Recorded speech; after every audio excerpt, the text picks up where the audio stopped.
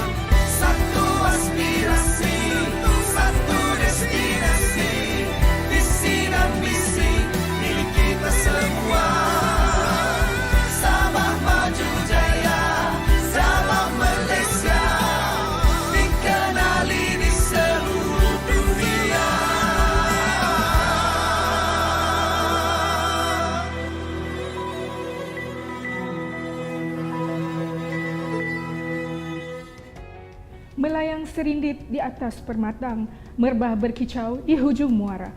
Pemanis kalam selamat datang, awal bismillah pembuka bicara. Assalamualaikum warahmatullahi wabarakatuh dan salam sejahtera.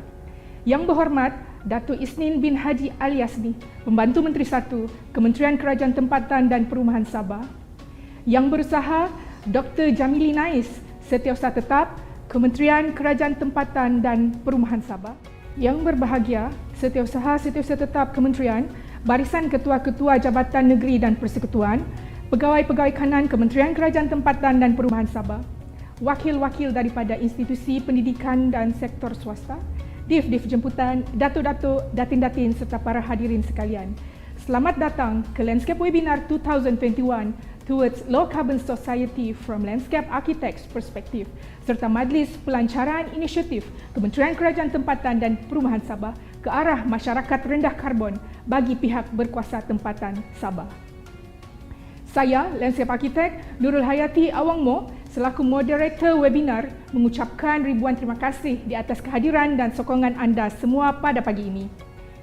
Sebelum kita memulakan program, sukacita saya memohon agar para hadirin sekalian untuk kekal setia bersama kami sehingga ke penghujung webinar ini nanti. Untuk makluman semua, program ini juga boleh ditonton secara streaming melalui YouTube Sabah GOV Official. Bagi memberkati majlis kita pada hari ini, marilah kita bersama-sama menadah dan mengaminkan bacaan doa bagi memohon keberkatan. Majlis dengan ini menjemput Encik Muhammad Hanafi Saleh untuk memimpin bacaan doa. Dipersilakan. Bismillahirrahmanirrahim. Alhamdulillahirabbil alamin. Wassalatu wassalam asyrafil anbiya'i wal mursalin wa ala alihi washabihi ajma'in. Ya Rahman ya Rahim, kami menzahirkan kesyukuran kehadratmu di atas keizinan dan kurniaan limpahmu, maka dapatlah kami menjayakan program webinar Landscape ini serta pelancaran inisiatif Kementerian Kerajaan Tempatan dan Perumahan ke arah masyarakat rendah karbon bagi pihak berkuasa tempatan. Kami juga memohon kepadamu ya Allah agar majlis yang dirancang ini mendapat berkat dan berjalan dengan lancarnya tanpa sebarang masalah ya Allah. Ya Malikul Qudus Salam, kami memohon taufik dan hidayah-Mu ya Allah. Engkau berkatilah segala perancangan dan pelaksanaan kami dalam pembangunan negeri Sabah, dalam usaha kami menjaga alam sekitar demi kesejahteraan rakyat Sabah khususnya ya Allah. Ya Allah, Engkau semaikanlah di dalam jiwa kami rasa tanggungjawab dalam menjalankan amanah ini agar ianya memberi manfaat kepada generasi akan datang. Engkau jauhkanlah kami dari sebarang sifat tamak dan halobah dalam mengejar kepentingan dunia, tambah mengambil kemusnahan alam sekitar. Ya Zal Jalalil wal Ikram, kami memohon kepadamu ya Allah, Engkau berikanlah kesehatan dan kesejahteraan kepada kami, pemimpin-pemimpin kami dan seluruh rakyat Malaysia daripada wabak COVID-19 yang melanda bumimu ya Allah. Ya Allah, lindungilah kami dan jauhkanlah kami daripada segala bentuk malapetaka dan bencana. Engkau tingkatkanlah sifat sabar kami dalam menghadapi ujian-Mu ya Allah. Hanya kepadamu kami memohon dan berserah. Rabbana atina fid dunya hasanah wa fil akhirati hasanah wa qina azabannar. Walhamdulillahirabbil alamin. Majlis merakamkan penghargaan dan terima kasih kepada Encik Muhammad Hanafi Saleh atas bacaan doa itu tadi. Semoga majlis kita ini berjalan dengan lancar dan mendapat berkatnya.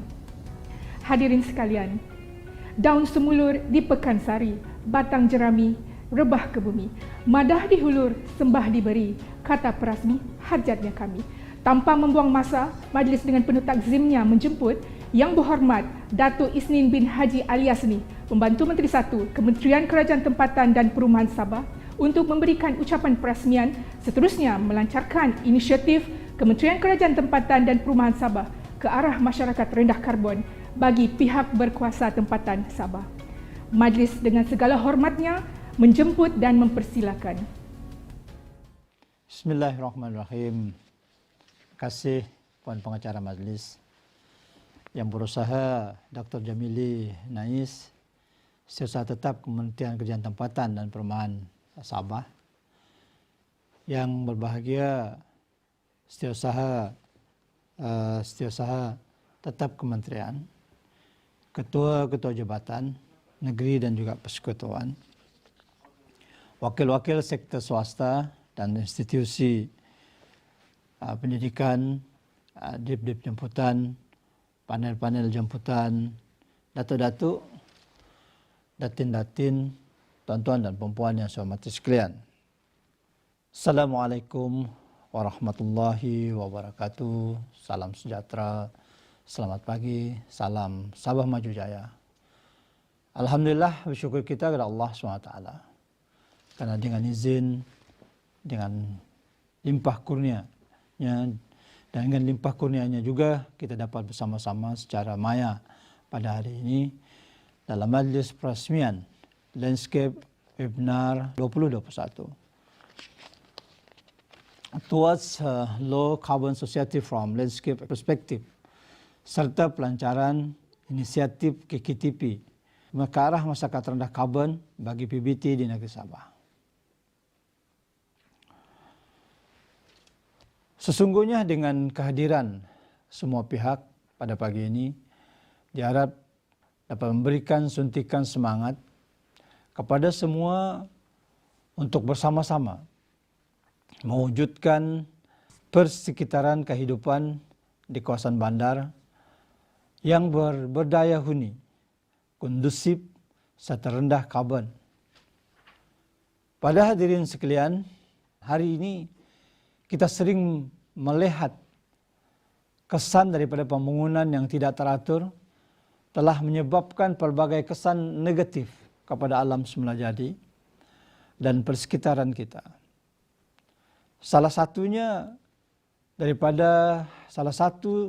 daripadanya adalah pembangunan bandar yang menjadi punca utama pelepasan gas rumah hijau ataupun GHG yang menyumbang kepada masalah perubahan iklim secara global. Hal ini didorong dengan peningkatan penduduk dan telah menyebabkan keadaan ini bertambah buruk oleh kerana pembangunan yang dilaksanakan secara tidak lestari. Pembangunan lestari seharusnya pembangunan yang dapat memenuhi keperluan semasa tanpa menjajaskan ekologi alam sekitar. Ternyata perubahan iklim dan pemanasan global telah meninggalkan impak besar. Maka langkah berkesan perlu diambil segera untuk menangani masalah ini dengan harapan melalui pelaksanaan bandar rendah karbon, ianya akan membawa banyak kesan positif, terutama dalam mengurangkan kesan perubahan iklim global dan jejak karbon menuju ke arah penghijauan pekan dan bandar yang sihat, lestari serta berdaya huni. Di Malaysia, salah satu elemen penggerak penting untuk mengurangkan pelepasan karbon adalah dengan menerima pakai perjanjian Paris mengenai perubahan iklim pada tahun 2015. Merintis usaha itu pada 2011. Kerangka kerja Bandaraya Karbon Rendah LCCF telah diperkenalkan sebagai panduan kepada pihak berkuasa tempatan ataupun PBT dan pemaju dalam membuat keputusan. Berhubung alternatif pembangunan yang lebih hijau serta mencapai sasaran pengurangan karbon yang jelas. Pelaksanaan kerangka inisiatif rendah karbon ini dilihat dapat memberi panduan yang lengkap kepada kerajaan negeri dan juga kepada pihak berkuasa tempatan ataupun PBT bagi membangunkan bandar rendah karbon di kawasan pentadbiran masing-masing. Sehubungan dengan itu, hasrat kerajaan menjadikan negara rendah karbon merupakan salah satu daripada 7 keutamaan dalam rancangan Malaysia ke-12. Dengan menyasarkan kewujudan 200 zon rendah karbon di seluruh negara menjelang tahun 2030. Bandar rendah karbon adalah bandar yang mana masyarakatnya menggunakan teknologi hijau dengan mengeluarkan pelepasan karbon yang rendah. Untuk mengelakkan kesan ke atas perubahan iklim melalui penggunaan sumber efisien dan mengurangkan pembeziran tenaga, oleh yang demikian, peranan aktif PBT dalam merealisasikan kewujudan bandar rendah karbon khususnya di Sabah adalah dilihat penting ke arah Sabah lebih hijau dan lestari. Sebagaimana yang telah dimaklumkan kepada PBT di Sabah dalam sisi taklimat daripada Malaysia Green Technology and Climate Change MGTC, justru itu penganjur program Landscape Arena 2021 towards low carbon society from landscape perspective merupakan pendekatan khasnya kepada agensi-agensi kerajaan, swasta, institusi dan juga orang awam bagi mempromosikan matlamat pembangunan bandar rendah karbon dan mampan menerusi perspektif lanskap selari dengan komitmen kerajaan semasa persidangan United Nations Climate Change Conference 2019 COP25 di Madrid, Spanyol, tahun 2019 berkenaan dengan pengurangan pengeluaran karbon. Selain itu juga, pelaksanaan program ini adalah bagi menyokong hala 7 yang dinyatakan di dalam Plan Struktur Sabah 2033. Kesadaran yang ingin diterapkan amat jelas, yaitu memelihara alam dan persekitaran semula jadi adalah satu tanggungjawab persendirian dan kolektif, serta tanggungjawab yang perlu berterusan dalam apa keadaan sekalipun. Para hadirin sekalian, tema bagi program webinar lanskap pada tahun ini yaitu Towards Low Carbon Society from Landscape Critics Perspective adalah bertepatan bagi meningkatkan kualiti pembangunan lanskap negeri. Dengan mewujudkan kesadaran, menarik minat dan pengetahuan dalam kalangan semua pihak terhadap lanskap dan persekitaran. Tujuan penganjuran program ini diadakan adalah bagi menyokong dan mempromosikan pengembangan industri lanskap tempatan, di samping memberi pengetahuan dan pendadahan berkenaan pembangunan lestari ke arah bandar rendah karbon sebagai salah satu matlamat pembangunan lestari ataupun SDG.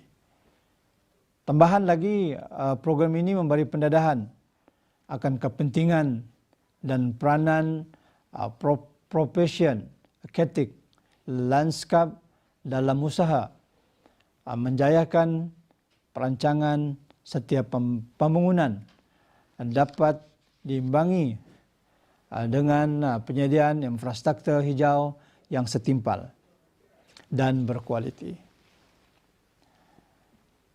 Para hadirin sekalian, maka dengan itu Kementerian sentiasa komited untuk memastikan pembangunan lanskap di setiap PBT dapat dirancang, dibina dan diurus secara holistik. Kementerian juga turut memastikan PBT untuk meningkatkan kawasan hijau yang berfungsi dan berkualiti dalam usaha impak secara langsung terhadap pengurangan kesan pulau haba di kawasan perbendaharaan dan mewujudkan persekitaran kehidupan yang kondusif kepada masyarakat. Di samping itu, ianya juga dapat mempromosi strategi, elemen atau pelaksanaan serta adiptasi pembangunan lestari atau sustainable development ke arah amalan hijau melalui peranan yang boleh diambil oleh kerajaan, negeri, PBT, pemaju dan agensi berkaitan dalam usaha mengurangkan intensif pelepasan karbon dalam rutin harian. Dengan itu, kementerian ini akan melancarkan inisiatif KKTP ke arah masyarakat rendah karbon bagi PBT di negeri Sabah pada hari ini. Bagi penyediaan inisiatif ataupun insentif berkaitan hijau untuk PBT Sabah, penggerak utama dalam inisiatif ini melibatkan 3 aspek utama, iaitu ekonomi hijau, iaitu bagi menggalakkan pertumbuhan ekonomi mampan melalui strategi pembangunan ekonomi tempatan dengan memanfaatkan sumber dan peluang sedia ada secara holistik dan mampan. Persekitaran hijau iaitu menjadikan bandar dan penempatan yang inklusif, selamat, berdaya tahan dan mampan. Komuniti hijau bagi menggalakkan masyarakat aman dan inklusif. Bagi pembangunan mampan untuk semua peringkat masyarakat. Para hadirin sekalian, selaras dengan perkembangan semasa, demi memastikan tabir urus pembangunan lanskap yang teratur dan berkualiti, KKTP ataupun kementerian komited untuk menyediakan piawaian dan pelbagai skop garis panduan berkaitan perancangan pembangunan lanskap negeri Sabah. Selain daripada itu, turut menyediakan hikmat nasihat teknikal di dalam usaha memantapkan perkhidmatan dan tabir urus lanskap di negeri Sabah bagi menggiatkan usaha insentif untuk mencapai matlamat menjadikan Sabah negeri taman terindah. Akhir kata dari saya ingin mengajak semua pihak untuk bersama-sama mengambil peranan dan memberi kerjasama dalam usaha mencapai sasaran. Dalam usaha mencapai sasaran ini demi menjaga kelestarian persekitaran kita sebagai masyarakat dengan amalan rumah baru, dan perlu belajar dengan memberi fokus kepada usaha melestarikan persekitaran hijau melaksanakan pembangunan komuniti yang inklusif. Dalam arti kata lain, kita akan mencapai negara maju apabila kita berupaya memastikan pembangunan fizikal dibina dan dilaksanakan secara holistik. Yang itu, tuan-tuan dan puan-puan berhadirin, dengan lapas Bismillahirrahmanirrahim, dengan ini saya meresmikan Landscape Webinar 2021 towards the carbon society from landscape architect perspective, dan seterusnya melancarkan inisiatif KKTP ke arah masyarakat rendah karbon bagi PBT di negeri Sabah. Sekian, wabillahi taufiq wal hidayah. Assalamualaikum warahmatullahi wabarakatuh.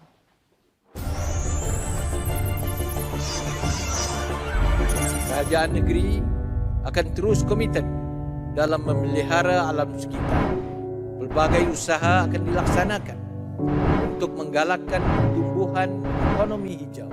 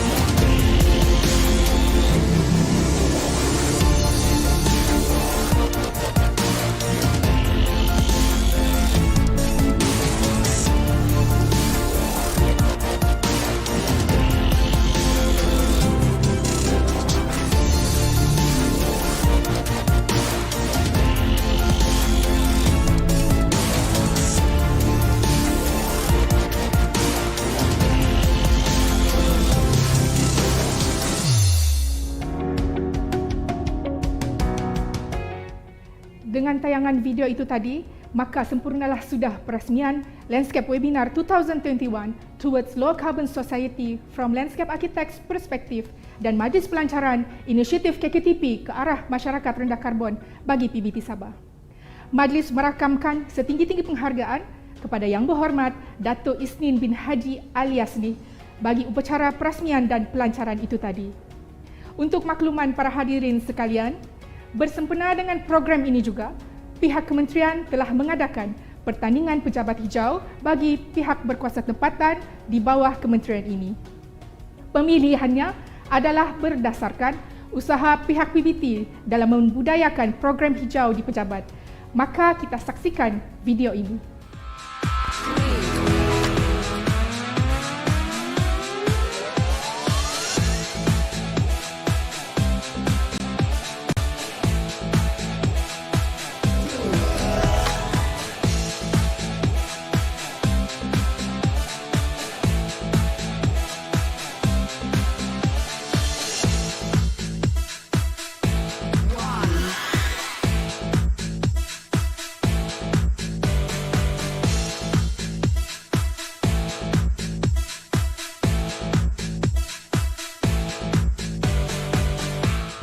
tahniah diucapkan kepada PBT yang terlibat dalam menjayakan pertandingan ini. Diharap dengan adanya program seperti ini akan dapat mendorong PBT yang lain agar lebih bersemangat dalam membudayakan program hijau di pejabat masing-masing pada masa akan datang. Untuk makluman para hadirin juga, pertandingan melukis dan mewarna bagi pelajar sekolah rendah juga telah diadakan sempena dengan program ini. Pertandingan melukis dan mewarna tersebut mendapat sambutan yang baik dan disertai lebih daripada 800 penyertaan di seluruh Sabah. Selanjutnya, mari kita saksikan video yang telah kami sediakan.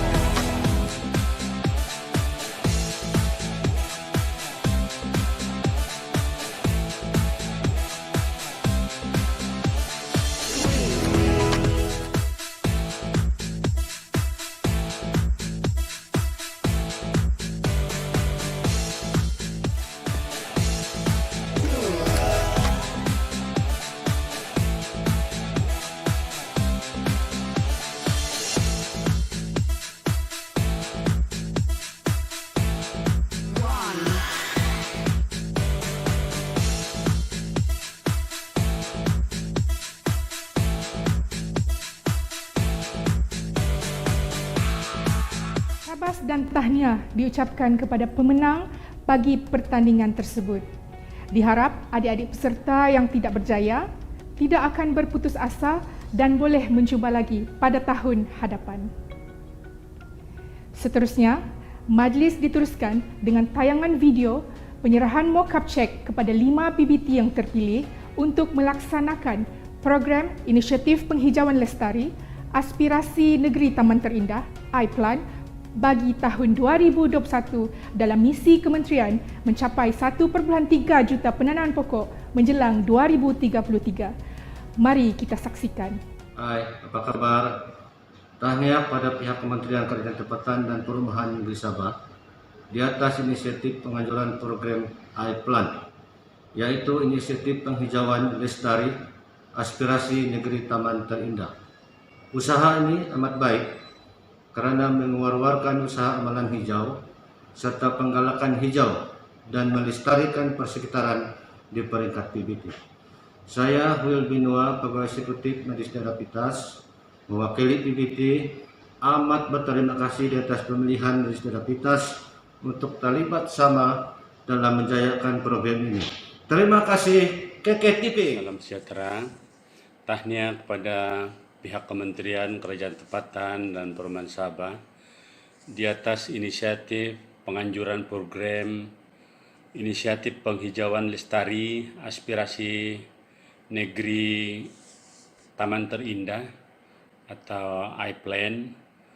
Usaha ini amat baik karena yang pertama membantu PBT memberi pendedahan kepada perancangan pembangunan persekitaran yang mampan, dan yang kedua adalah mempromosi dan memupuk kesadaran kepentingan landscape dalam usaha memelihara dan memelihara alam sekitar. Saya Jaiping Minsu, Pegawai Eksekutif Majlis Daerah Nebawan, mewakili PBT amat berterima kasih atas pemilihan Majlis Daerah kami untuk terlibat sama dalam menjayakan program ini. Terima kasih KKTP. Tahniah kepada pihak Kementerian Kerajaan Tempatan dan Perumahan Sabah di atas inisiatif penganjuran program Inisiatif Penghijauan Lestari Aspirasi Negeri Taman Terindah atau iPlan. Usaha ini amat baik kerana penggalakan hijau dan melestarikan persekitaran. Saya Hamzah Abdul Wahid, Pegawai Eksekutif Majlis Daerah Sipitang, mewakili PBT. Amat berterima kasih atas pemilihan kami untuk terlibat sama dalam menjayakan program ini. Terima kasih KKTP.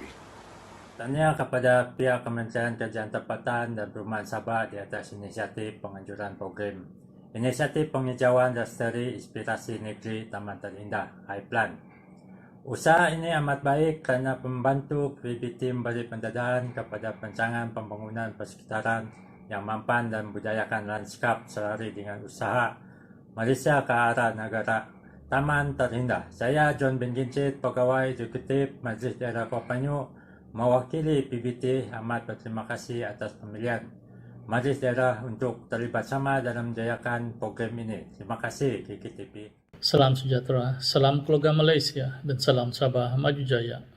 Saya Robert Melangkik, Pegawai Eksekutif bagi pihak Majlis Daerah Penampang, ingin mengucapkan tahniah dan terima kasih kepada pihak Kementerian Kerajaan Tempatan dan Perumahan serta bahagian lanskap Kementerian.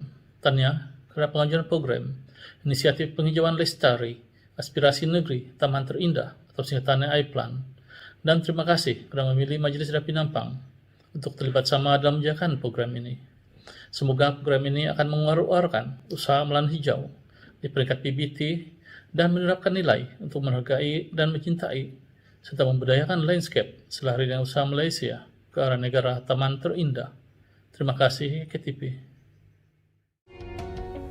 Untuk makluman, program iPlan ini adalah salah satu tujuan untuk mempromosi dan memupuk kesedaran kepentingan lanskap dalam usaha memelihara dan memulihara alam sekitar. Mohon hadirin untuk terus bersama kami kerana selepas ini lebih banyak pengisian yang menarik yang akan dikongsikan bersama.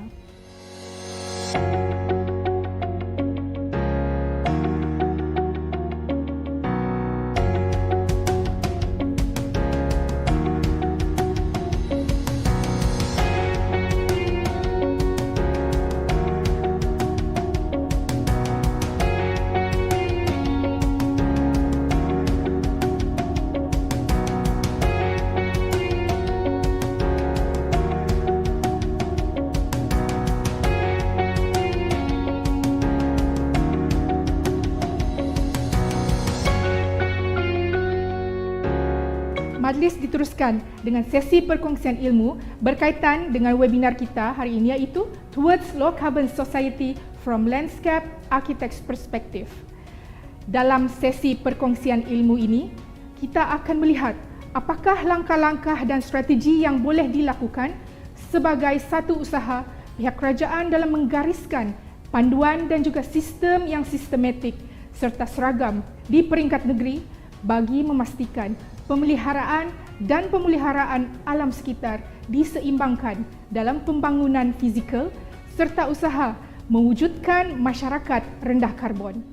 Seramai 6 panel jemputan dengan latar belakang dan kepakaran dalam bidang masing-masing dijemput untuk berkongsi ilmu, mengupas tajuk yang berkaitan dengan tema webinar kita pada hari ini.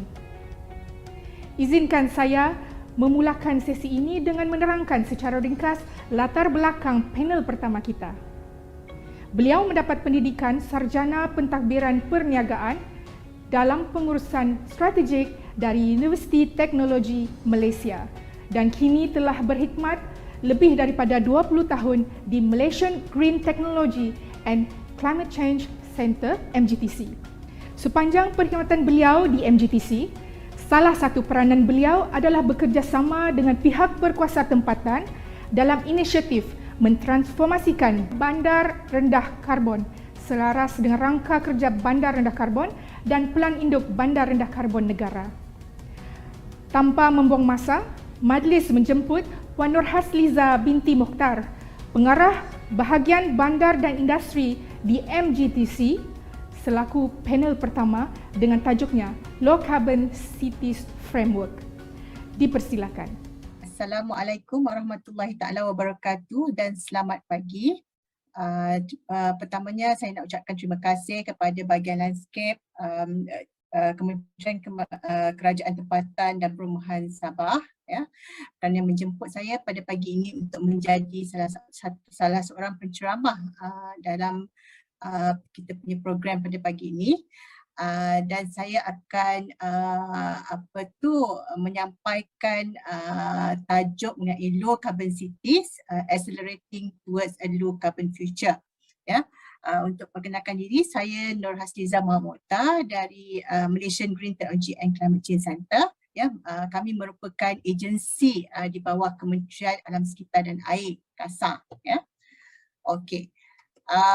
So ini adalah saya punya contents ataupun apa yang saya akan bicarakan pada pagi ini ya, iaitu mengenai introduction mengenai urbanization issues ya, why urban planning is important, and then Malaysia's commitment on sustainable development ya, and then khusus pada tajuk kita pada pagi ini ialah low carbon cities dan juga way forward ya.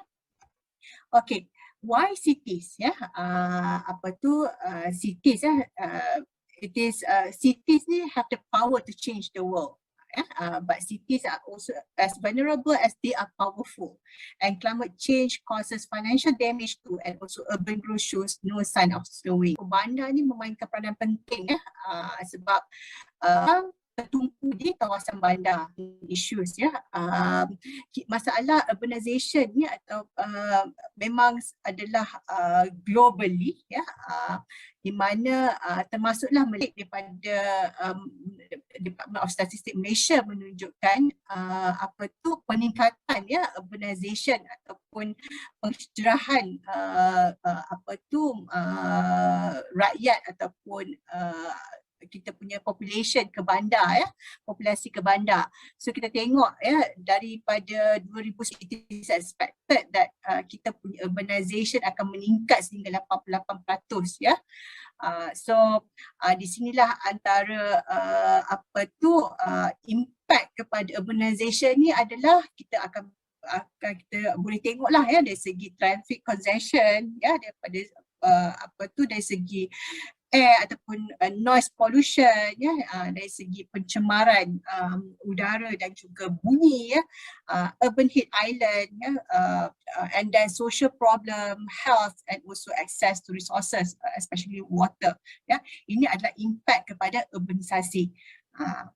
Ya, dan kita boleh lihat di sini ya, antara kita boleh tengok di mana perbezaan ya, suhu kalau di rural area ataupun kawasan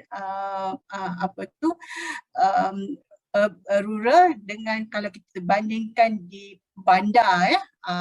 So kalau sini kita boleh tengok ini adalah realiti ya, di Poland ya, ini di mana tidak ada pokok dan ini adalah ada pokok ya. So kita tengok perbezaan dari segi suhu dan kita nampak ada kesan daripada urban heat island tu ya. Ini adalah salah satu contoh. Dan kenapa urban planning is important? Sebabnya kita perlu untuk menjaga kelestarian kita punya alam sekitar ya, untuk make city resilient ya, and then organize and plan development of cities ya, maknanya kita lebih organize dan lebih ya, and then offer better good and efficient public transport system ya. Ini adalah antara faktor-faktor kenapa urban planning ataupun town planning itu sangat penting lah ya. Okay. So di sini kita dapat lihat ya, komitmen Malaysia in sustainable development ya. Terdapat polisi ataupun pelan dan juga dokumen yang menyokong kita punya tindakan ini ya. Antaranya adalah sustainable development goals ya, which emphasize on 3 core elements, which is economic growth, social inclusion and also environmental protection. So di Malaysia terdapat pelbagai policy document ya, iaitu seperti contohnya National Policy on Environment ya, juga National Green Technology Policy yang dilancarkan pada tahun 2009 ya, ini adalah dasar teknologi hijau negara.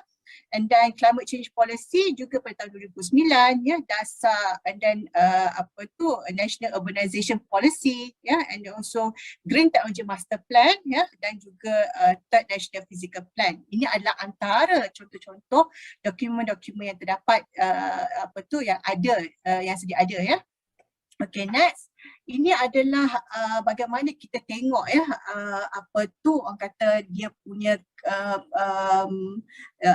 hubungan antara dokumen-dokumen tu kepada kita punya policy on low carbon cities in Malaysia. Ya, so dengan adanya dasar-dasar tersebut yang seperti dasar teknologi hijau negara, dasar perubahan iklim negara, rancangan fizikal negara dan sebagainya, that's why we come up with the low carbon cities framework lah ya, di mana kita punya low carbon cities framework ni kita dah dah bermula sejak tahun 2011 ya.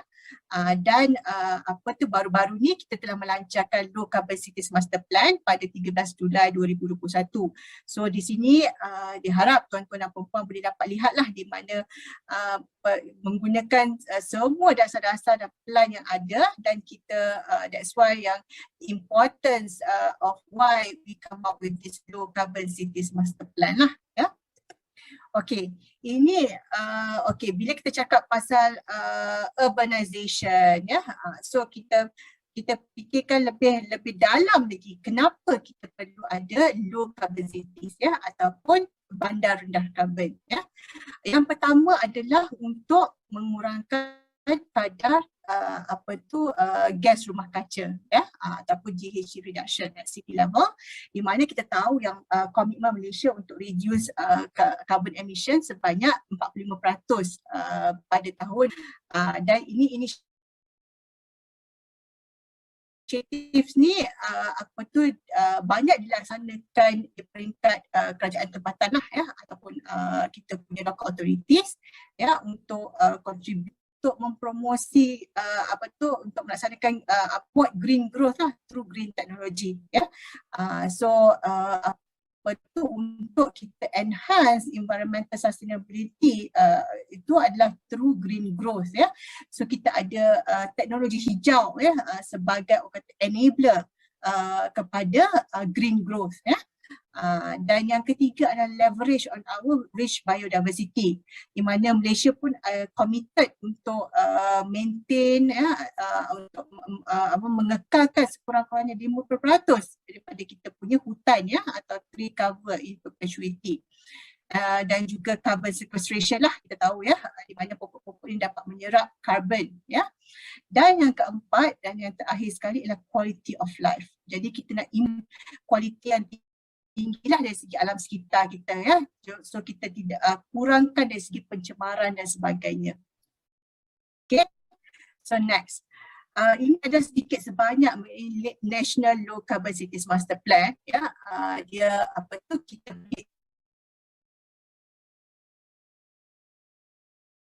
aim adalah untuk negeri Sabah ya.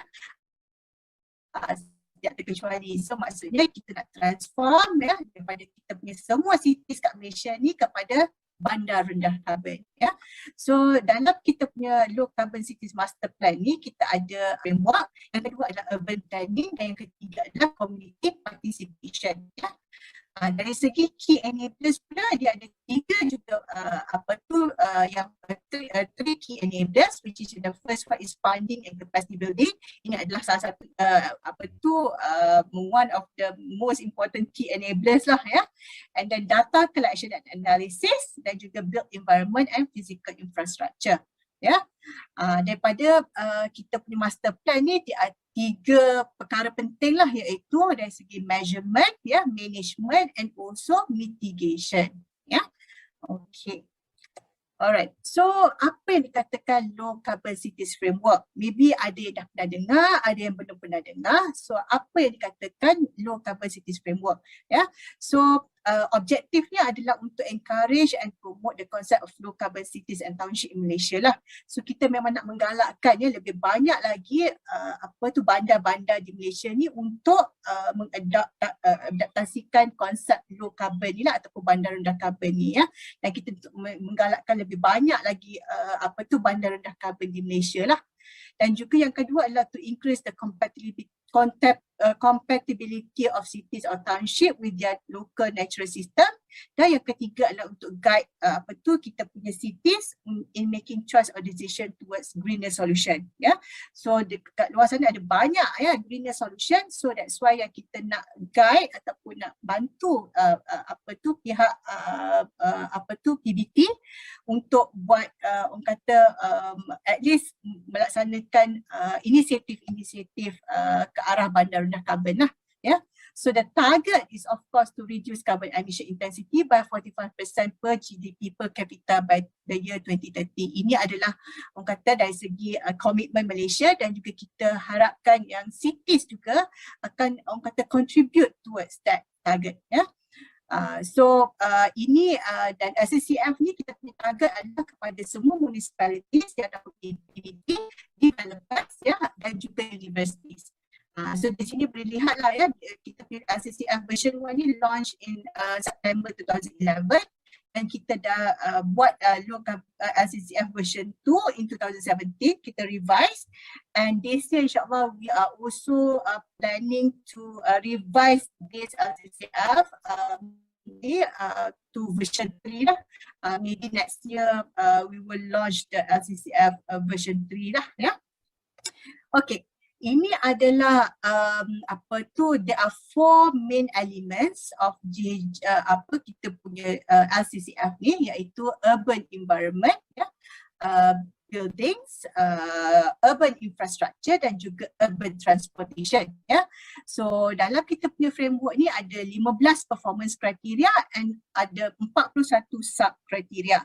Yang ini saya tak perlu jelaskan di sini sebabnya kita boleh buat untuk kalau tuan-tuan dan puan-puan ingin memahami lebih mendalam lagi, kita boleh adakan satu workshop ya, ataupun bengkel khas lah untuk kita bagi exposure yang lebih mendalam kepada semua PT ya. Okey, nah ini adalah elements.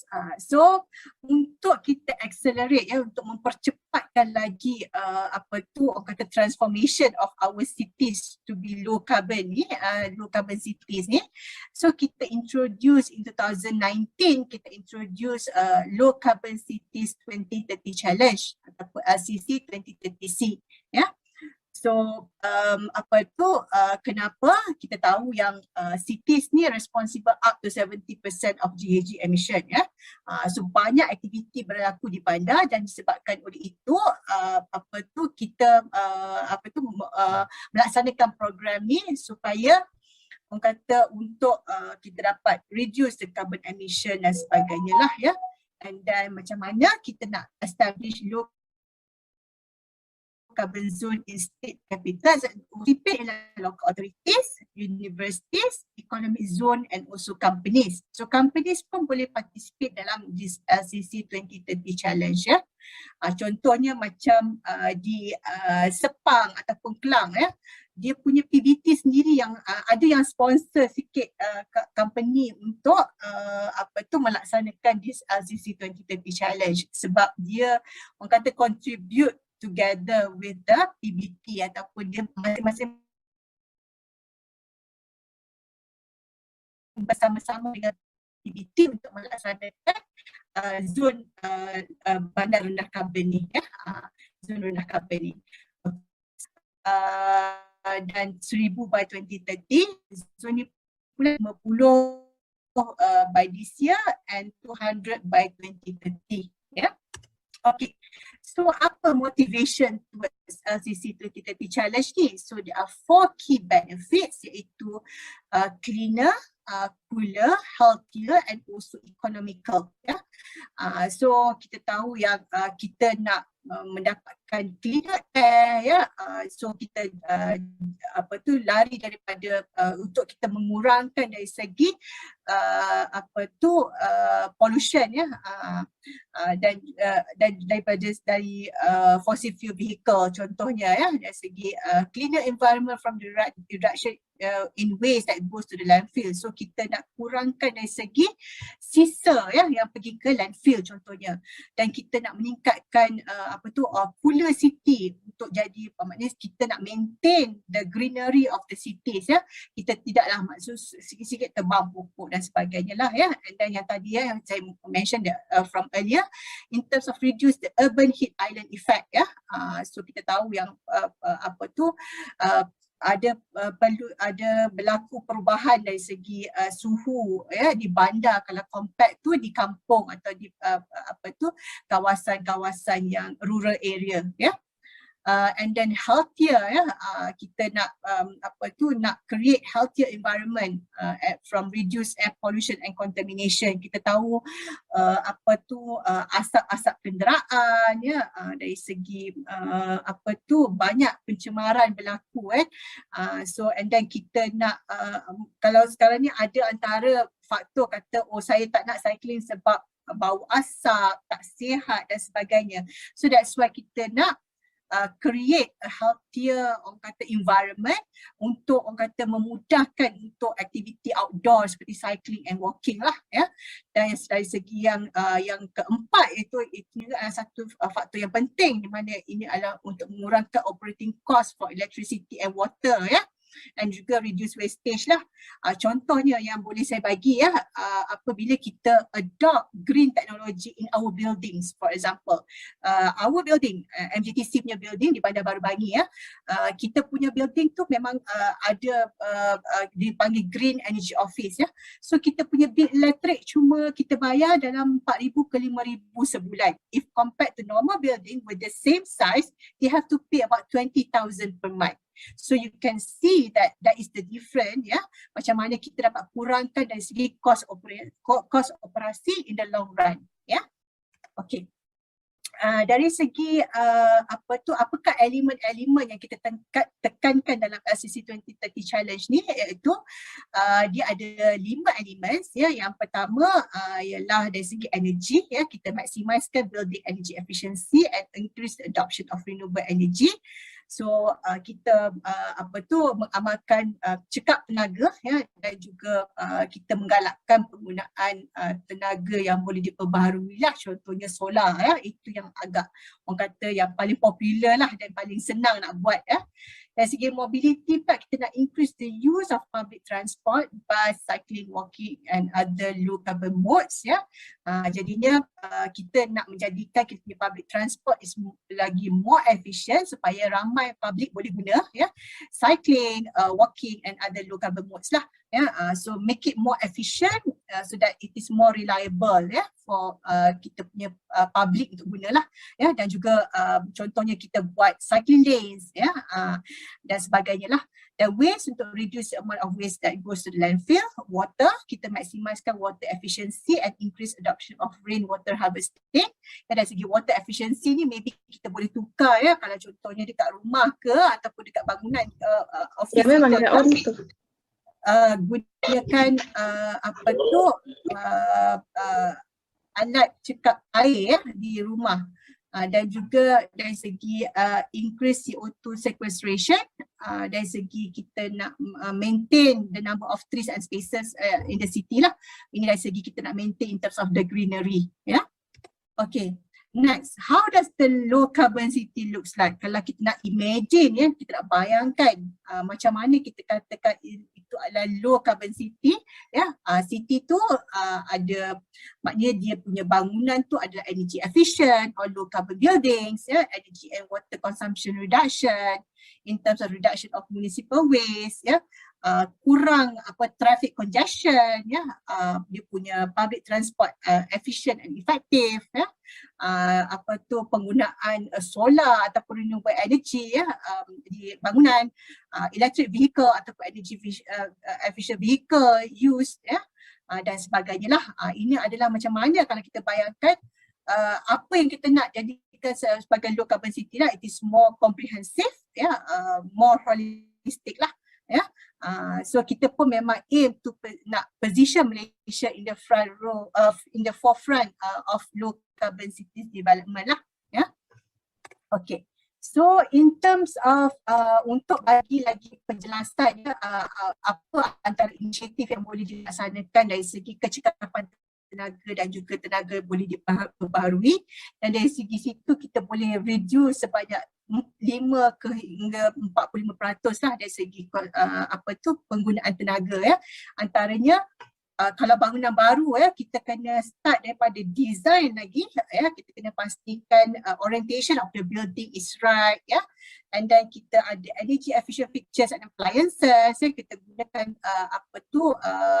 alat-alat pecekap tenaga dalam bangunan.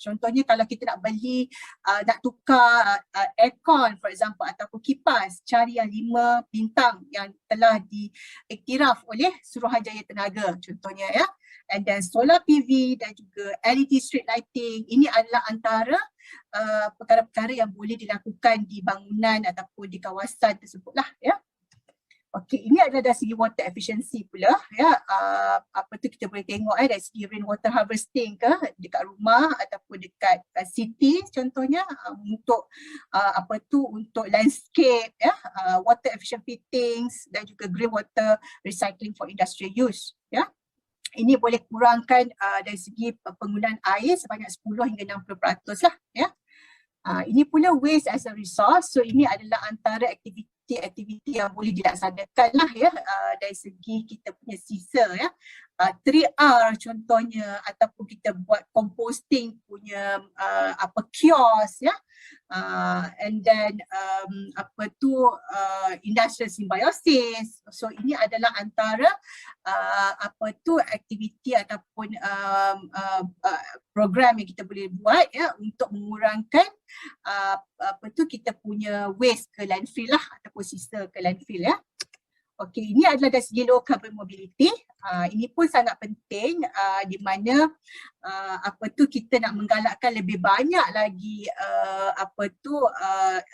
energy efficient vehicle ataupun electric vehicle So antara inisiatifnya adalah penggunaan electric vehicle lah ataupun macam di Sunway kita ada bus rapid transit memang yang menggunakan memang electric bus lah dan juga contohnya cycling lanes and facilities. So banyakkan lagi cycling lanes supaya selamat dan kita punya pengguna pun rasa lagi selesa lah untuk menggunakan facilities yang ada Okey, ini akan boleh mengurangkan 30 to 50% air pollution lah pencemaran udara.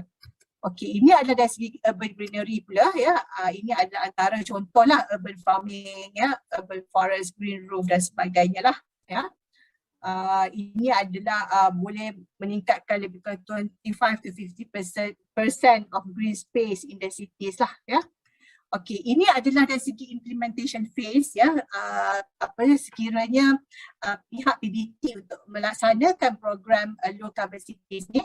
So kita akan mulakan dengan introduction atau awareness kita akan buat sesi town hall dan juga training lah atau kepada PBT dan juga kita akan bantu dari segi menyediakan baseline Ini sangat penting lah, maknanya kalau kita nak tahu sejauh mana kita punya carbon emission tu, so kita kena ada baseline And then the third one is on the blueprint implementation, dan last sekali adalah kita continue dengan carbon kita punya implementation of carbon reduction tu lah Okay. So dari segi kategoris pula tadi saya cakap pasal low carbon zone dan juga low carbon partner. Untuk low carbon zone ni adalah applicable untuk area yang lebih daripada 50 hektar ini banyaknya adalah applicable for local authorities, universities, industrial and commercial park, economic corridors, township and also naval and army base lah low carbon partners. So untuk commercial buildings, hospitals, schools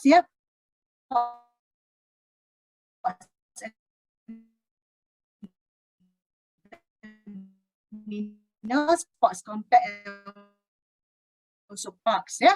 So low carbon fees yang kita kenakan sikit sebab kita nak kita akan bagi recognition dan sebagainya ya.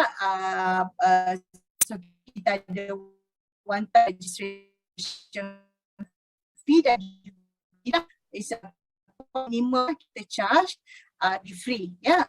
So and also kita ada organize klinik session lah.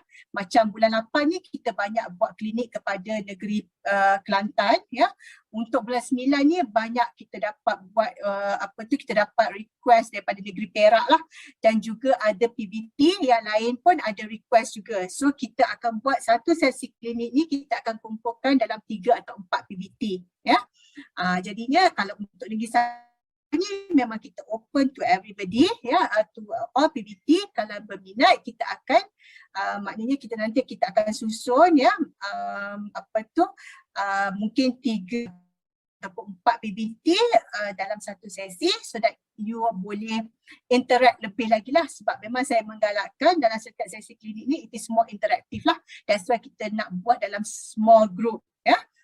Supaya you lebih faham lagi apa dia yang dikatakan oleh low carbon cities challenge ni lah ya. Okay, ini adalah dari segi proses lah ya.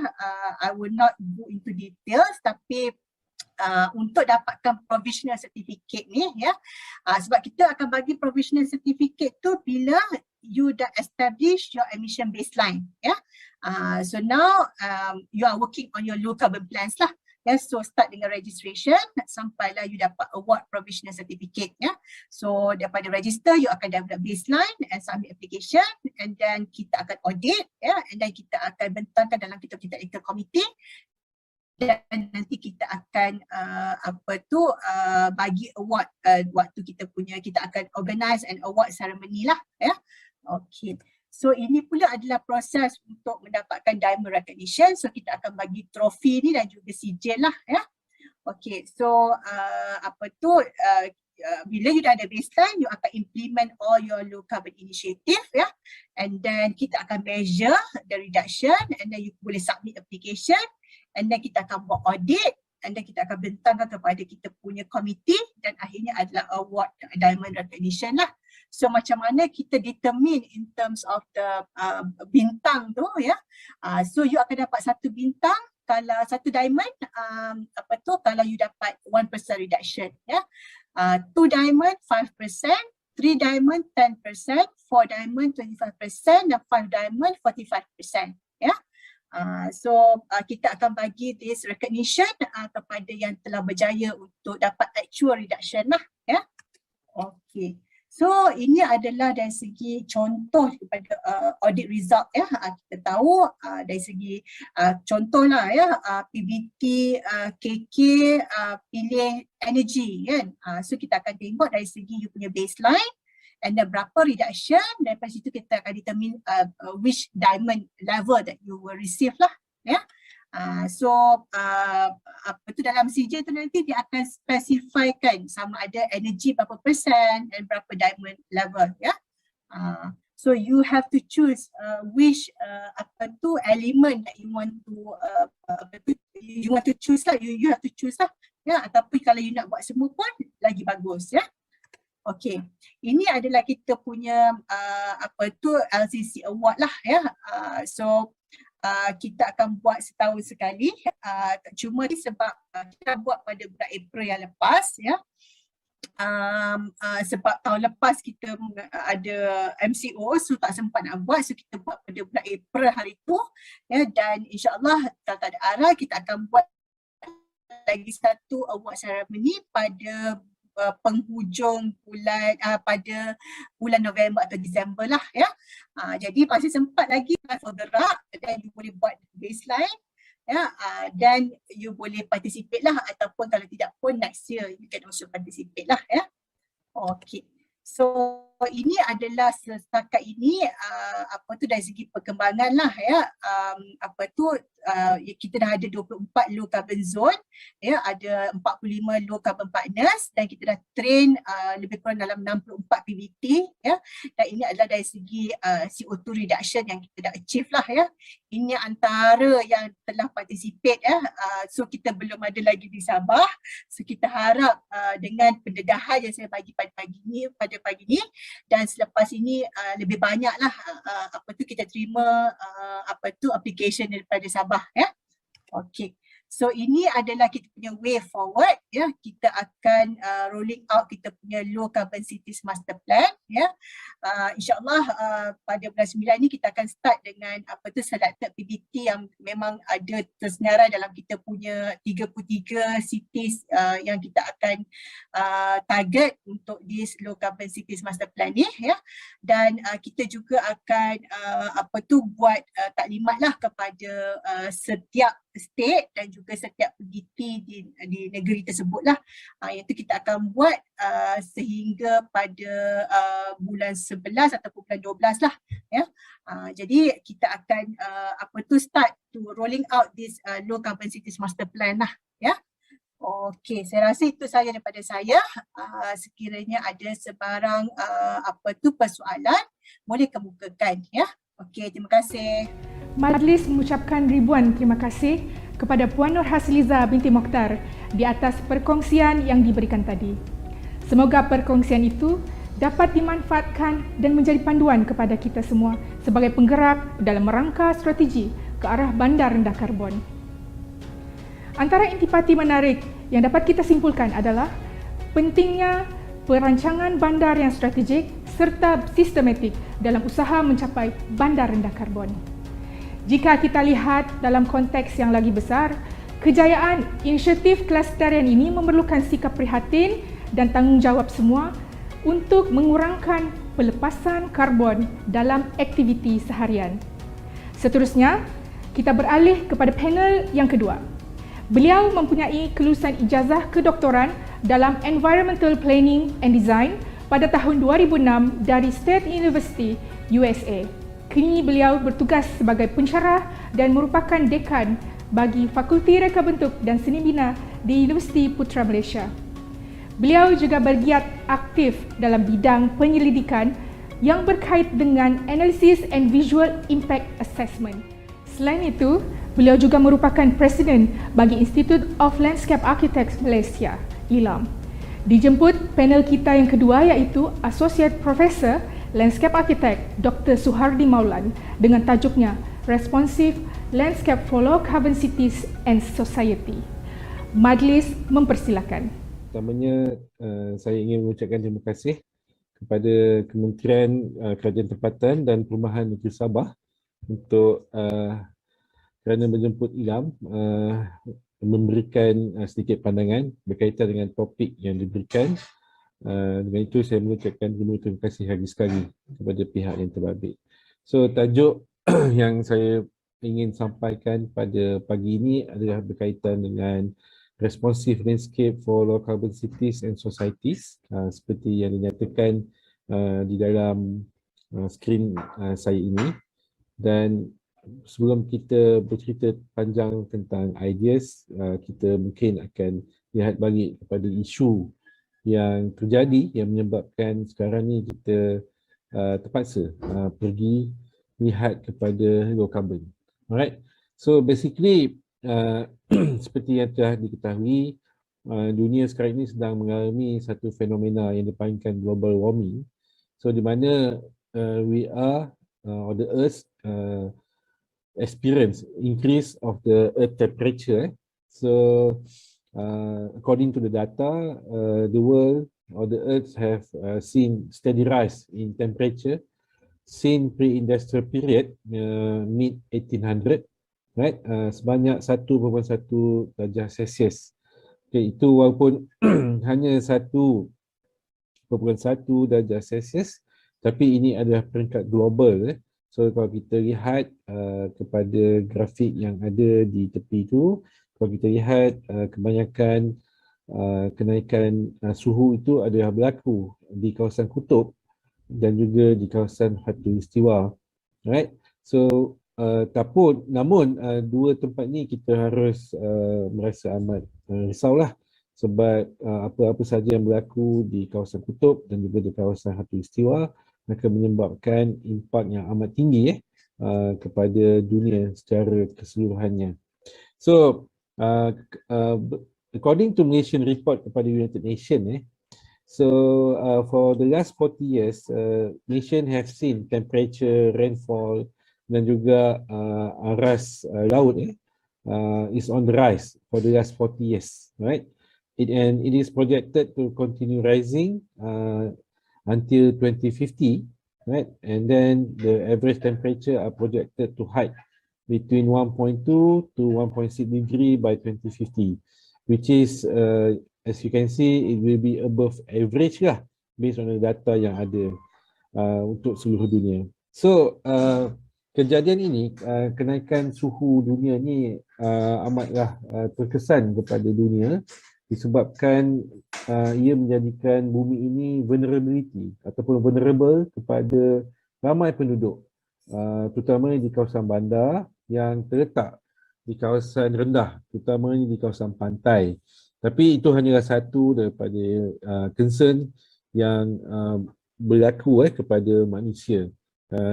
Kerana masalah global warming ini juga boleh menyebabkan kesan yang amat mendalam kepada orang ramai yang tinggal di kawasan pergunungan, kawasan yang jauh dari laut dan sebagainya. Dan bukan hanya kepada kawasan pantai.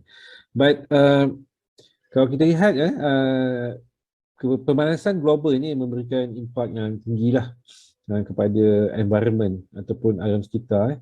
So seperti yang nyatakan tadi, environmental effect yang berlaku adalah kenaikan aras laut, right? So rising sea levels. As you can see that rising sea level akan menyebabkan banyak kawasan tanah-tanah rendah di sekitaran pantai yang naik, menyebabkan bandar-bandar tenggelam, banjir selalu berlaku dan sebagainya.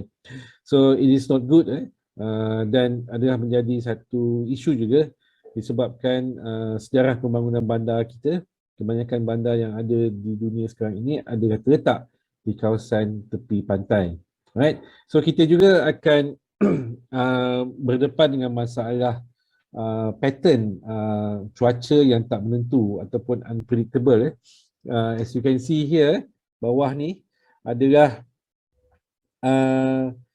pattern untuk hurricane ataupun typhoon. So di mana kalau mungkin 30 tahun, 40 tahun lepas, pada satu masa kita akan hanya ada satu je putaran typhoon ataupun hurricane di tengah laut, sebelum dia mendarat ke atas daratan dan menjadi lemah. Tapi weather pattern yang kita dapati sekarang ini, kita lihat ada sampai 3 ataupun 4 pusaran typhoon ataupun hurricane pada satu masa. Ini adalah satu perkara yang tidak baiklah, tidak bagus sebab ini menunjukkan bahawa kita punya pattern cuaca kita dah tak menentu, menyebabkan kita susah untuk membuat target dan juga mitigasi jika berlaku apa-apa bencana. Dan kita juga berhadapan dengan masalah land degradation, because disebabkan suhu naik, maka tanah kita akan menjadi tidak bagus disebabkan kekurangan air dan sebagainya. So dia akan menyebabkan kita menghadapi masalah berkaitan dengan sumber makanan, sumber air dan sebagainya. Di samping itu juga environmental concern ataupun impact yang berlaku disebabkan global warming adalah kehilangan wildlife ataupun hidupan liar disebabkan habitat mereka terganggu, dan ini menyebabkan kita kehilangan biodiversity yang amat penting. Ini terutamanya adalah amat penting di kawasan Khatulistiwa ataupun tropika, di mana lebih daripada 1/3 of the biodiversity ada terletak di kawasan ini, right? So ini ada environmental impact.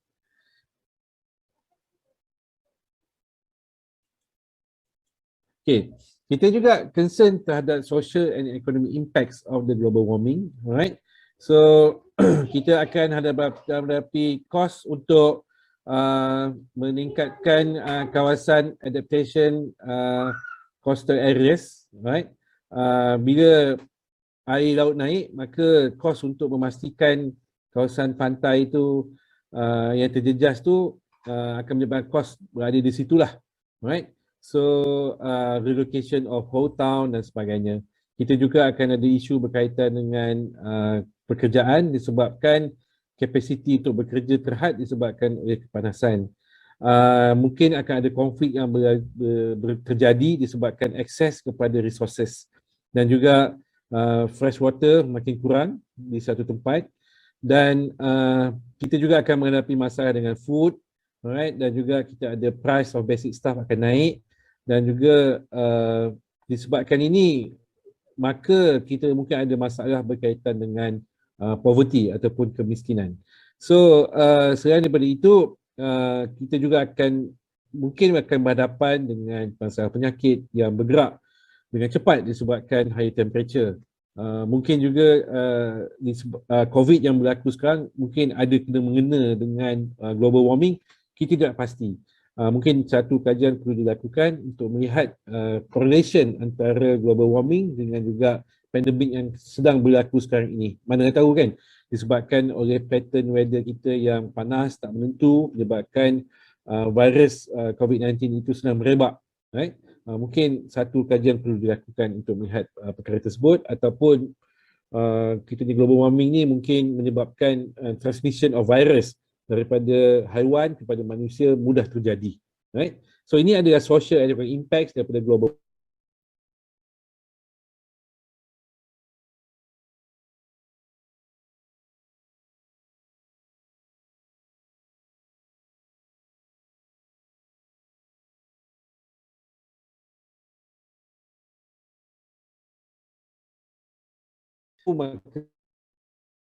Dan kita juga ada natural influence daripada volcano, daripada pergerakan air laut dan sebagainya, magma punya movement dan sebagainya. So perkara ini kalau terjadi secara natural sebenarnya, dan sebenarnya kita tak perlu risau sebab bumi memang bertindak atau bertindak balas dengan baik disebabkan oleh perkara ini. Tapi apa yang menyebabkan keadaan itu menjadi lebih parah adalah disebabkan human activities, right? So human activities ni menyebabkan bumi melepaskan banyak greenhouse gas. So dari segi water vapor, carbon dioxide, methane, surface level ozone, nitrous oxide dan juga fluoride gas. So greenhouse gases ni lah yang sebenarnya is a main concern pada masa ini, dan diletakkan sandaran yang tinggi adalah menyebabkan global warming. Sebab daripada banyak-banyak gas ni, carbon dioxide ataupun CO2 ni yang paling banyak sekali menyumbang kepada gas di dunia ini, right? So that is why kalau kita lihat sekarang ni memang ramai orang bercakap lah, bila talking about environmental concern, they are talking about action to combat carbon in our atmosphere as a priorities. So they try to how to ensure that the level of carbon in the world ni sebenarnya ada levels yang boleh diterima ataupun di satu levels yang okey lah, yang tidak menjejaskan kehidupan manusia. Secara dasarnya CO2 memang banyak di dalam kita punya atmosfer, cuma dia berada dalam satu tahap yang sepatutnya.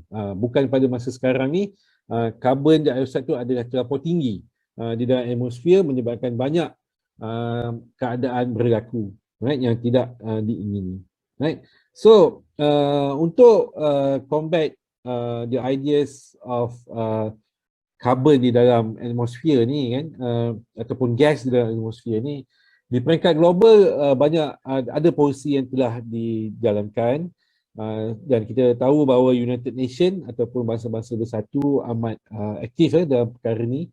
So bermula daripada 1992 bila United Nations berkaitan dengan climate change bersidang.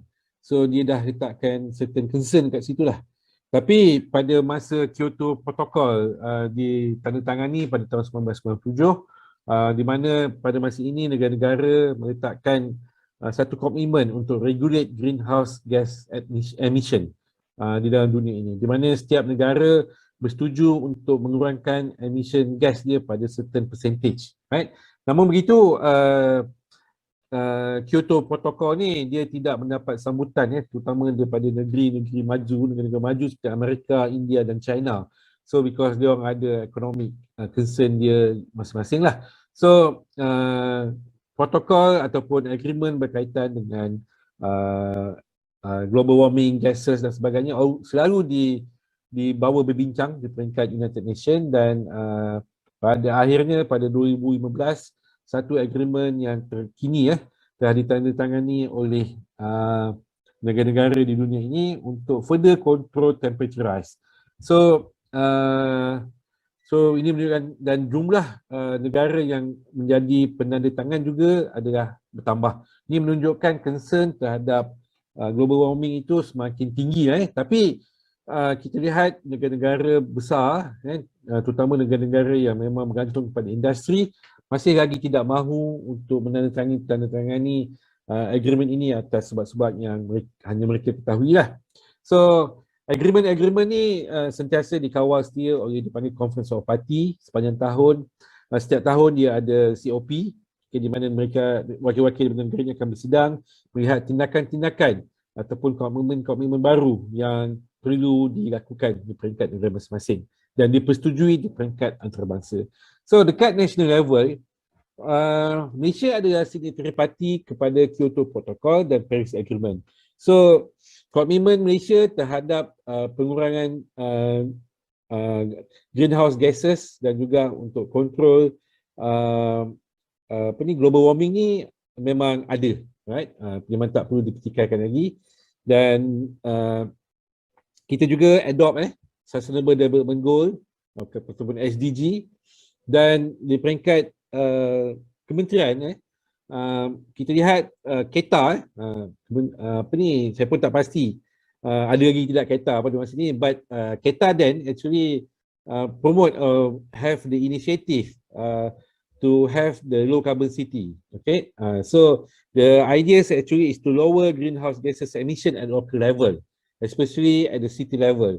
And there are few pilot projects have been done throughout Malaysia, right, to see the impact of this particular framework. So this is how actually the ideas of low carbon cities come into pictures. Dan kalau kita lihat low carbon city initiative ni bukan hanya berlaku di Malaysia tetapi juga berlaku di banyak negara di dunia ini, right? Cuma sama ada berjaya atau tidak itulah satu perkara yang perlu di-measure lah, dilihat dengan dengan lebih teliti dan sebagainya. Dan saya pasti dalam konteks negara kita bila dalam masa setahun 2 tahun ni mungkin data berkaitan dengan low carbon initiative ni akan lebih mantap dan lepas itu kita tahu bahawa adakah Malaysia berjaya untuk mengurangkan karbon di kawasan bandar mereka. Okay. But anyway, that is at the planning level. I can say that the low carbon cities framework and assessment ni mostly berlaku dekat peringkat perancangan, right? Peringkat perancangan satu dokumen untuk kawal setia bandar dari segi rendah karbon.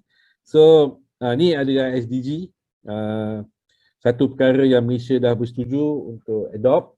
Dan it's very comprehensive, ada 17 goal, 169 target, ada 200 indicators. Right, so indicators ni lah yang boleh menyebabkan sama ada sesuatu SDG itu berjaya atau tidak sebab dia boleh di-measure, right? It's holistic, ada 5 dimension, ia berkaitan dengan manusia, people, the planet itself, prosperity, peace dan juga partnership, right? Dan ia bersifat universal, dia tidak kira gender, dia tidak kira ethnicity, dia tidak kira nationality, right? So dia cut across dan ia adalah juga satu dokumen yang berkaitan ataupun bersifat top down dan juga bottom up. Okay, so pasal dia nak promote society to at large. Itu sebab kita lihat negara ada dia punya plan berkaitan dengan SDG, tapi at the same time banyak NGO dan juga persatuan-persatuan masyarakat yang bertindak untuk memastikan SDG ini dijalankan atau dapat bergerak dengan baik. Right? So this one SDG because this is a very big ideas daripada United Nations. So Malaysia every year dia come out with the Sustainable Development Goal review. So dia tengok mapping and roadmap preparation, the status, right? Dia align dengan macam-macam polisi kat Malaysia lah. Memang ada is a Malaysian plan, 13 Malaysian plan dan sebagainya. And because it is the national agenda and it's very important, it is under the jurisdiction of Economic Planning Unit to overview the implementation lah, right, under Prime Minister Department. So to show how important it is to the Malaysian government. And I think walaupun kita bertukar government a few times sekarang ni, tapi the ideas of the SDG ni still there, right? So untuk memastikan perjalanan SDG ni berjalan dengan baik, ada 5 kluster dibangunkan untuk berbincang berkaitan dengan inclusivity, well-being, human capital, alam sekitar, natural resources dan juga economic growth, dan ada 17 working group. Isu yang berkaitan dengan SDG dan saya rasa sama juga dengan low carbon adalah berkaitan dengan complex dan cross-cutting issue, growing demand for public participation and social trust. This is something new to Malaysia as we move toward more democratic society, implementation and innovation, and the ideas of monitoring and evaluation.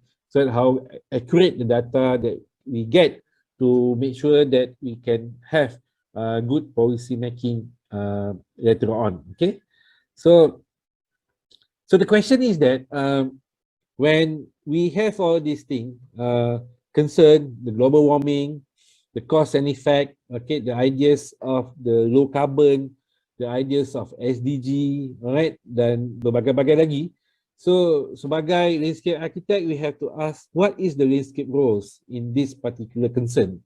Alright, so berkaitan dengan low carbons, we have to understand that landscape itself actually is an agent for carbon sink and sequestration through dia punya features, which is the plants, water bodies and soils. Right, so if you look into the literature ataupun ideas berkaitan dengan low carbon ni, they are talking so much about carbon cycle, in which they are talking about how the features in the atmosphere or on the land actually can capture or sink this carbon, right? So that's why kita lihat the bio and organic materials seperti pokok, water bodies, animals, dan berbagai lagi adalah satu features yang penting untuk memastikan karbon yang ada di atmosfer ni boleh ditangkap ataupun sink dan disequestrkan dia, right? So this is very important because it is a realization that landscape are important features, right? The most important thing actually is the natural landscape, the vegetation, the water features, this is and the soil. This is 3 things yang penting, very much important to make sure that the low carbon cities dan society dapat dicapai lah, right? Target tu dapat dicapai. Dan bila we talking about landscape roles, bila landscape ada roles yang penting berkaitan dengan carbon sink dan sequestration, so secara tak langsung we have to talk about landscape architecture roles lah for low carbon, LC to low carbon. So we have to ask, as a landscape architects, we have to ask what actually the landscape architect roles for LC, right? So biasanya the common sense is that landscape architecture practice must be good, alright, especially for landscape planning and design for the sustainability and low carbon. So landscape architects cannot escape himself or herself from understanding dia punya responsibility for having a landscape planning and design which is sustainable and contribute to lower the carbon in the atmosphere. So this is the ethical question that the landscape architect must ask and understand regarding the sustainability as well as the low carbon. Okay, so as we know, landscape architect memang involved with many of the landscape features itself, right? When we work on the conservation of natural landscape, right? To make sure our natural landscape like the mountain, the plants, the water bodies, and wetlands, right? It's well protected, right? It's well maintained, right? It's not been disturbed, destroyed, sewenang-wenangnya. So this is a thing that must be in the mind of landscape architects. Okay, conservation of natural landscape when they do it, right? So as you can see that we have here the beautiful Gunung Kinabalu and Danong valleys, right? So in Sabah, so we should protect this beautiful landscape because it's not only, they are not only beautiful, but also they are important for the carbon sink, right? Dan juga for sustainability of the place as well as the people. Alright, we are also providing green infrastructure. Before in the world, people are working on the green infrastructure ataupun conventional infrastructure. Now we are talking about green infrastructure. We have our stormwater management system by using green infrastructures. Alright, we have the facade now with the greeneries. We turn our street to become the green street. So the idea actually is to push forward as many as the landscape features and element into the pictures or into the open spaces, because we know that the landscape features, natural landscape features in particular, are very important to sink the carbon and to make sure that the sustainability and the aesthetic value of the place is enhanced, right? So this is one of the scope of the landscape architect need to be understand, be it for the stormwater management system, for the highways, streets, right, for the detention pond. So all the typical engineering infrastructure works now, they want to green it. So landscape architects now are very important to make sure that they lend their expertise to make sure that the green infrastructure now becoming green, right? So there is one. Number two. The number three, planning and design of urban green, right? So this is the map of the city of Boston, right? So I just choose Boston because Boston have a very good green network system. Actually, you can walk around the city of Boston just walking in the park, right? So you can go to the green spaces, green network, and from there you can hop into one park to another, and it will bring you to all the interesting places in the city of Boston. And who actually designed this system is a landscape architect, all right, which is in the Boston case actually is a Frederick Law Olmsted, who is also the father of landscape architects, right? So landscape architect have role to play here to well plan and design of urban green space, right? So if we have the green space, okay, we have to make sure that design is good, right? That can attract that can enhance biodiversity, increase the aesthetic, and so forth, right? If we don't have the green space in the city, how can landscape architect do it, right? How to make it successful, right? How to make it functional. So this is the thing that landscape architect need to think, and along the way they have to work with planners, with architects, with real estate, right, to make sure that they have the vision that they have about the green cities can be materialized, right? So this is about the planning and design of urban green.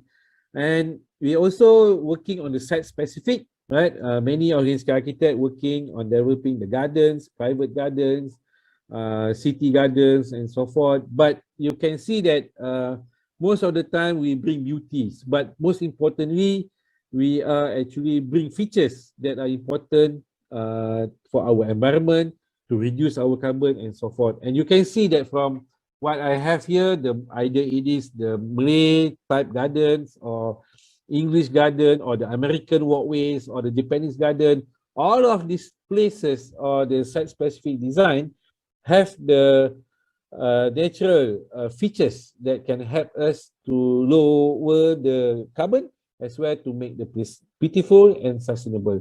And as you can see that from the scope of landscape architect regarding the plants, the parks, the gardens, the city greenery, and so forth, landscape architects always contribute to the sustainabilities and to ensure the carbon in the city is low. Okay, since the inception of the profession in mid-1800.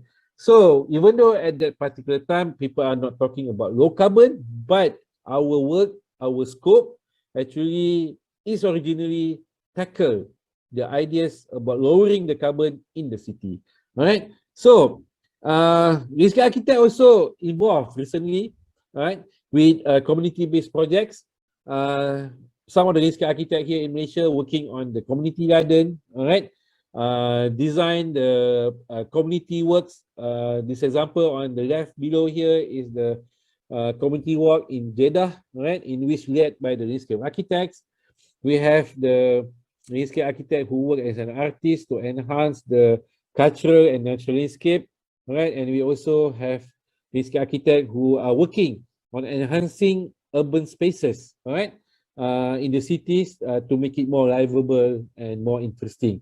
And all of these things actually is a community-based project. And I can see that many more and more landscape architects start to involve in community-based project, right, to make the place livable. All right, they are involved in the place-making exercise. Okay, so all this scope is very important for landscape architects, and as you can see that the landscape architects is actually involved in the ideas of low carbon and sustainability for a long time. But now the ideas of landscape architect in sustainability and low carbon becoming more and more important because of the global warming. All right, so so back to the low carbon, right, low carbon city framework and societies. All right, we can see that even though Malaysia have this low carbon city framework assessment tool, and why not, and we know by the fact that many of the city have their own low carbon city framework. Hopefully they can have low carbon societies, and they are spelling out it clearly, talking about the conservation of natural areas, provision of open spaces, use of the infrastructures. But most of the time, this particular landscape spaces actually is being rated as part of the town, the buildings, or in the context of engineering safety. So the question that should be asked, actually, how about the success of landscape spaces as a single entity, right? So as you can see that here, at national level, we have the policies, we have the city and township level, okay, but here at the buildings or the town, we have the rating tools by GBI, BREEAM, LEED, Green Mark, and Green Star, but none of them actually talking about the landscape by itself.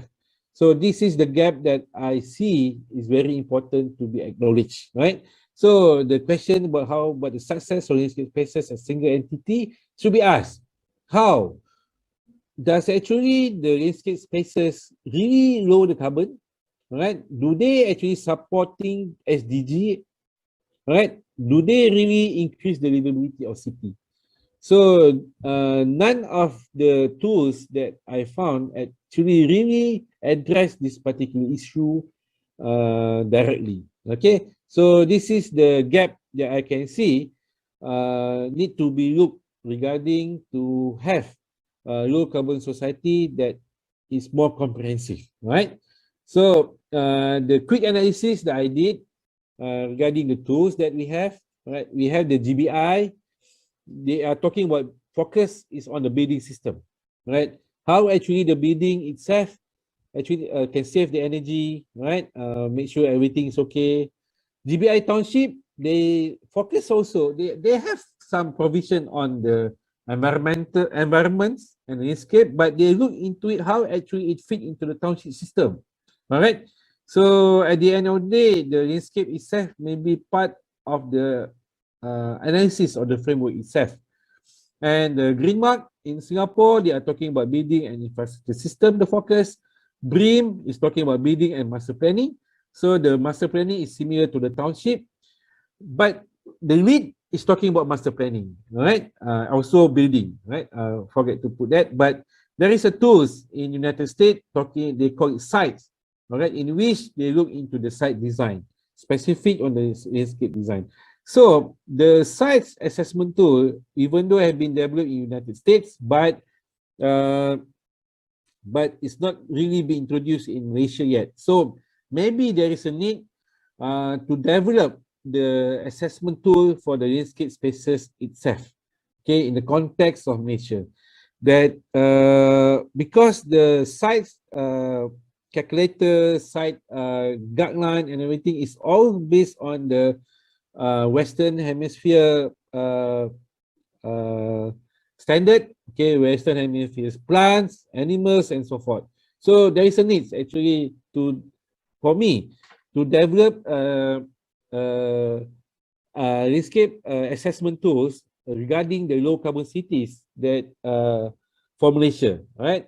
So we can measure the landscape spaces for their for low carbon, livability and sustainability. So the performance of landscape spaces should be comprehensively measured in order for us to get the ideas about conservation, provision of the new landscape spaces, and upgrading of the existing landscape spaces. So this is the thing that I think is very important, need to be understood in terms of the gap and why we need that. All right. I'm not saying that what we have now as CCCF, low carbon societies, and all these things is not good, but there is a gap that need to be addressed here. Right. So what I'm saying is that we may need to have the responsive landscape performance index, all right, in which one landscape space, if we can have, we can measure the carbon matters, okay, how much actually carbon been released, how much actually carbon been sink in this particular site. All right, we also can tackle or try to understand the ideas on the environmental aspect, how much actually these landscape spaces contribute to the good water quality, good air quality, and actually provide good sound, all right, or acoustic to the environment. And energy, how much actually they consume the energy, how much we save, all right. And also we also have to look in terms of the socio-economic factors of the site, the usabilities, okay, how much people actually like it, use it, all right, satisfied with it, right. And then we also have to understand the economic values of the site, how much actually the landscape spaces actually contribute to the economic value as a whole of that town, right, and the aesthetic, right, value of the site, and the ideas of having the placemaking activities in that site, the possibilities of having placemaking exercise.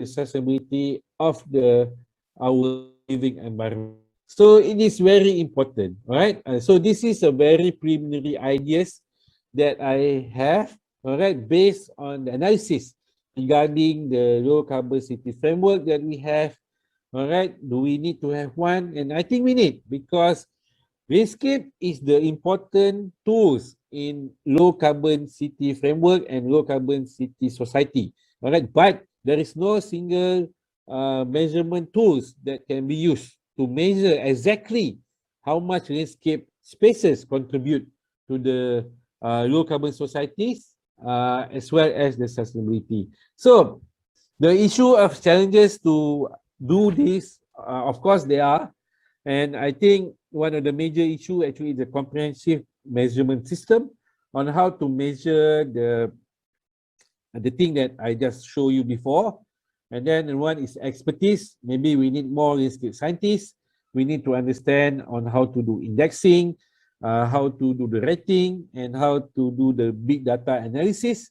And also after we have the data, the results, and then it's how to create the awareness, as I said, for conservation, provision, and upgrading, as well as to make sure people behave accordingly in the landscape spaces. So this is my ideas, basic and preliminary ideas regarding responsive landscape spaces for the low carbon societies. So I think I finished the presentation. If there is any question, I would happy to answer it. Thank you very much.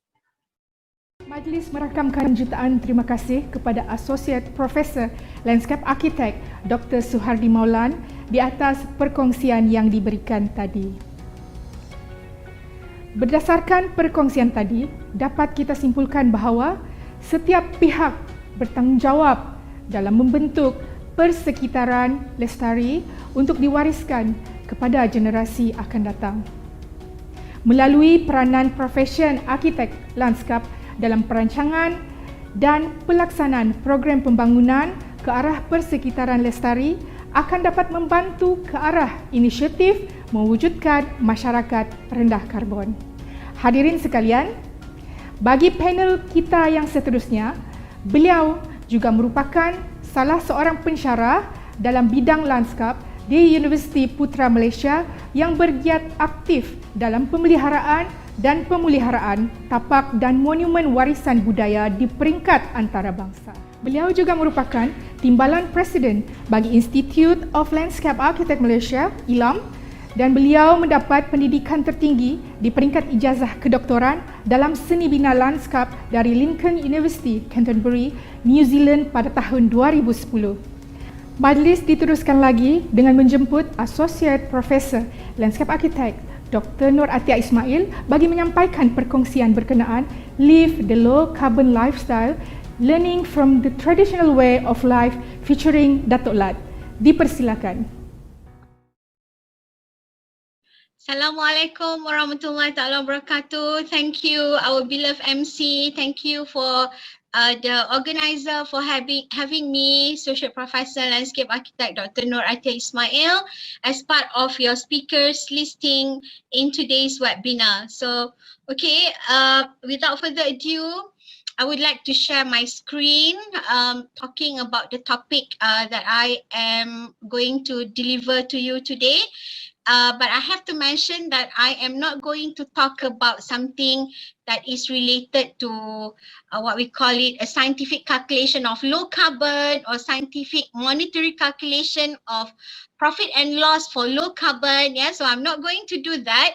But what I'm going to do today is actually to share with you the other perspective of low carbon, which is in terms of society and cultural perspectives. Yeah, and as much as you know that I am very much into culture, and today I'm going to share with you this experience. So how could culture helps in low carbon?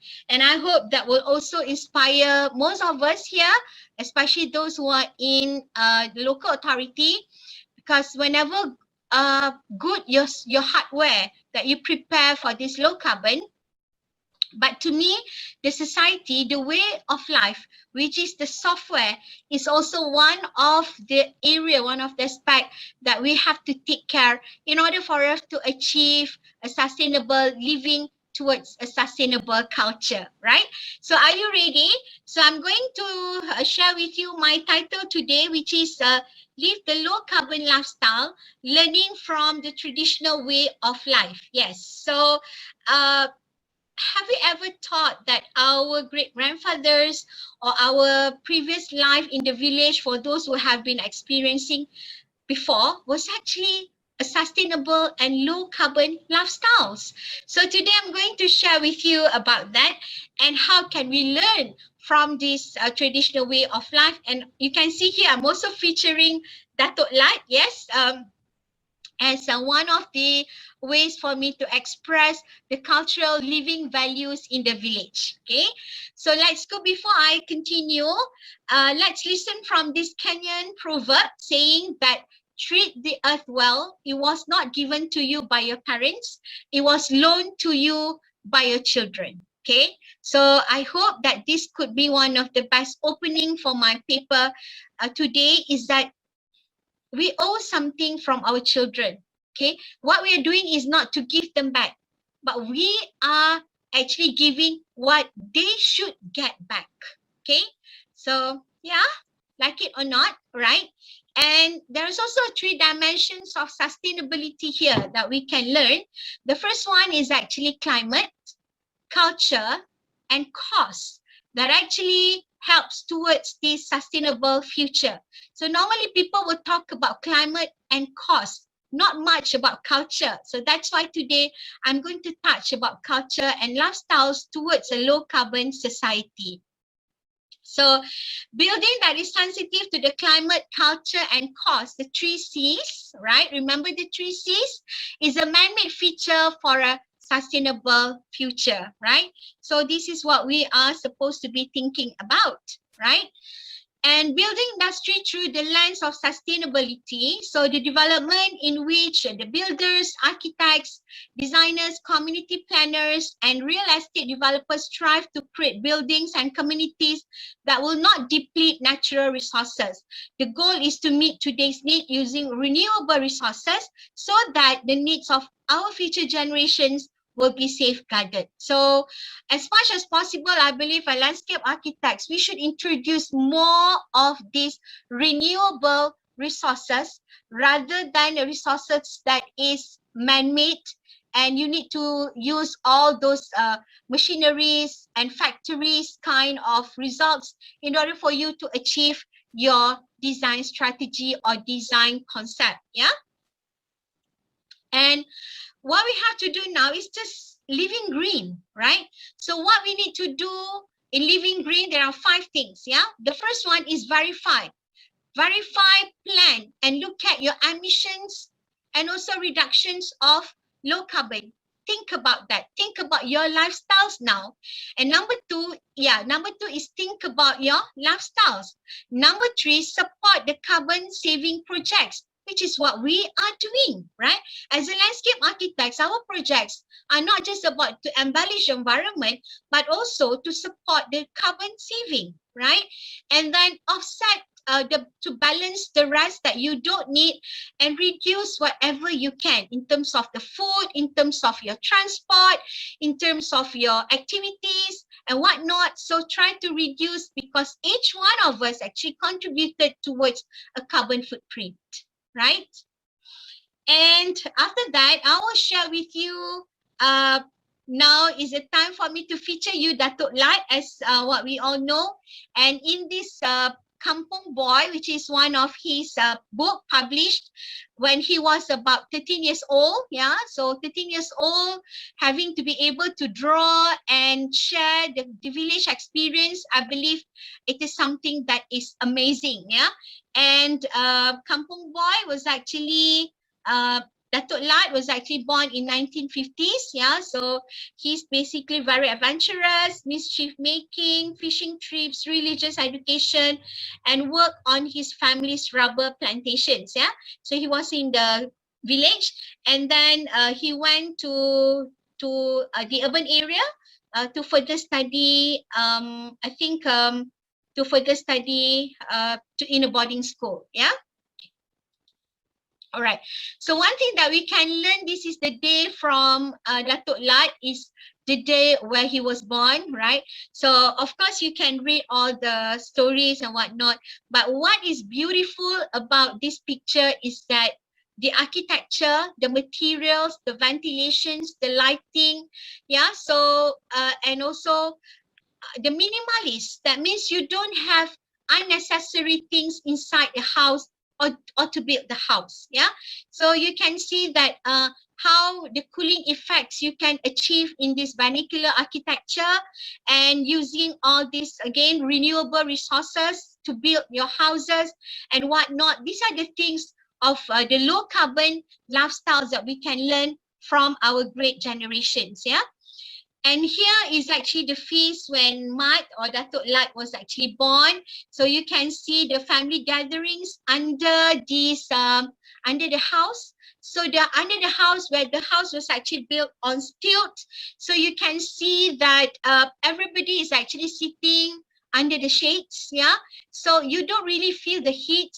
And if you look at the clothing, the traditional clothing with the materials is actually one of the low carbon kind of lifestyles. I mean, you don't really put on your jacket or unnecessary materials for your clothing, so that could actually increase the heat on your body, right? And in fact, if you have this gathering, you don't need lots of speakers, yeah, you don't need all the radios and CDs. Everybody can have their own rhythms, yeah, and everything done by man-made, and they're very happy in doing that. Yeah, so nowadays people don't want to sing anymore. Whatever in any kind of events, we will turn on radios even to sing lagu negaraku. We don't sing, the radio sing for us. We just keep silent. So how could you build your sense of pride when you don't even sing negaraku, right? So yep, we can see here. And the other thing we can learn from this picture is that eating by hand and eating together and having the right food amount for the right people, right? So you don't have lots of excess food and whatnot, and everybody is enjoying the food. I think the feast as much as we do, but in a very sustainable way, okay? And while they're having the feast, Mat here is actually dozed off dalam buayan, inside the buayan. So I believe this is one of the best place to sleep, yeah. So you have your own hammock, right, made of cloth. It's batik sarong. Batik sarong is again one of the best materials that can use in this tropical climate situation, right? And then look at the mother, everything was done manually, right? So this is actually a low carbon lifestyle. So you don't need lots of machineries to help you because well, you can do it, yeah. And of course, you can say, yeah, they have time. They don't go to the office. You know why? Because office is just right in front of their house. As you can see in this picture, right? This is their rubber plantation, which you can see Mat is actually sneaking here. They can see the parents are working inside this rubber plantation, yeah? And once in a while, Mat will be given an opportunity to go and embellish himself, especially during school holiday, to be together with the parents. And I would say that rubber plantation is part of their playgrounds, yeah, you can see here, yeah, it's beautiful. And this is very funny. Sometimes I stuck my head out too far and actually he's locked in between the panel. Well, that's very funny, yeah. And look at Mat, he didn't actually put on the proper clothing, yeah. Well, just going around with this kind of only minimal things on the body, but that's part of our children lifestyles before, and we don't care so much about, because what most important thing is that for you to be comfortable in your own climate, right? So that's why even washing, you don't need to do loads and loads of washing like what I am doing now, because everybody is using how many pieces of clothing day and night. So that's why we tend to not to save energy just because of that. And if Mat is wearing just less like this, you can imagine that Mom is doing less than what we are doing today. Yeah. Okay. So that's a different story. Now let's come back to this picture, right? In this one, hold on, let me just put myself a little bit further, right? So you can even see this picture, the house, which I talk about, this vernacular architecture that helps with renewable resources, that really helps to give a free ventilation, a proper lighting during daytime. You don't feel you don't really being heated inside the house, and therefore you don't need air conditioning. Yeah, and you can see that they have this tempayan or vase just to wash your feet, and all this water is actually brought from the river or from the perigi, yeah, so from the well, and everything is, I would say that very well kept and very sustainable, yeah. And in fact, this is one of the experience by Mat, yeah. So now he's sharing his happiness with his aunt Khadijah, rubber smallholder, come back from rubber tapping in the morning. So Mat is following. So you can see that how much these children has actually experienced by themselves about living in the natural setting and touch the natural elements. So I believe that this kind of pure kind of engaging themselves with nature is something that we should have nowadays. But I don't know how, I don't know why. Let's think about it further, right? And then mud is also able to help in thickening the milk of the rubber trees. So they will add all the acids and whatnot until it's becoming a latex. So mud was actually helping, yeah. So if it is our children now, especially with the smells of the rubber, I don't think you will allow your children to be even close to this area. We've been so overprotective to our children.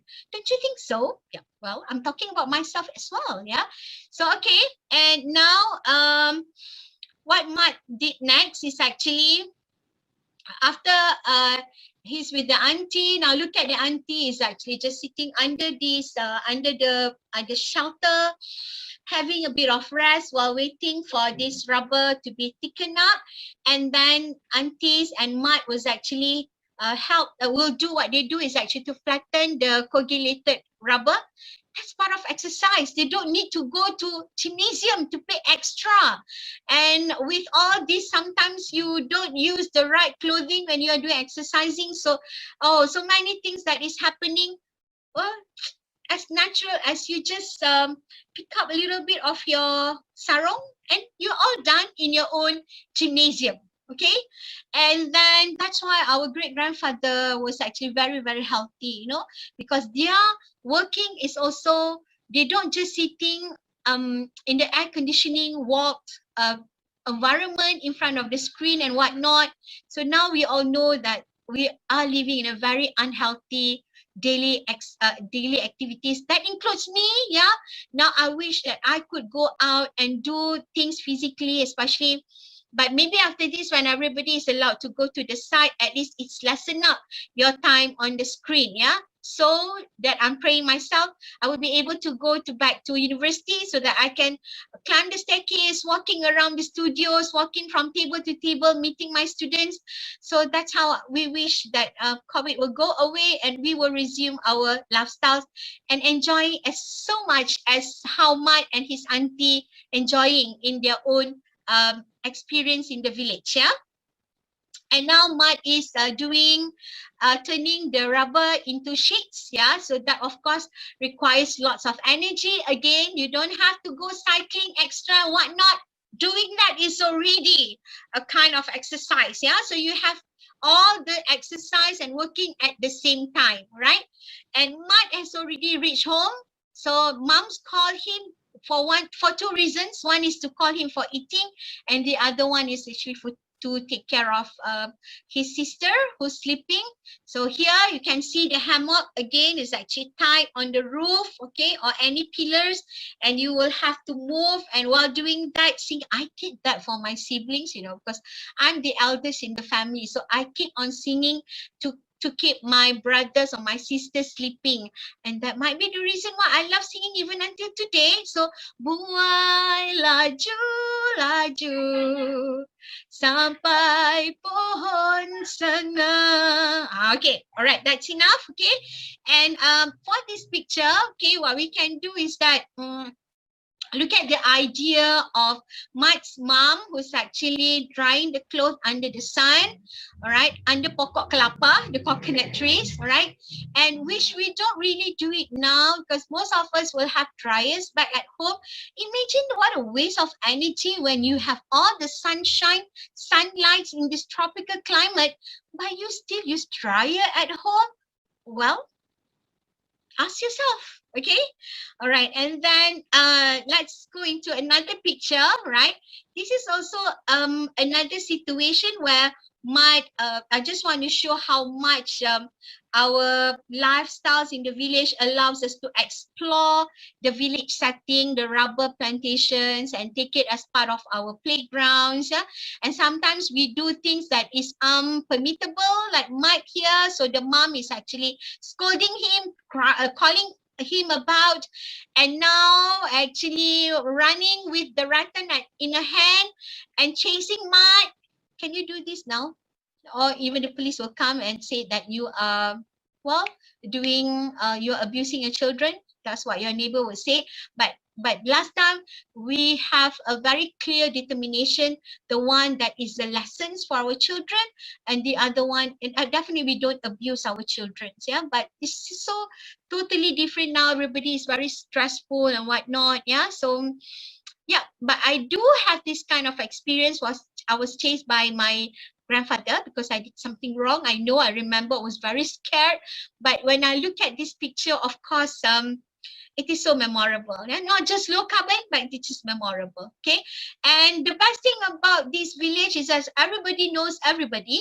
So whenever Mat is in a very difficult situation, he went to his neighbor's house. Neighbors know that he's going to be caught by the mom and just put him under the fish trap. Okay, and then telling the mom, no, I don't see Mat, yeah. But of course, Mat will be scolded later. But at least that shows how we care for each other. So low carbon is also about connecting the society, right? So not just about living individualistic, but you have to connect with your neighbors, with your society, right? And now we are talking about Mat's father, right? So of course, he's a very young gentleman at this time, right?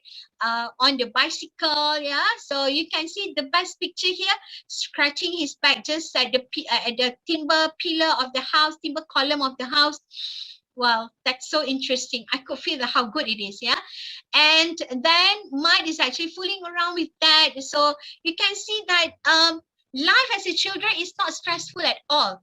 Everywhere, outside the house, inside the house, you can go and run around and play around. But nowadays it's totally different. Yeah, so we all know. Yep, okay, all right. And then the father is actually having time to bring Mat and also his siblings to the river, right? As what we can see here. And while on the way to the river, the father will actually explain what is this, what is that, surrounding or hanging onto the trees, the fruits, the leaves, what you can eat, what you should not eat. So all these children are very much knowledgeable about what happens, about the plants and events that are happening around the village. So this is how they get to be very close and love nature from the very young age. Looking at our children now, they are being caught inside the house.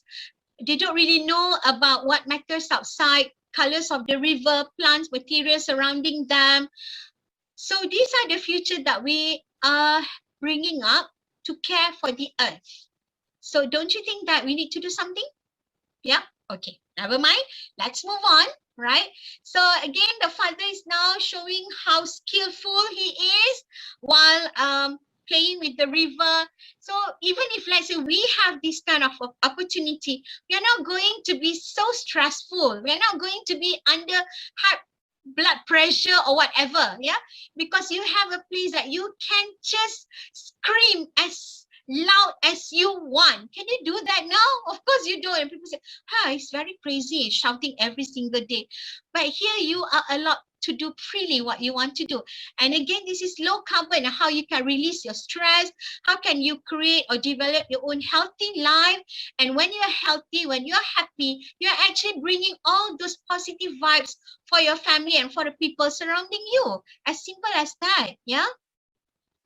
And now this is what Mat and his friend is doing. Of course, he is continuing what the father is doing, all right? But now, especially those who might been to religious schools, yeah, in the afternoon. So we kind of not really diligent to go to the religious school. But what we want is actually to experience what happened after we come back from these schools. Yeah, so normally Mat and also his friends will end up at the river, throwing everything and jump into the river. That's the best playground that they could do. And we don't need parents to overseeing them. Parents do not have to have cars waiting for them or whatsoever. Everything is just done freely. Okay, so look at this picture, and whatnot, and learning how to caught a fish here and then you can see on the way back again sharing the experience. Oh, my father told me that this is what. So this is the experience that intertwines them with their living environment.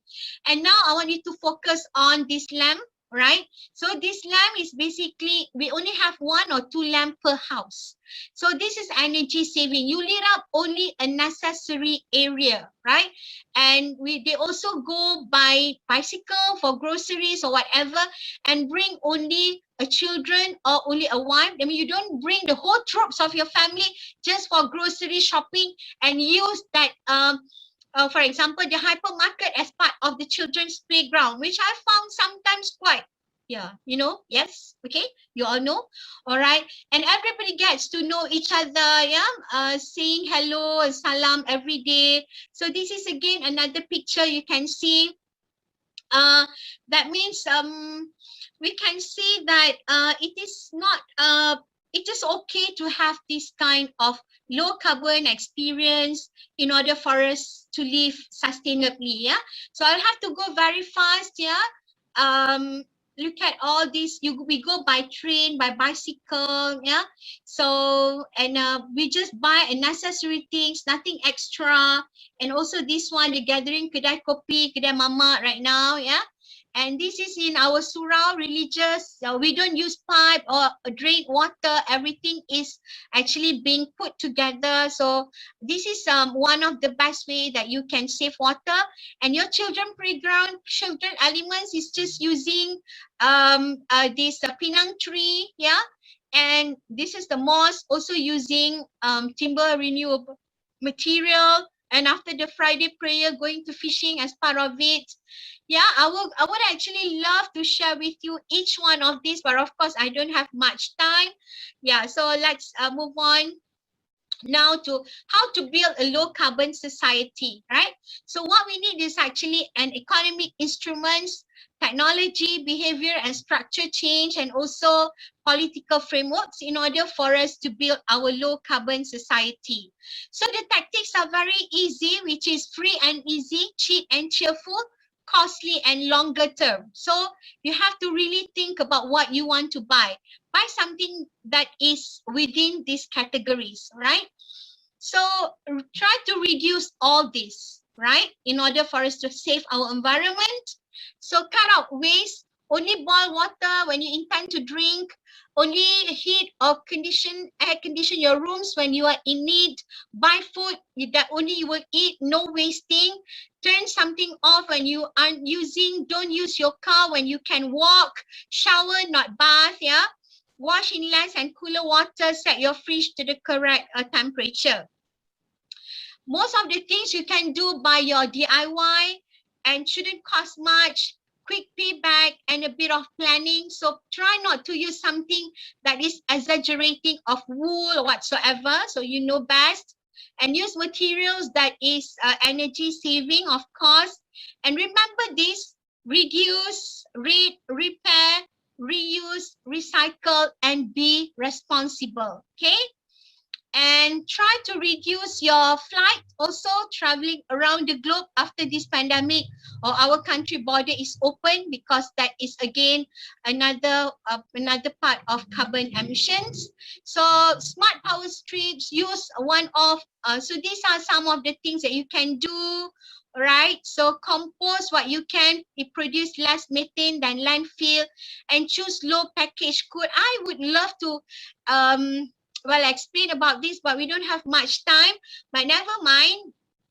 What is important here is that cultural diversity is a necessary for humankind, as biodiversity is for nature. Sustainable development cannot be understood simply in terms of economic growth, but also as a means to achieve a more satisfactory intellectual, emotional, moral, and spiritual existence, right? And culture is about how human beings make sense of the world. So it is about how people think, learn, and solve problems, what they value and respect, what attracts and delights them, what offends them, and their sense of what is appropriate. So you can see that culture manifests itself in human relations, systems of organizations, technology, arts, politics, economics, community life, and all the things that humans do. So when we talk about low carbon, culture contributes a lot, yeah? So putting it all together, so we can see if in order for us to have this environmental protection, what we need to do is not just start thinking or talking about economic development, but we also talk about social development and embellish our cultural diversity towards low carbon society, right?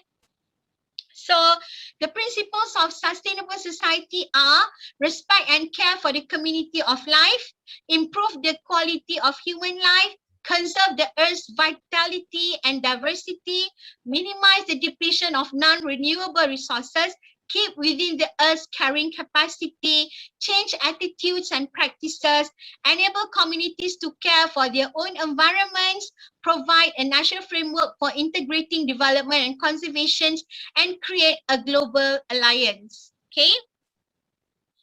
And next one is, and of course we have this, we can't go away with the sustainability principles, reduce dependence upon fossil fuel, underground metals and minerals, reduce dependence upon synthetic chemicals and other unnatural substances, reduce encroachment upon nature, meet human needs fairly and efficiently. Yeah, so that's what we have to do.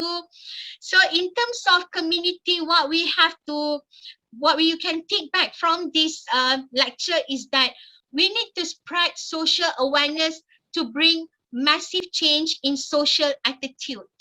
Action must be taken against the backdrop of serious inequities and their impact on our environment. Environment mistakes of the past need not to be repeated, as past patterns of degradation are not inevitable. So we can see them today, and of course we have to make the change, and we have to do something in order to make sure that our life is going to be one of the best place to live within. So ladies and gentlemen, thank you so much for being with me, and I hope you have enjoyed the presentation within the 30 minutes of times that have been given to me, and hope to see you again next time. But remember that low carbon is not just about hardware, but low carbon is also talking about the software. So with that, thank you so much. Wabillahi taufiq wa hidayah. Wassalamualaikum warahmatullahi wabarakatuh. Thank you. Setinggi-tinggi penghargaan diucapkan kepada Asosiat Profesor Lanskap Arkitek Dr. Nur Atia Ismail di atas perkongsian melalui pendekatan yang unik sebentar tadi. Tanpa kita sedari, sebenarnya langkah-langkah bagi mengatasi penghasilan karbon ini telah dimulai dan dipraktikkan sejak dahulu lagi. Sebagaimana yang telah dimaklumkan sebentar tadi, 3C adalah dimensi utama dalam membentuk kelestarian, iaitu climate, cost dan culture. Aktiviti seharian masyarakat terdahulu bercirikan lestari dari pelbagai aspek. Antaranya adalah reka bentuk seni bina, material, pengangkutan, persekitaran dan juga pembudayaan gaya hidup. Justeru, bagi mencapai misi ke arah masyarakat rendah karbon, 4 aspek yang telah dibentangkan tadi perlu dititik beratkan, terutamanya aspek rangka tindakan politikal di peringkat kerajaan dalam memastikan tindakan yang diambil adalah rasional dan relevan untuk dilaksanakan, kerana PBT adalah pemacu pelaksanaan rangka yang telah digariskan. Hadirin sekalian, majlis diteruskan lagi dengan ahli panel kita yang seterusnya. Beliau merupakan seorang pengarah di Jabatan Lanskap Majlis Bandaraya Petaling Jaya. Beliau mendapat pendidikan ijazah kedoktoran seni bina lanskap dari Universiti Teknologi Malaysia, dan kerjaya beliau sebagai arkitek lanskap awam bermula pada tahun 1997 sehingga kini.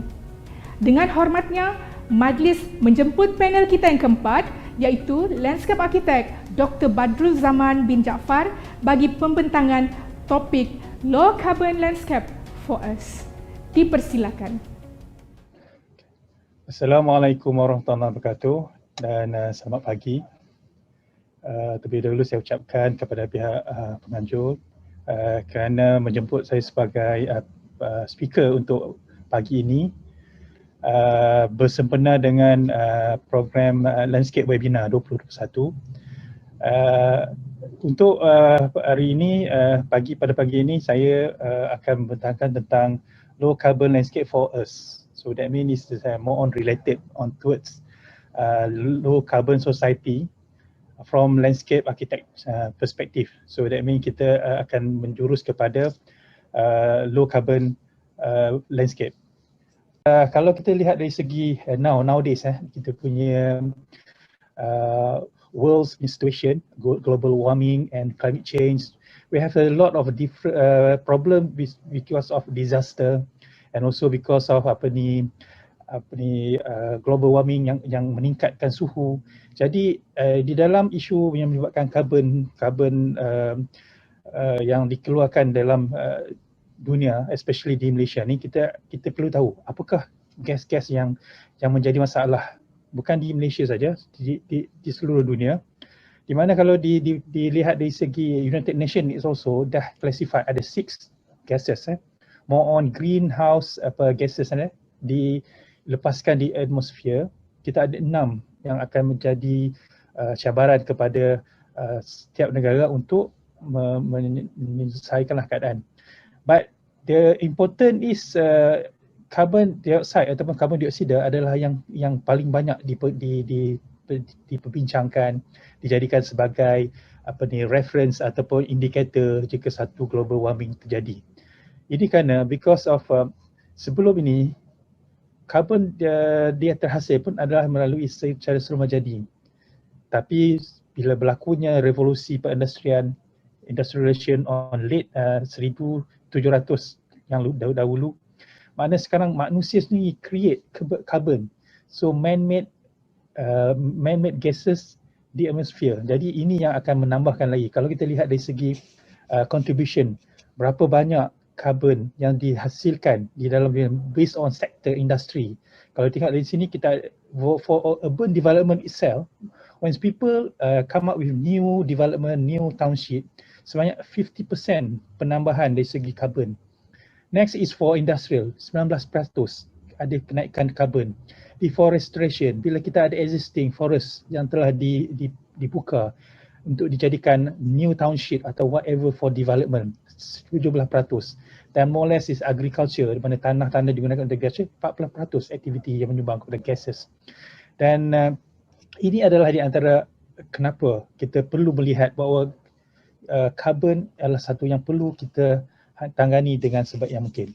Okay, yang keduanya, because of the gases ni, yang gas selain daripada carbon, methane dan fluorocarbon, dia akan menyebabkan kepada groundhouse effect, di mana kadar radiasi, kadar circulation daripada segi carbon, evaporation daripada atmosfer bumi, permukaan bumi ke angkasa, dia akan terjadi semakin terhakis.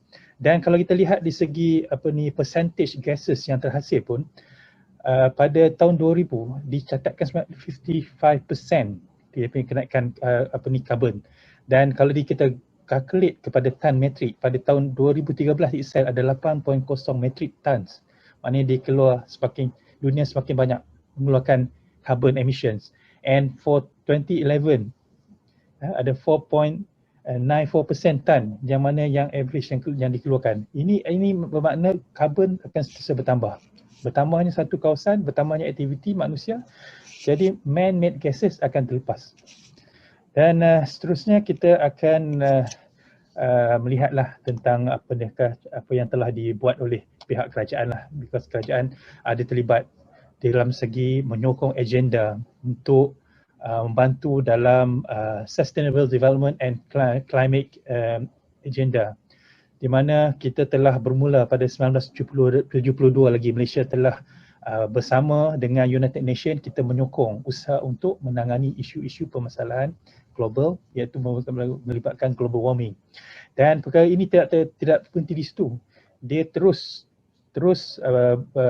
maju setapak demi setapak, perbincangan dibuat, dan pada 2012 di Rio Plus 20, maknanya ada United Nations telah buat satu program di situ, di mana dinyatakan hasrat untuk diberikan dua tumpuan fokus. More on how to build a green economy to achieve a sustainable development and lift people out poverty, dan juga how to improve international condition for sustainable development. Ini antara permulaan untuk dijadikan satu lagi program yang terkini, iaitu Sustainable Development Goal. Bermula di dalam persidangan inilah pada 2012. Dan seterusnya kalau kita lihat lagi dari segi komitmen Malaysia, kalau kita lihat ingat pada 17 Disember 2009, maknanya Prime Minister yang lalu telah mengatakan kesudian bahawa 40 to 45% untuk emission of gases atau carbon akan cuba dilakukan di negara kita, mengambil kira program-program dan juga garis-garis panduan serta agenda-agenda yang telah ditetapkan oleh United Nations. Dan seterusnya kita bergerak selangkah lagi, iaitu kita go for menyokong sustainable development.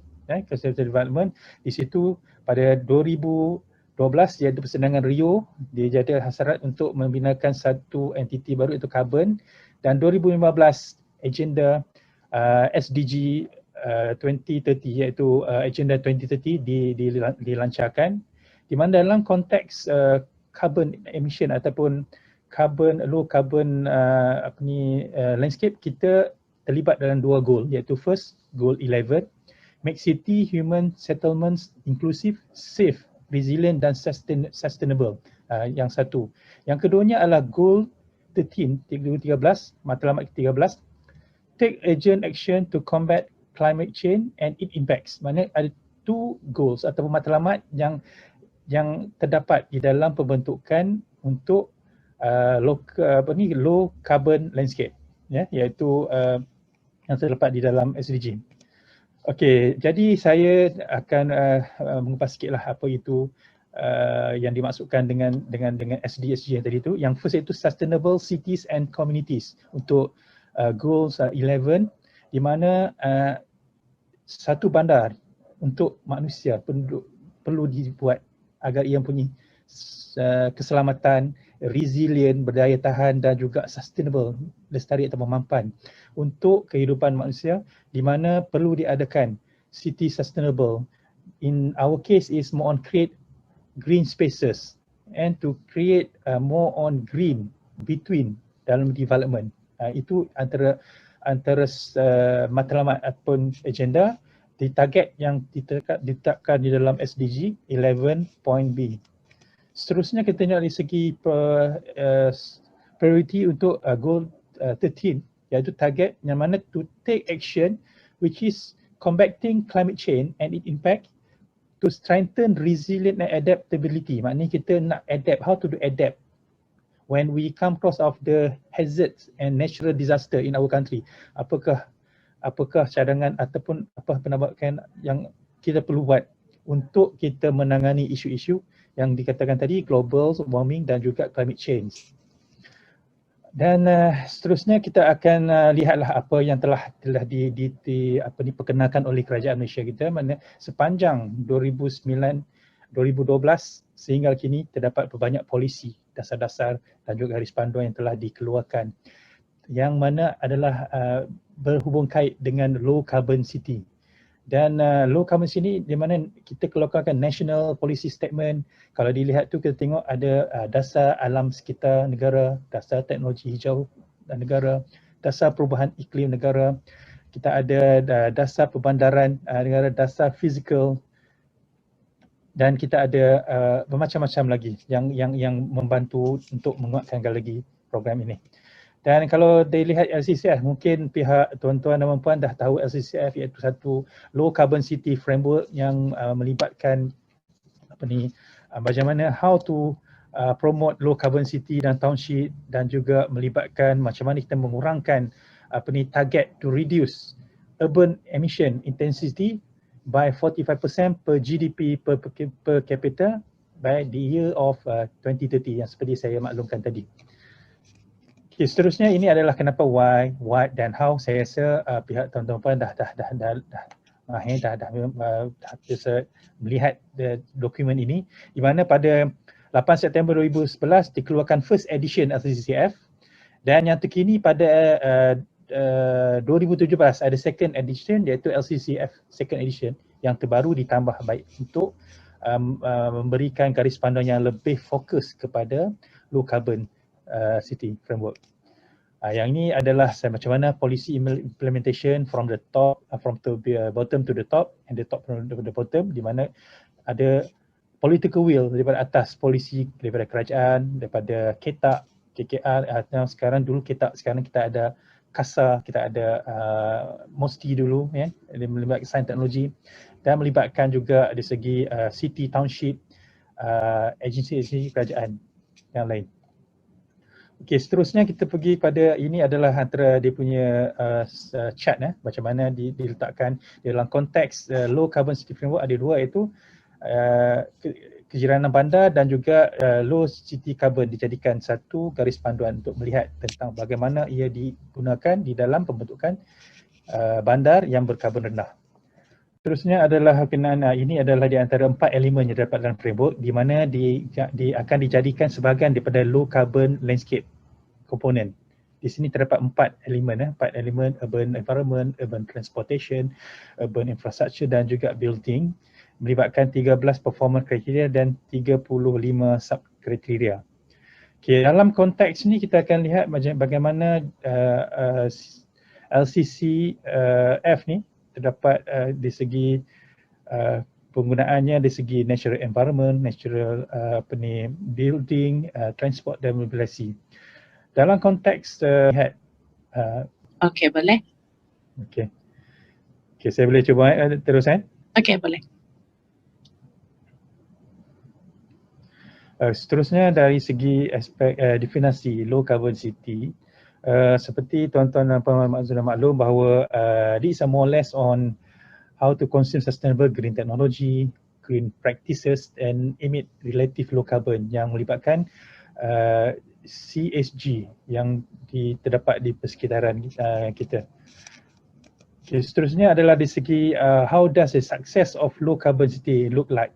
Kalau dalam konteks landscape, kita more on green space and green connector. How this space contribute to mengurangkan dari segi green carbon, dari segi carbon emission. Dan seterusnya adalah plant, more high sequestration tree dan low carbon emission. Ini antara dua komponen yang membantu di dalam low carbon city. Okay, seterusnya ini adalah 4 elemen yang sedia ada terdapat di dalam low carbon city yang menjadi satu framework kepada new developments. First is urban environment, urban transportation, urban infrastructure dan building. Dan di dalam ini terdapat 13 performance criteria dan juga 35 sub kriteria. Dalam konteks landscape architecture ataupun low carbon landscape, kita menjurus kepada perkara yang melibatkan natural environment dan juga built environment, di mana melibatkan natural land, topografi dan juga man-made landscape.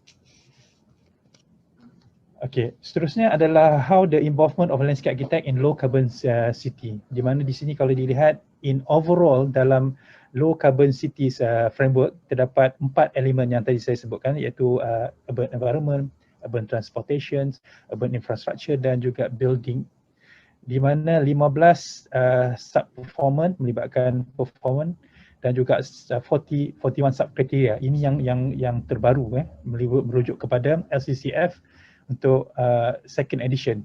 Actually yang atas tu sebenarnya first, yang bawah tu second edition. Okey, untuk landscape yang terdapat, elemen landscape iaitu landscape component in low carbon cities, terdapat 4 elemen. Daripada 4 elements tu, landscape architect involved dalam 4 elemen dan telah masuk untuk 9 performance criteria dan 18 sub kriteria yang related, more focus on landscape activity. Okey, kalau kita tengok yang pertama di segi elemen pertama adalah urban environment. Urban environment ni di mana dalam ini kita dapat 3 sektor itu, 3 performance, iaitu melibatkan site selection, urban form dan juga urban greenery dan environment quality.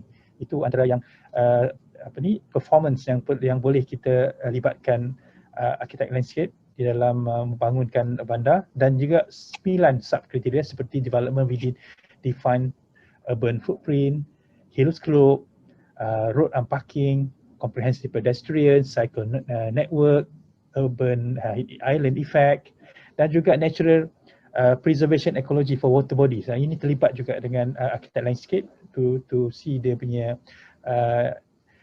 keperluan dan juga kehendak untuk memenuhi low carbon framework.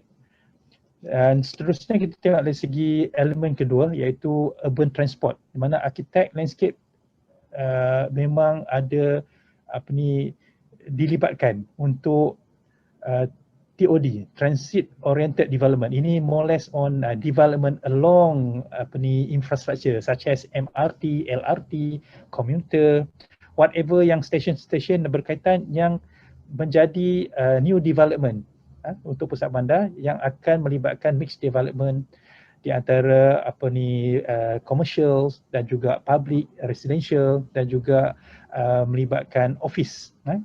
Kalau kita lihat di sini, TOD banyak dibangunkan di kawasan Lembah Kelang lah, because of the yang first kita ada MRT station, MRT pertama melibatkan jaluran Kelana Jaya dan juga Ampang, dan second kita ada MRT 2 melibatkan sampai ke Bandar Saujana. Ini di kawasan-kawasan tertentu TOD iaitu Transit Oriented Development memang dibangunkan, dan memang contohnya di Petaling Jaya dan Kuala Lumpur memang ada development yang new development melibatkan TOD within 100 meters dia punya radius, 200 meters perlukan disediakan kawasan hijau, green, 10 to 50% dia punya green untuk kawasan hijau.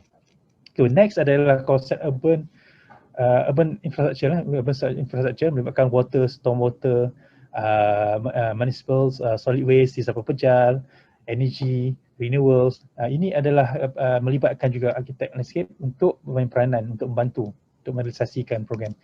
Dan seterusnya terakhir adalah building, di mana building ni adalah kita ada untuk low carbon building ni lebih kepada GBI, and Green Building Index, di mana landscape berperanan dia dalam sebagai passive dan active designs, dan juga preserve existing building stock by retrofitting. Maknanya kalau existing di building, kita nak perkenalkan VGS, iaitu vertical greenery system, melibatkan modular system ataupun kabel, vertical landscape dan juga rooftop. Ini adalah peranan-peranan yang boleh dimainkan oleh arkitek landscape. Okey, setelah kita tahu tentang apa peranan-peranan arkitek landscape komponen dalam low carbon city sedia ada yang diguna pakar di semua tempat ataupun oleh profession, kita lihat je apakah isu-isu yang terlibat dan cabaran untuk menjangkaukannya. Okey, ini adalah ringkasan di mana kita ada 8 isu lah yang melibatkan LCCF ni dari konteks landscape itu sendiri. First, because coordination between implementing agencies, mana agensi, macam mana coordination between parties ataupun agensi, banyak sangat kita perlukan coordination yang baik, understanding kita punya goals dan juga apakah development atau konsep yang akan dibuat sepanjang pembangunan. Yang keduanya ada financial constraint. Yes, this juga melibatkan isu-isu di segi cost untuk membuat suatu benda yang melibatkan teknologi, even those verticals, rooftop, cable atau modular. This is more expensive with the automatic irrigation system.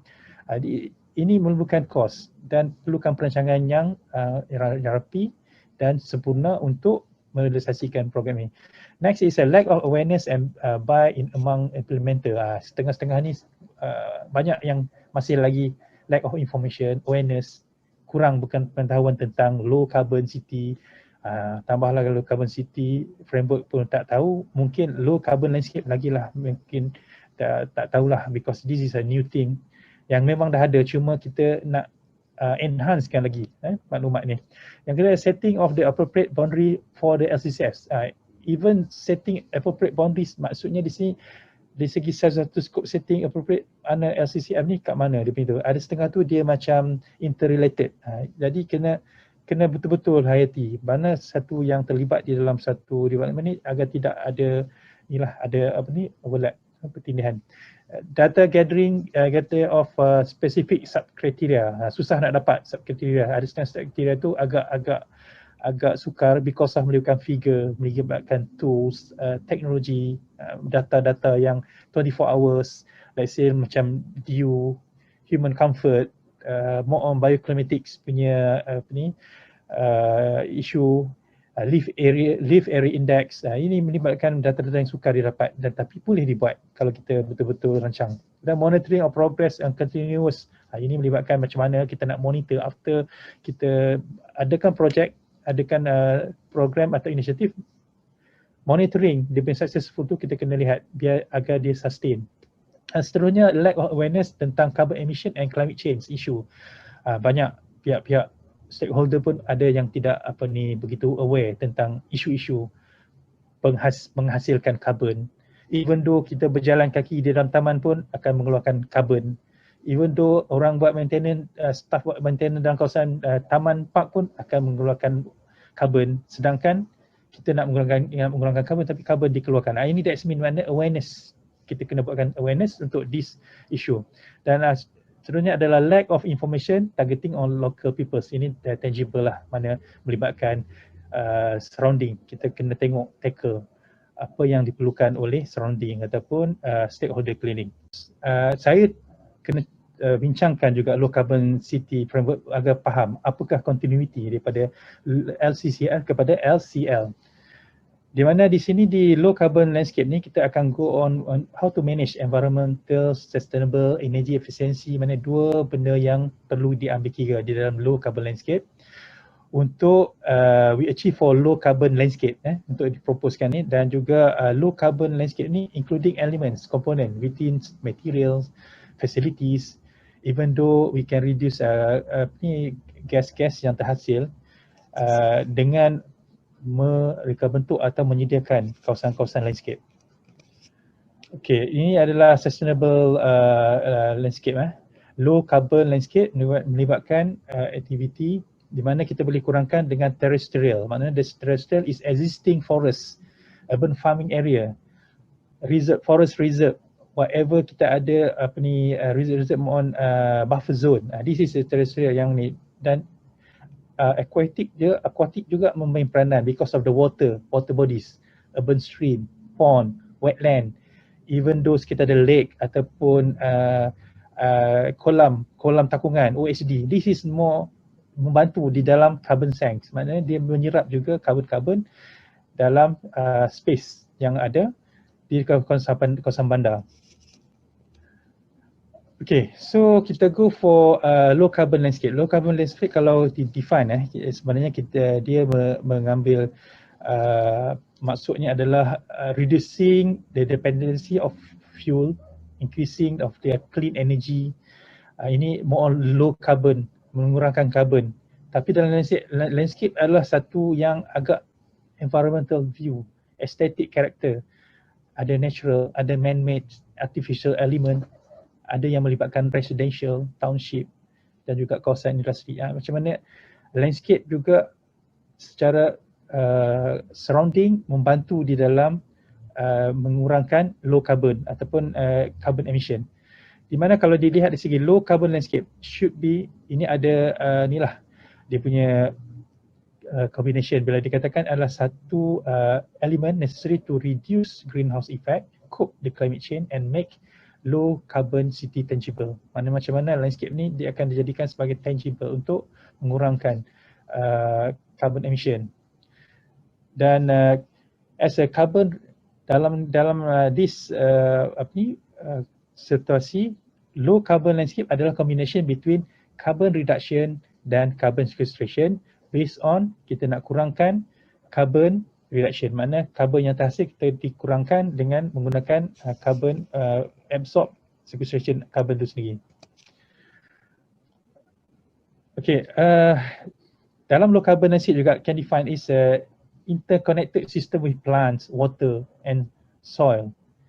Dan low carbon juga melibatkan integrated material, process and spatial arrangement. Kalau kita di sini kita tengok low carbon landscape, they works through garden infrastructure, GI, more on green infrastructure, green open space yang melibatkan park, melibatkan spaces, water bodies dan juga greenery kawasan, straight trees, green roof, vertical greenery system. Ini yang antara yang mana melibatkan landscape, memainkan peranan di dalam mengurangkan emission of carbon. Dan go for green building. Green building, maknanya green building ini adalah melibatkan kawasan rooftop dan pokok. Okay. Dalam konteks landscape, pokok, trees memain peranan yang penting. Di mana carbon emission, kalau kita refer pada di sini adalah like one tropical tree forest absorb 5.5 kg of carbon setiap tahun, mana setahun. Kalau dalam kawasan 1 hektar tropical forest, kalau kita tanam dengan 1 hektar tu, kita boleh dapatkan 4.3 tan dia punya carbon tu kita absorb.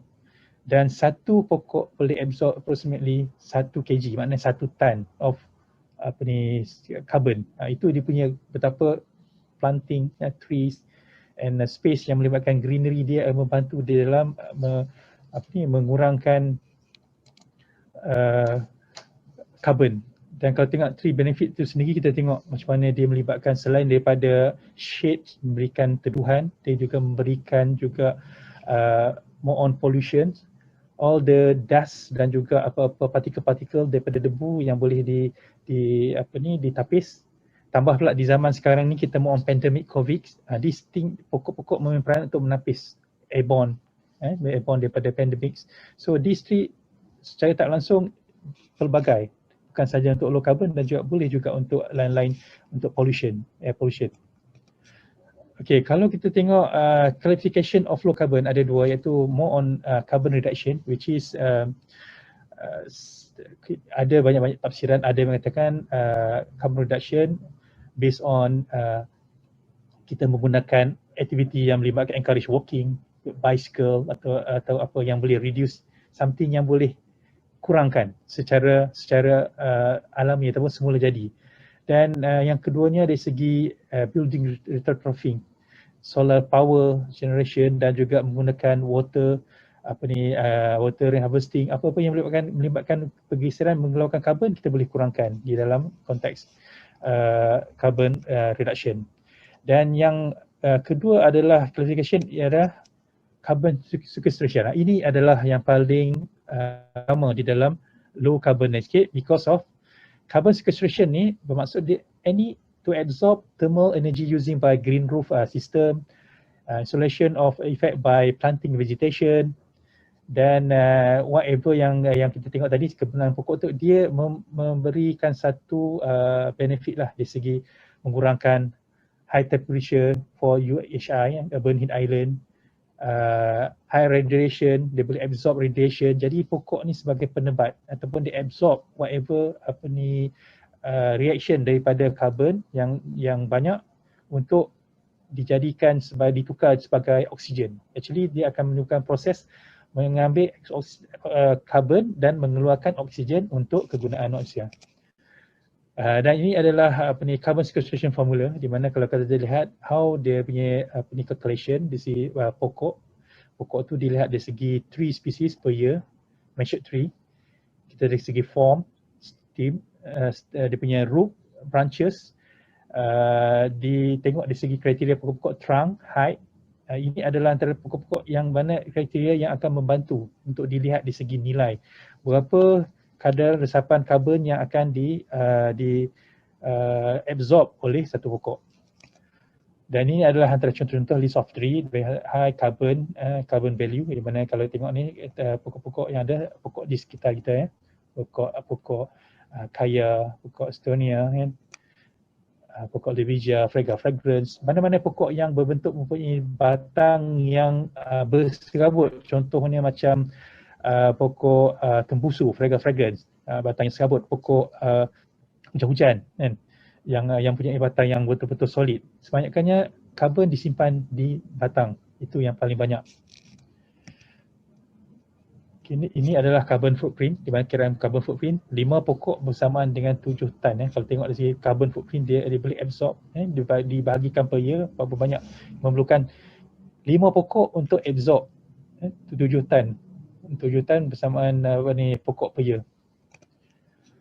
Dan ini adalah saya tunjukkan tentang carbon reduction dan carbon sequestration, perbezaan, di mana kalau dilihat di segi carbon reduction ni dia lebih kepada energy conservation, renewable of energy, recycling. Ini benda-benda yang ada, yang sedia ada, retrofitting ataupun melibatkan teknologi yang ditukar, sama ada dia melibatkan materials, untuk dari segi flammable walkway, kita ada solar lighting dalam taman. Ini antara untuk kurangkan carbon, di mana kalau tengok ke carbon sequestration ni, dia go for greenery, green networking, water resource dan juga waterfront.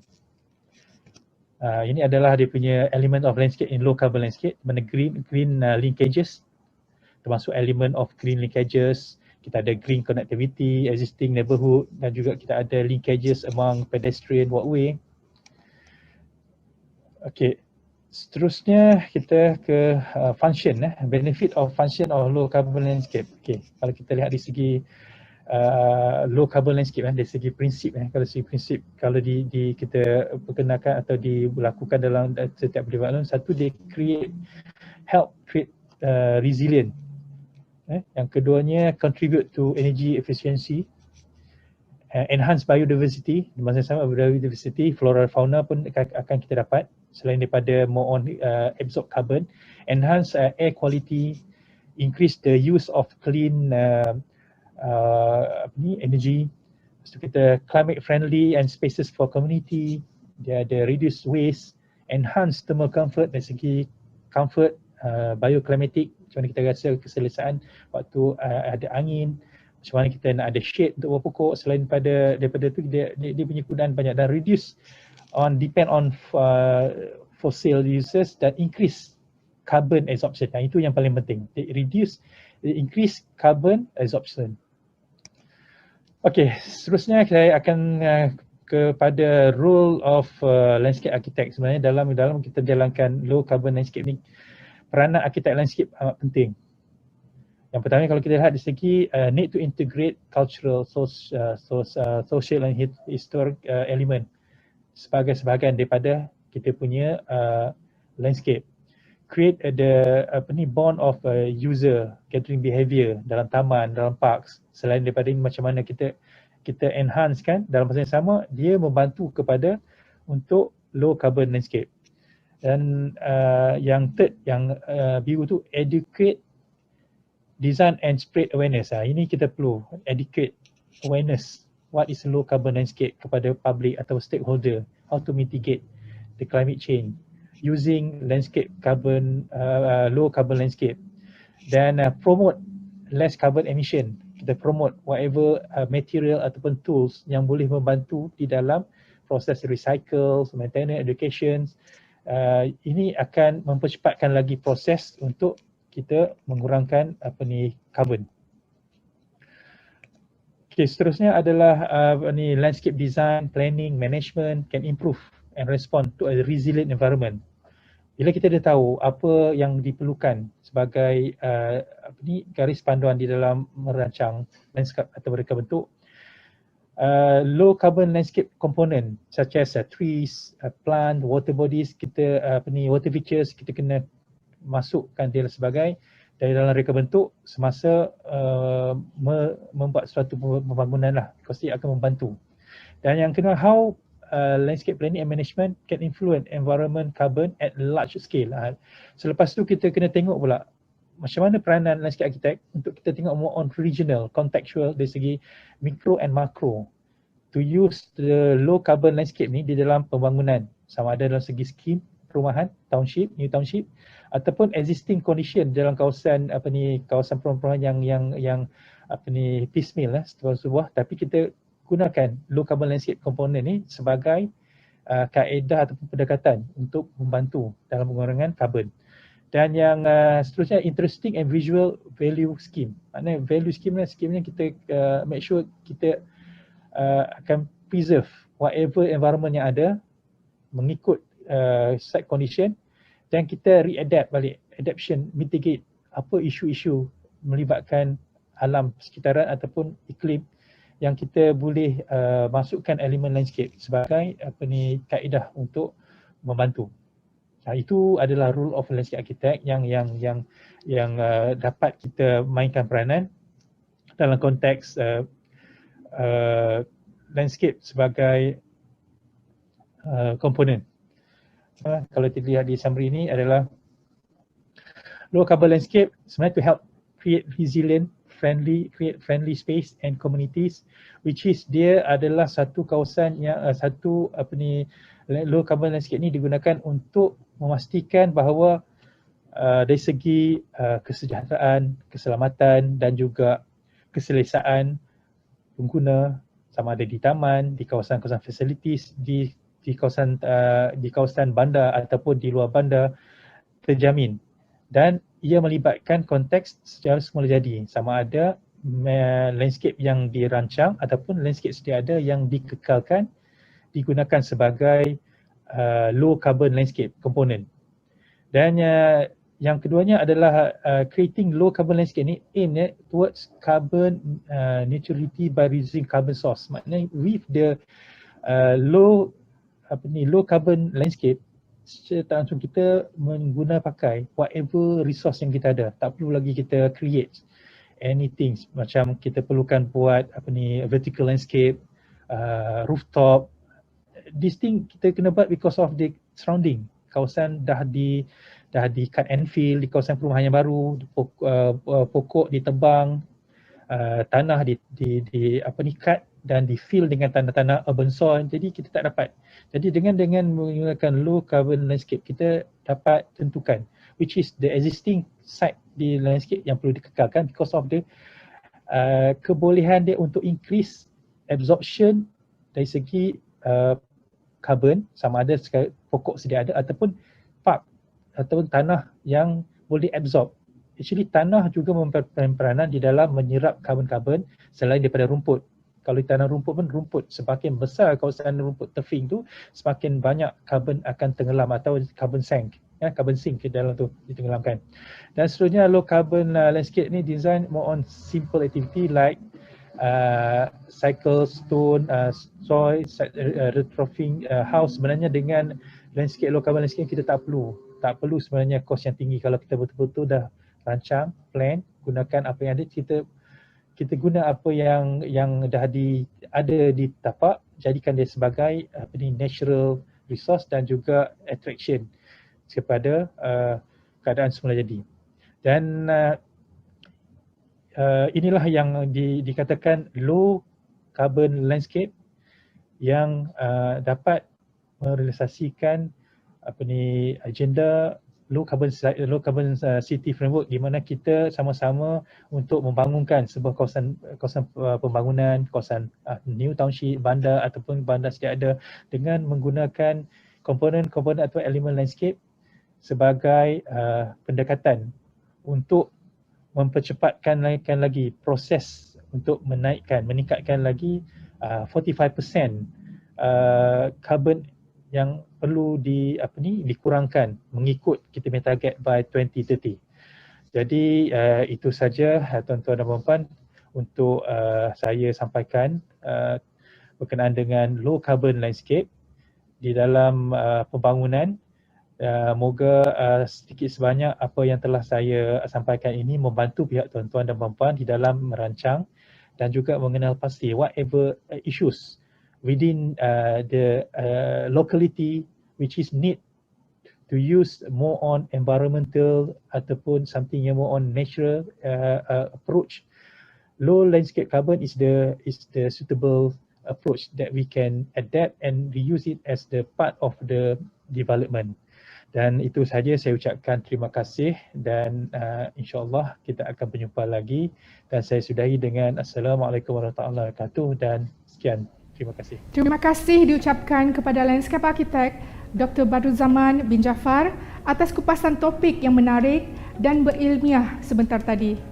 Semoga perkongsian itu tadi boleh dijadikan sebagai salah satu rujukan bagi PBT Sabah untuk dirancang, ditambah baik dan dilaksanakan di PBT masing-masing.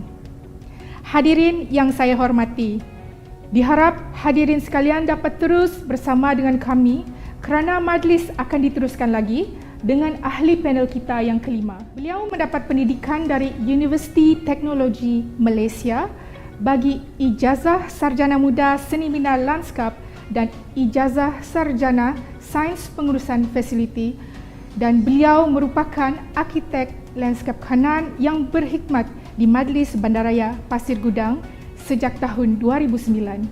Dijemput Landscape Architect Zanariah binti Kadir bagi menyampaikan perkongsian inisiatif Majlis Bandaraya Pasir Gudang berkenaan dengan Green Initiative on Low Carbon City. Dipersilakan. Bismillahirrahmanirrahim. Assalamualaikum warahmatullahi wabarakatuh dan selamat sejahtera kepada semua. Saya ingin mengucapkan terima kasih kepada pihak Kementerian Kerajaan Tempatan dan Perumahan Sabah kerana telah menjemput saya selaku penceramah pada hari ini untuk menceritakan tentang peranan arkitek landscape dalam pelaksanaan kejoranan hijau ke arah bandar rendah karbon yang telah dilaksanakan di Majlis Bandaraya Pasir Gudang. Peranan Majlis Bandaraya Pasir Gudang lebih kurang sama dengan PBT-PBT di Malaysia, di mana fungsi utama kami adalah untuk merancang, membentuk ala tuju, membangunkan dan menguruskan hal ehwal tempatan dalam aspek sosial, ekonomi dan alam sekitar di kawasan pentadbiran Majlis Bandaraya yang berkeluasan lebih kurang 35,000 hektar dengan jumlah penduduk mencecah hampir 500,000 orang. Dan visi Majlis Bandaraya Pasir Gudang adalah ke arah Pasir Gudang Bandar Pintar dan rendah karbon menjelang 2025, dan misi yang telah digariskan untuk mendukung visi yang telah kita reka adalah kita sasarkan adalah yang pertama memperkasakan tadbir urusan cekap, kita memperkasakan libatkan masyarakat, penyediaan kemudahan kesihatan awam, perancangan dan pembangunan yang mampan dan pengukuhan kedudukan keuangan bandaraya. Dan sudah tentunya ke arah bandaraya kami telah menentukan konsep bandar rendah karbon, di mana Pasir Gudang adalah bandar pelabuhan dan industri. Bandaraya Pasir Gudang adalah bandaraya pelabuhan dan industri, di mana dalam konsep bandar rendah karbon ini kami menekankan aspek sosial, ekonomi dan persekitaran. Ini adalah pendekatan pelaksanaan untuk bandar rendah karbon di mana kita melibatkan persekitaran bandar, iaitu bagaimana untuk kita mereka bentuk bandar kita dengan keadaan hijau dan kualiti alam sekitar serta pemilihan tapak dan infrastruktur bandar. Kita menekankan dalam aspek tenaga, air dan sisa. Serta dalam pembangunan kita cuba wujudkan sistem pengurusan bangunan yang lestari serta ke arah bandar rendah karbon. Dan bandar rendah karbon kita dapat lihat apa yang dimaksudkan adalah dia terdiri daripada masyarakat yang menggunakan teknologi hijau secara lestari dan melaksanakan amalan hijau, dan kriteria bandar rendah karbon Pasir Gudang juga merujuk kepada ciri-ciri walkable city, livable city, green city dan smart city. Itu adalah antara ciri-ciri yang cuba kami terapkan dan kami sasarkan, dan di situ dari segi pembangunan infranya pula kita cuba menekankan dari segi pedestrian friendly dan transit oriented development. Dari segi pembangunan hijau kita terapkan di kawasan-kawasan komersial dan juga kawasan-kawasan pembangunan kawasan industri, dan infrastruktur pengangkutan hijau juga kita cuba mencapai ke tahap yang maksimum, pengurusan sisa yang cekap dan pengurusan tenaga air. Dan dalam mengejar ke arah bandar rendah karbon kita juga mempunyai isu dan cabaran-cabarannya. Di antaranya kami telah letakkan dia di dalam Low Carbon Action Plan Pasir Gudang sebab dalam melihat ke arah indikator yang telah kami tetapkan di dalam sasarkan, kami masih lagi berada di peringkat yang masih rendah dan agak jauh untuk kita kejar, tetapi kami telah cuba sedaya upaya untuk mencapai sesuatu yang kita rasa itu adalah perlu untuk kita kejar. Dan di dalam inisiatif untuk membantu ke arah bandar rendah karbon, kita cuba menumpukan pelaksanaan inisiatif kejaranan hijau di dalam pembangunan pasir gudang secara menyeluruh. Dan kita lihat bahawa sasaran output bandar rendah karbon ini perlulah menumpu kepada pengurangan penggunaan tenaga elektrik dan air, peningkatan amalan kita semula dan pertambahan pokok. Dan 3 indikator ini telah kita sasarkan untuk peratus-peratusan yang tertentu supaya kita tidak alpa ataupun kita tidak lari daripada sasaran kita. Contohnya pada tahun 2020 kita cuba sasarkan 5% untuk pengurangan tenaga air dan elektrik. Tahun 2025 kita cuba sasarkan 15% dan pada tahun 2030 kita cuba sasarkan 30%. Begitu juga dengan peningkatan amalan kita semula untuk mengurangkan sisa pepejal sebanyak 2% sepanjang tahun dan 10% hingga tahun 2030 serta pertambahan pokok kita cuba sasarkan 3% sepanjang tahun dan 30% hingga tahun 2030. Di sini ingin saya berkongsi apakah yang telah kami iaitu Majlis Bandar Pasir Gudang laksanakan di sepanjang program penghijauan kejaranan kami, iaitu dengan mewujudkan taman komuniti. Dan suka saya menceritakan tentang pengalaman kami bersama dengan komuniti, bagaimana kami melaksanakan dan membangunkan taman komuniti bersama mereka. Taman komuniti yang kita maksudkan adalah kawasan yang kita wujudkan sebagai pusat redah keluarga di reserve kawasan lapang Pasir Gudang, di mana mempunyai keluasan 0.5 hingga 1 ekar. Dan kelengkapan rekreasi tersebut adalah kaitan dengan taman permainan kanak-kanak, peralatan senaman dan kecergasan, laluan berjoging, dataran pelbagai guna, tanaman tumbuhan dan pagaran pencahayaan dan perabot taman. Dan di situ apa yang kita cuba laksanakan adalah dengan pembangunan taman komuniti pada setiap tahun ini, iaitu di situ kita memperuntukkan setiap tahun 300,000, lebih kurang 300,000 wang peruntukan untuk kita membangunkan setiap kawasan lapang sebagai taman komuniti yang kita bangunkan sebagai kawasan yang akan kita serahkan kepada rakan taman yang kita wujudkan di sebuah taman tersebut, di mana setelah siap kerja pelaksanaan pembangunan tersebut, kita akan serahkan kepada pihak rakan taman dengan kita lantik rakan taman tadi melalui watika pelantikan, dan kita serahkan taman komuniti tersebut bersama dengan manual penyelenggaraan kawasan. Dan di sini mereka telah mengambil alih tugas Majlis Bandaraya untuk dijadikan projek anak angkat ataupun program anak angkat kepada taman komuniti yang telah kami sediakan dengan sempurna. Dan mereka akan selenggara mengikut kriteria-kriteria ataupun spesifikasi kerja yang telah kami gariskan. Seperti mana ini adalah salah satu inisiatif, satu lagi inisiatif kejaranan hijau yang kami laksanakan, iaitu kebun komuniti.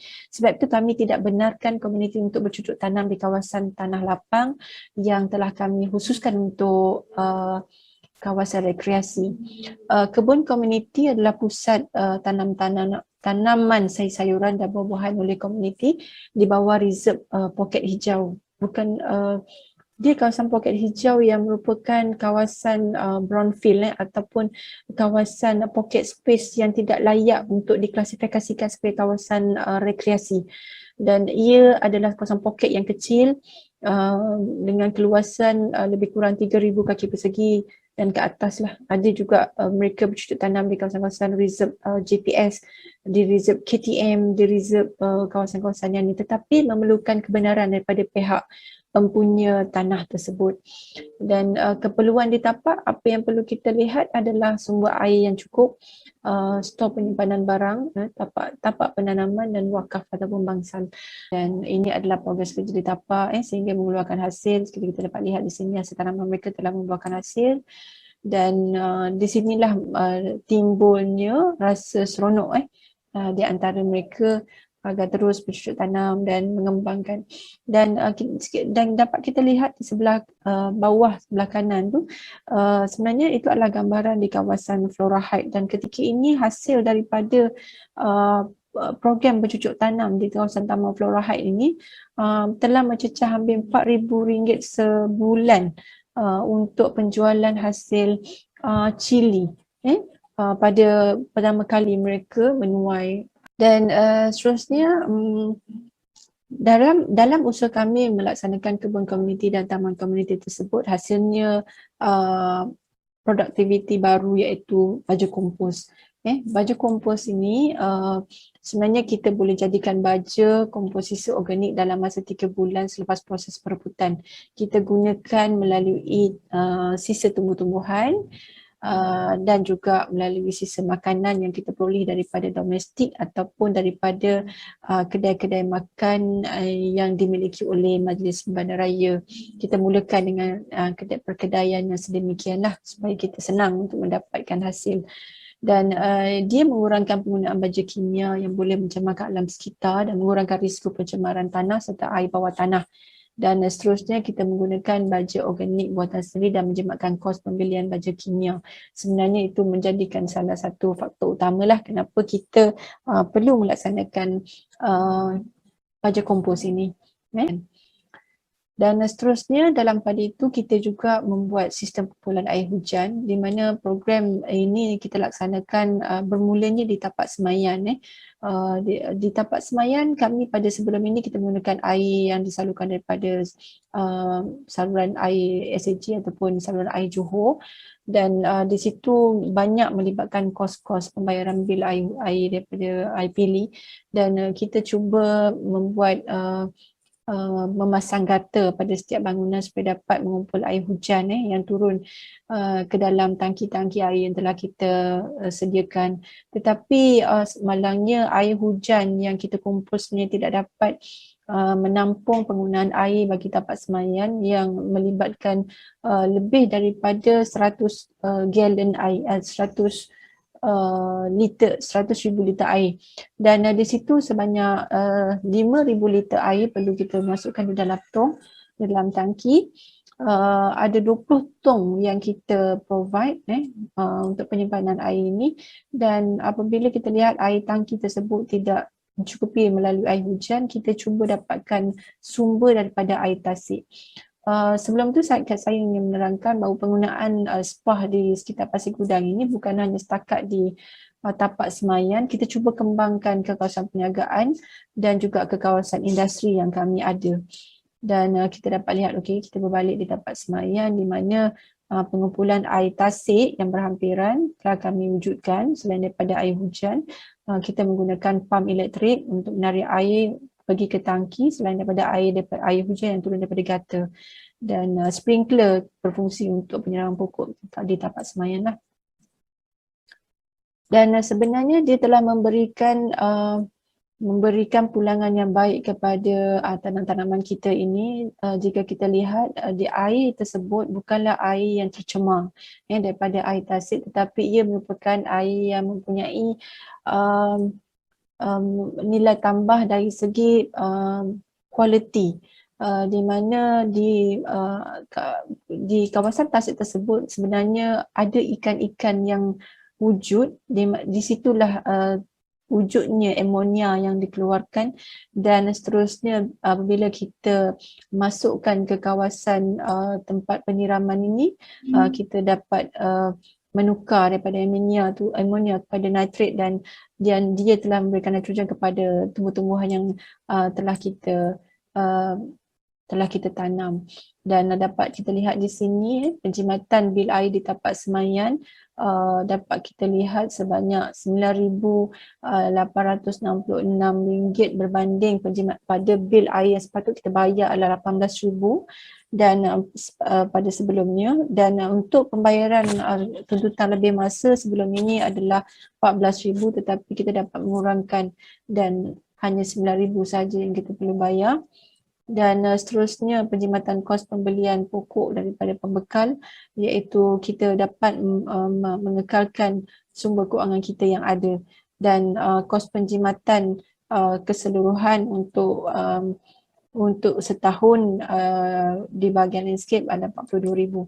Dan sumber daripada air kolam tasik dan sebagainya tadi, kita gunakan juga untuk kegunaan landscape di luar, iaitu untuk siraman tanam-tanaman di padang, siraman di padang dan juga tanaman-tanaman landscape di tepian jalan serta taman-taman awam. Dan penjimatan air di luar tapak semaian, kalau kita lihat di sini bersama dengan penjimatan air di tapak semaian, kita penjimatan yang agak besar lah, itu hampir 60,000 setahun yang dapat kita jimatkan. Dan seperti mana yang saya sebutkan tadi, kita bukan saja menggunakan spa ini di kawasan tapak semaian, tetapi kita juga gunakan di kawasan industri. Kita wajibkan setiap pembangunan industri melaksanakan sistem spa ini, dan melalui kelulusan merancang serta pada peringkat awal lagi telah kita gariskan mereka perlu melaksanakan sistem spa di setiap pembangunan yang diadakan. Begitu juga dengan kawasan perniagaan.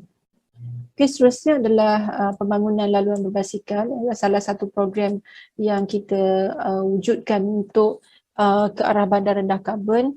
Setakat ini terdapat 24 km laluan berbasikal telah kita bangunkan.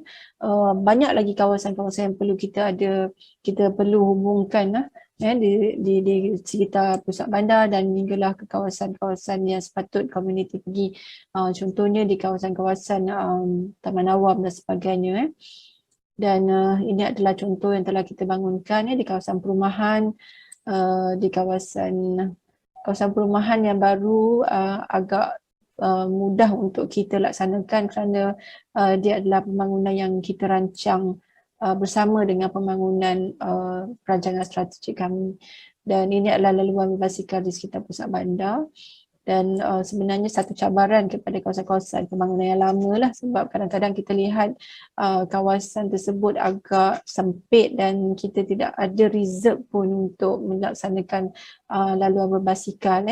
Jadi kita terpaksa ambil alternatif yang lain. Kemungkinan laluan berbasikal tersebut sama ada di kawasan di atas jalan, tetapi kita tandakan dengan logo berbasikal tu, ataupun kita letakkan, kita cadangkan ataupun kita reka bentuk di atas longkang. Kita terpaksa menggunakan laluan longkang tersebut untuk dijadikan laluan berbasikal di atasnya. Tetapi ada beberapa faktor yang lain yang perlu kita ambil kira, sebagai contoh untuk penyelenggaraan longkang. Jadi kita perlu ada tempat-tempat yang kita perlu ambil berat bagaimana penyelenggaraan itu dapat dilaksanakan dengan baiklah. Dan tidak ketinggalan di taman awam, untuk pada masa sekarang kita sedang berusaha untuk menghubungkan laluan berbasikal daripada kawasan kediaman sehingga ke taman awam, dan hampir 50% setakat ini yang kita telah bangunkan ke arah pembangunan yang baik lah, itu untuk menghubungkan di antara kawasan kediaman ke kawasan rekreasi dan juga ke kawasan komersial, supaya komuniti kurang untuk membawa kereta.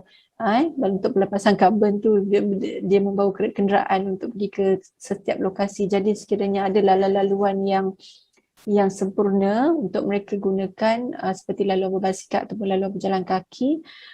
Jadi apa yang kita nampak itu memberikan pendorong kepada mereka lah untuk menggunakan laluan-laluan yang kita bangunkan.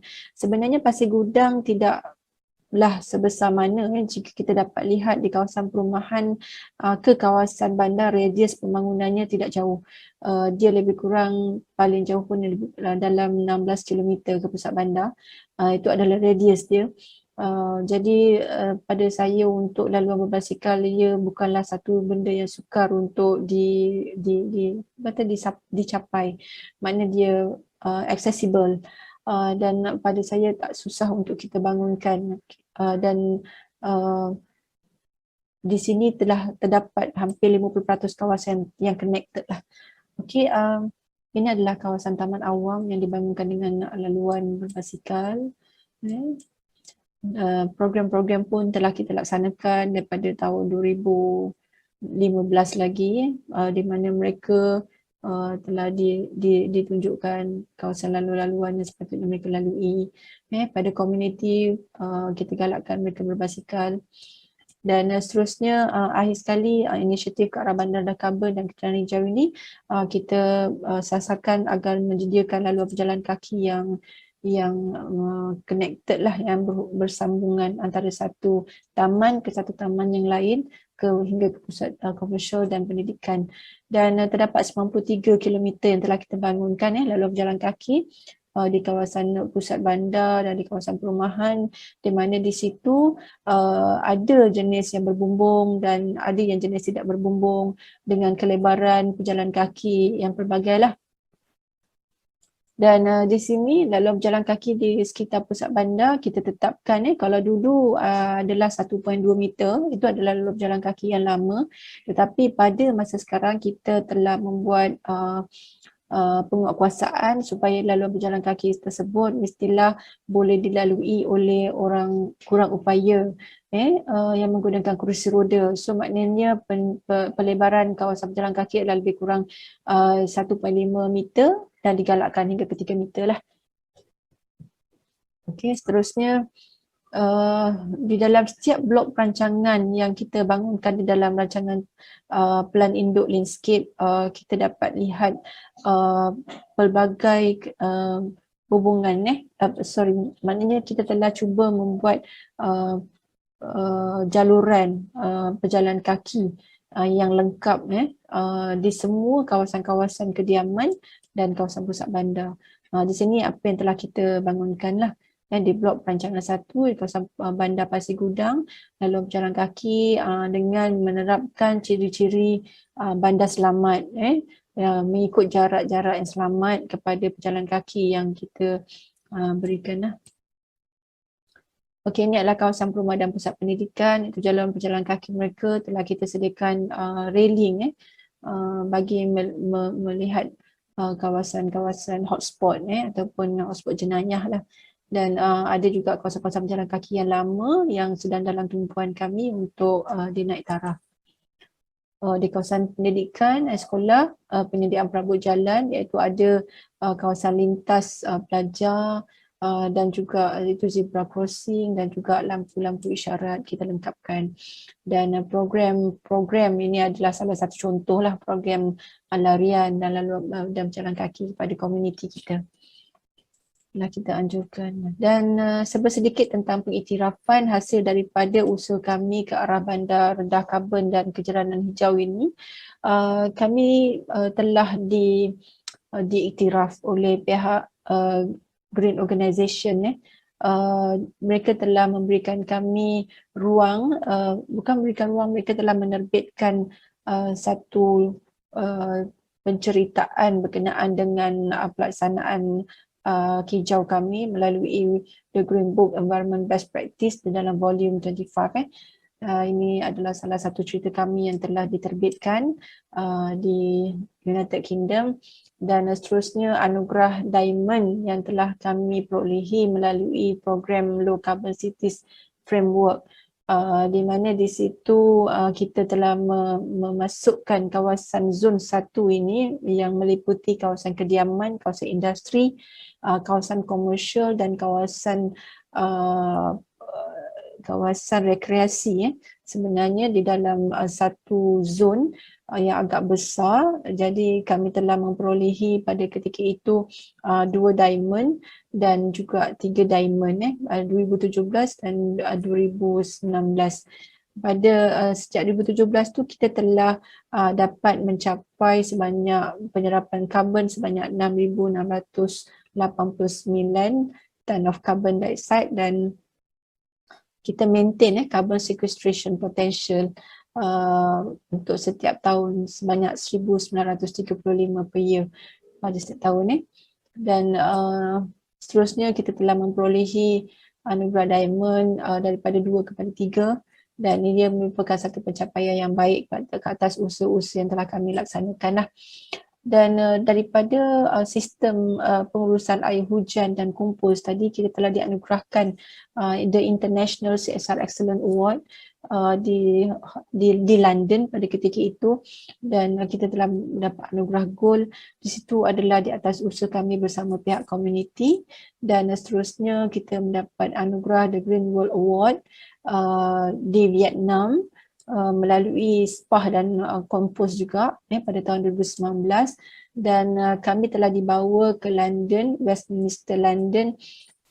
Pada ketika itu kita telah mendapat anugerah Green Apple Award iaitu Green World Ambassador, dan ia amat membanggakan kami lah, walaupun usaha kami hanya sedikit tetapi nampaknya telah diberikan penghargaan pembangunan spa dan kompos. Dan untuk penghijauan kawasan, kami telah mendapat anugerah Place Award 2019 dengan National Scroll Award 2018 melalui pembangunan di Taman Komuniti Pasir Gudang, Community and Neighbourhood Park, Outdoor Public Park, Taman Bandar, dan juga Neighbourhood Garden Initiative. Jadi kami rasa ini adalah melalui United Nations and Habitat. Jadi National Scroll Award ni sangat bermakna pada kami lah. Dan seterusnya pelbagai anugerah-anugerah lain yang telah diperolehi secara individu, inisiatif pembangunan kejayaan hijau melalui daripada bangunan air spa, dan sejajar dengan itu kami telah mendapat anugerah Bandar Mampan daripada tahun 2017 hinggalah kini daripada Kementerian Kerajaan Tempatan, Kementerian Perumahan dan Kerajaan Tempatan Malaysia, dan ia merupakan salah satu kebanggaan kepada kami di mana kami adalah bukan yang pertama memperoleh markah tertinggi di negeri Johor sendiri, Majlis Bandar Pasir Gudang, dan sangat ia memberikan kegembiraan yang sangat tinggilah kepada kami di atas usaha sedikit yang kami laksanakan, hanya melalui kompos, spa, pelaksanaan rendah karbon yang lain, rakan-rakan melalui inisiatif penghijauan ataupun penghijauan bangunan dan sebagainya. Kami berkongsi anugerah ini bersama. Dan sebenarnya di sinilah kesimpulan cerita kita, di mana pelaksanaan inisiatif kejaranan hijau di Pasir Gudang telah banyak memberikan kesan kepada persekitaran bandar Pasir Gudang sebagai bandar industri dan pelabuhan. Pengiktirafan yang diberi menjadi pemangkin untuk bandar Pasir Gudang kekal mampan, lestari dan selamat untuk didiami. Dan sebagai peranan sebagai landscape architect, iaitu kita adalah wujudnya kita adalah untuk mengolah sumber yang ada bagi keseimbangan pembangunan dan persekitaran yang indah, ceria dan selamat untuk dihuni oleh komuniti dan ekosistem yang ada. Jadi itulah kesimpulan daripada pembentangan saya pada hari ini. Semoga dia menjadi salah satu perkongsian ilmu yang baik kepada rakan-rakan di luar sana, supaya kita sama-sama maju, dan banyak lagi kekurangan yang pihak kami ada, dan kami sangat berbesar hati untuk menerima ilmu-ilmu yang lain daripada rakan-rakan di luar sana. Dan apa yang kami ada ini kami rasa masih sedikit lagi kalau kita nak bandingkan dengan pihak yang jauh lebih ke depan, dan contoh-contoh daripada rakan-rakan di luar sana sangat-sangat membantu, dan bukan saja setakat membantu menambah ilmu kita, tetapi membantu untuk memperkuatkan semangat kita untuk terus menghijaukan bumi kita. Itu saja daripada saya dan sikit arkitek Zanaria Kadir daripada Majlis Bandar Pasir Gudang. Segala kekurangan saya mohon ampun dan maaf, dan segala apa yang saya bentangkan ini adalah merupakan perkongsian yang saya rasa kita boleh gunakan bersama. Sekian, terima kasih. Assalamualaikum warahmatullahi wabarakatuh daripada saya. Assalamualaikum. Terima kasih. Majlis merakamkan jutaan terima kasih kepada landscape architect Zanaria binti Kadir atas penerangan yang cukup jelas berhubung dengan usaha MBPG melaksanakan inisiatif hijau dalam mereka bentuk bandar rendah karbon. Semoga usaha yang dikongsikan sebentar tadi dapat mendorong PBT di Sabah untuk menambah baik sistem atau pembangunan sedia ada serta melaksanakan lebih banyak program-program hijau di samping melibatkan lebih ramai lagi agensi di peringkat PBT untuk bekerjasama melaksanakan usaha ini. Kini, kita sudah sampai kepada panel kita yang terakhir. Panel yang terakhir ini merupakan Presiden bagi Persatuan Arkitek Lanskap Awam Malaysia, PALMA.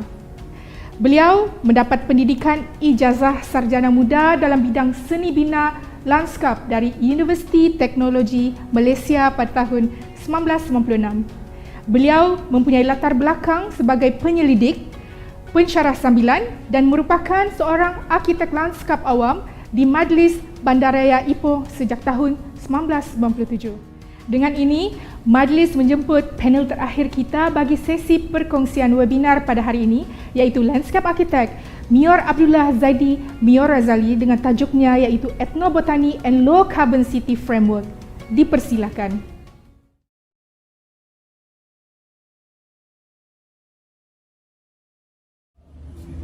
Assalamualaikum. Saya Landscape Architect Mior Abdullah Zaidi bin Mior Razali akan membentangkan presentation yang bertajuk Ethnobotany and Low Carbon City Framework. Jadi sama-sama kita berkongsi ilmu untuk kebaikan bersama.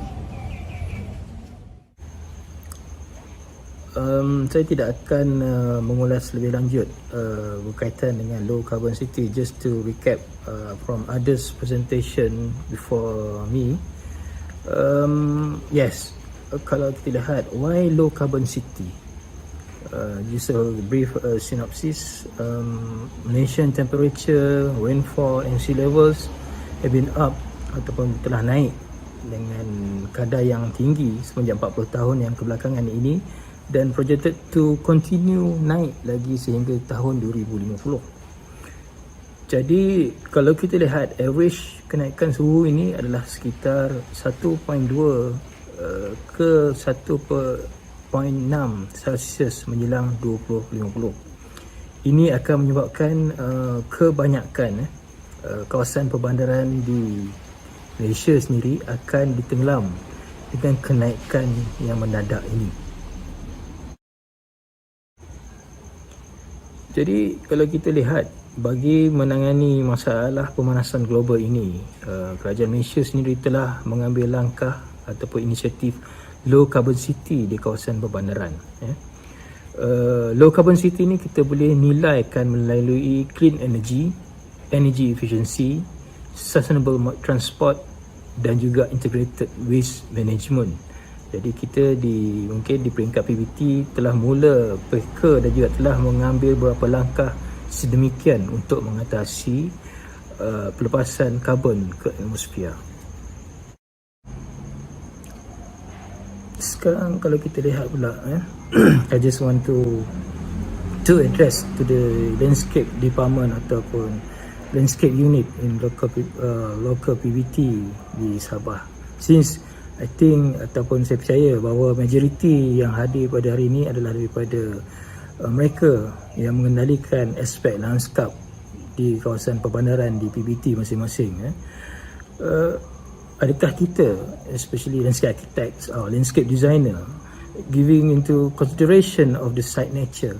Adakah kita melihat, adakah kita memasuki tapak itu atas kehendak ataupun keperluan? Dan juga kalau kita lihat, adakah kita menghargai aspek alam semula jadi yang berada di situ? Adakah perlu kita merosakkannya ataupun perlu mengekalkannya untuk kebaikan future generation?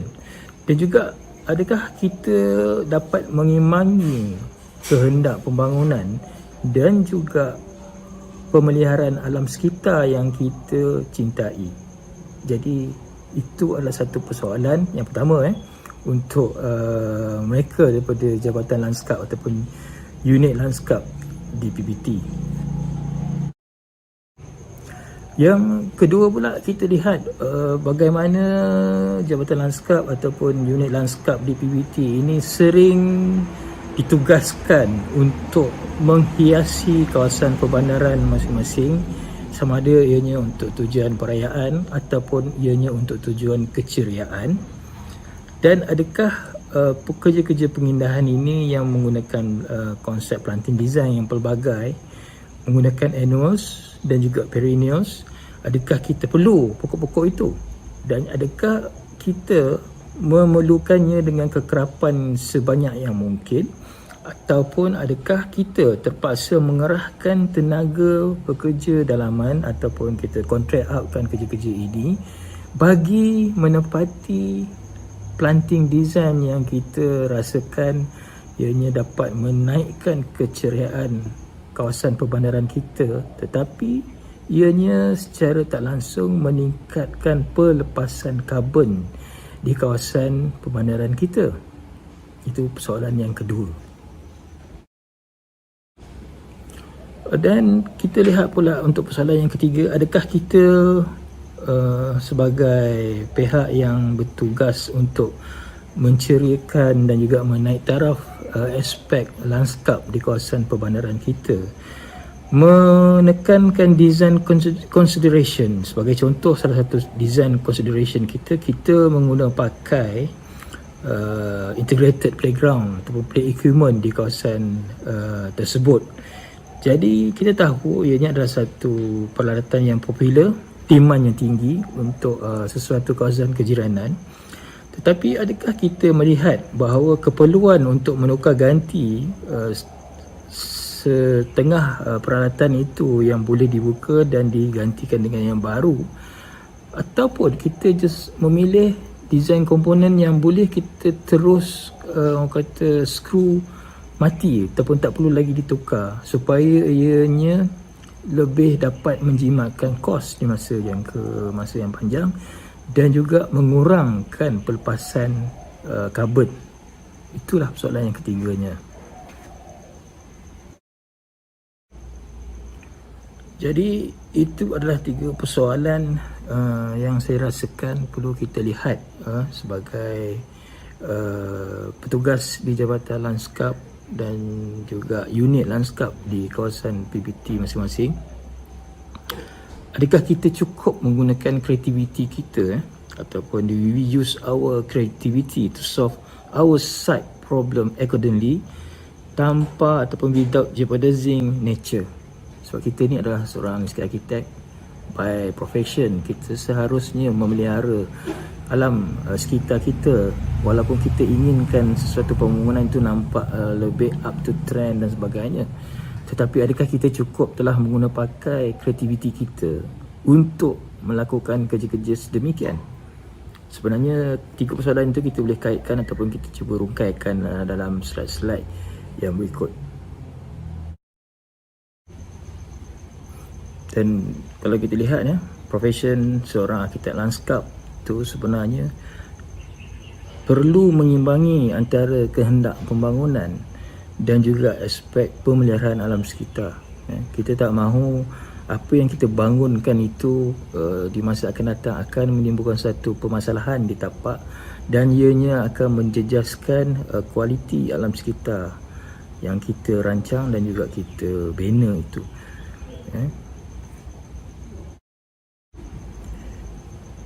Jadi ini adalah persoalan yang saya rasakan adalah lebih tertumpu kepada orang kata macro planning of the site.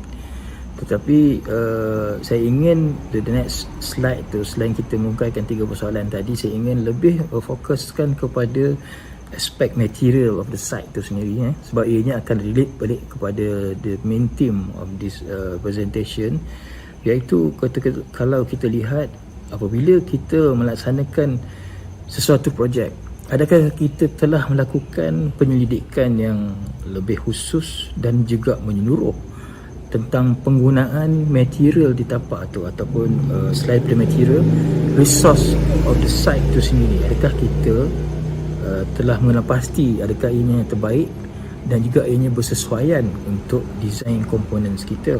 Kadang-kadang kita tak perlu pun berbelanja dengan orang kata nilai yang tinggi, tapi kita sebenarnya boleh melakukan penjimatan dengan menggunakan konsep upscaling dan sebagainya Mengguna pakai natural elemen yang ada di tapak itu untuk kita ketengahkan sebagai design team kita. Itu adalah aspek yang sepatutnya kita tekankan dalam pemilihan material di tapak. Okey.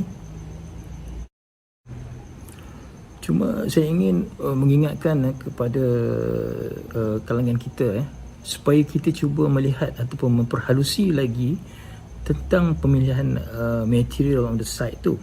Sebab kita lihat carbon emission daripada bahan ataupun produk-produk lanskap itu sebenarnya agak tinggi juga.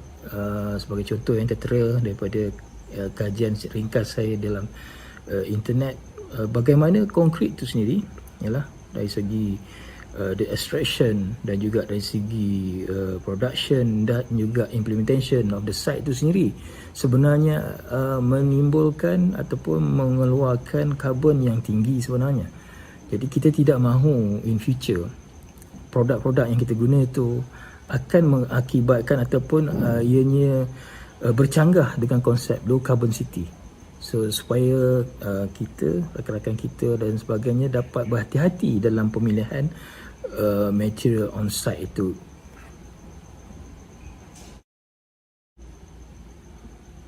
Yang seperti saya terangkan tadi, ya, sebagai contoh, sebagai konkret, bagaimana bermula daripada life cycle extraction batu-batu di kuari, kemudian ianya dijadikan sebagai produk ataupun dimanufacturekan di dalam kilang-kilang untuk tujuan simen ataupun konkrit dan sebagainya, dan juga dari segi penghantarannya daripada satu kuari ke kilang, dan juga daripada kilangnya itu juga kita akan start ataupun mula edarkan sama ada ianya ke hardware yang berdekatan ataupun mungkin terpaksa antara negeri ataupun antara negara, dan juga apabila bermulanya construction, adakah method of the construction itu yang boleh mengakibatkan kadar pelepasan karbon itu lebih tinggi, dan penggunaannya, ya, kita lihat adakah ianya boleh menyebabkan juga carbon emission, dan eventually bila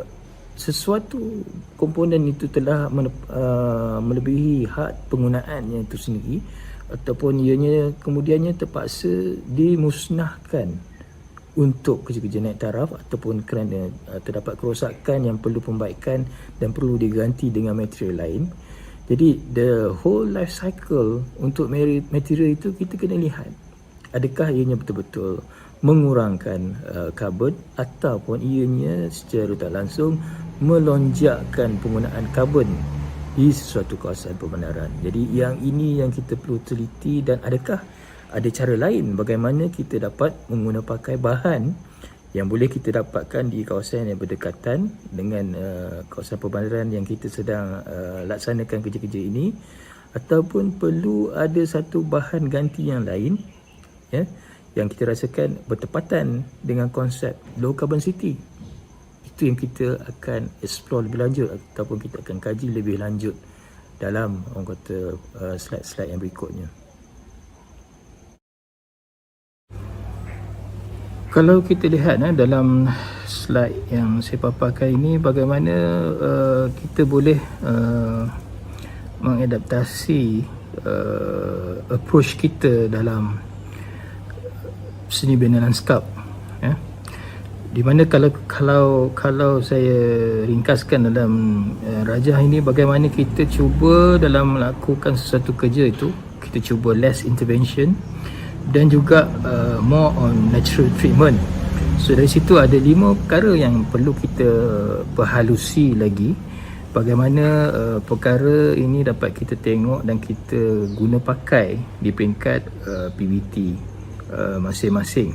Jadi yang pertama ialah bagaimana less engineering solution but more natural solution. Maksudnya sekarang ni kalau kita lihat, not necessary semua perkara tu kita perlu laksanakan berpaksikan kepada engineering solution. Kadang-kadang kita yang telah orang kata ada pengalaman sebagai seorang arkitek lanskap, kita rasakan approach contohnya lah pembinaan itu mungkin tak perlu orang kata terlalu rigid sangat to the adaptation of engineering punya base. Mungkin contohnya macam pembinaan swale ataupun longkang tanah, mungkin kita perlu laksanakan tanpa melakukan ianya seperti monsoon drain dia punya ending product. Itu adalah bagi less engineering. Kemudian kalau kita lihat pula bagaimana on less thematic design but more on ecological design. Kadang-kadang kita mungkin dah terbiasa sebenarnya. In fact our public pun demanding that kalau boleh bila kita kata landscape tu mestilah sesuatu yang kemas, teratur, tersusun. Tetapi kalau kita lihat itulah yang akibatnya menyebabkan banyak orang kata carbon emission dari segi labor intensif, lagi machineries punya movement, penggunaan peralatan dan sebagainya. Tetapi kalau kita berpaksikan design kita kepada ecological approach, kita tak perlu orang kata melakukan kekerapan pemotongan rumput let's say 2 bulan sebulan 2 kali, mungkin memadai sebulan sekali. Itu sebagai contoh lah kalau kita lihat yang di situ. Kemudian kita lihat juga bagaimana perlunya kita melihat semula penggunaan bahan-bahan hardscape. Mungkin kita kena lihat industrialized material ni memang banyak di pasaran. Ianya telah diperakukan sebagai bahan-bahan yang bersesuaian untuk orang kata civil work, landscape work dan sebagainya. Tetapi kita jangan bataskan diri kita, don't limit ourselves, supaya kita explore new material yang boleh orang kata mengurangkan kadar pelepasan karbon emission di peringkat perbandaran kita. Kita boleh lihat sebagai contoh recycle wood, ataupun penggunaan buluh bamboo application dalam construction, light construction. Walaupun ianya belum lagi ada orang kata certified bodies yang memperakukan buluh ni sesuai, tetapi kita jangan limitkan diri kita. Kita try, explore dan bagaimana ianya dapat digunakan untuk pembinaan lanskap. Itu tak salah bagi kita, sebab tujuan kita adalah untuk mengurangkan kadar pelepasan karbon di kawasan perbandaran kita. Dan juga sebenarnya kadang-kadang being landscape architect atau landscape designer, kadang-kadang kita ni terbawa-bawa dengan designer's whim. Kita rasa kita ada taste kita ada trend kita ada style kita yang kita nak olahkan dan pamerkan kepada halayak ramai. Tetapi at our current rate ataupun trend sekarang, sebenarnya kita perlu melihat input daripada komuniti itu sendiri. Kalau dulu mungkin kita rasa pokok musang king ataupun pokok durian tu tak sesuai ditanam, contoh di kawasan kejiranan ataupun kawasan perbandaran.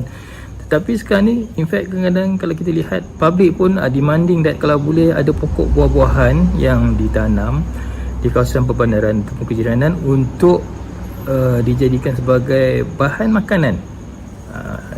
Ataupun sekarang ni kita boleh lihat lah ada kebun komuniti dan sebagainya. Jadi kita kena lihat apakah kehendak masyarakat ataupun masyarakat sendiri sebenarnya mahukan setengah-setengah pokok yang terdapat di sekeliling mereka itu sebagai pokok yang bersesuaian dalam lanskap. Dan apabila kita melihat tentang pokok, di sini kalau kita lihat di Jabatan Lanskap dan juga unit lanskap di PBT, di local authority, sebenarnya perlu melaksanakan tugasan bagi keceriaan kawasan perbandaran masing-masing. Jadi perlulah mereka come out dengan planting konsep dan sebagainya.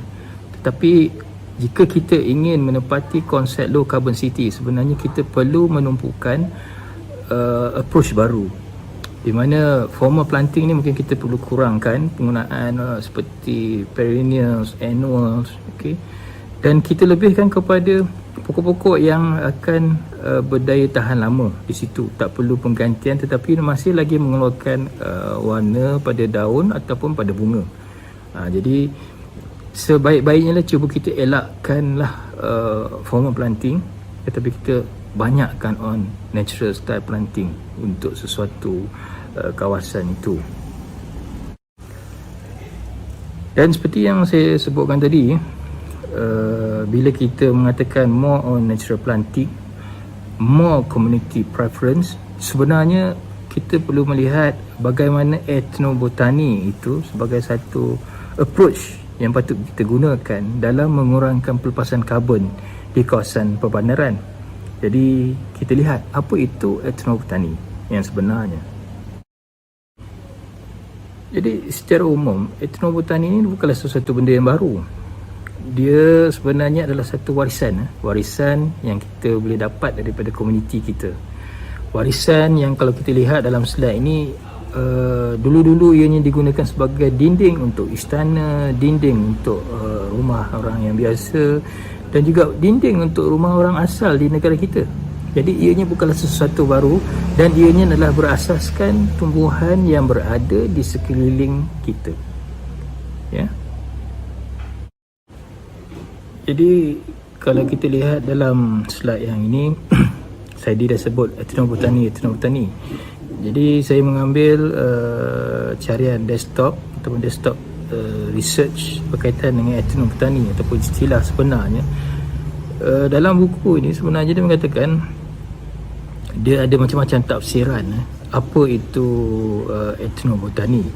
Tetapi dari segi konteksnya, ethnobotani ini ialah definition will be words like indigenous, rainforest, ancient, pharmaceuticals, folklore, hallucinogens and endangered.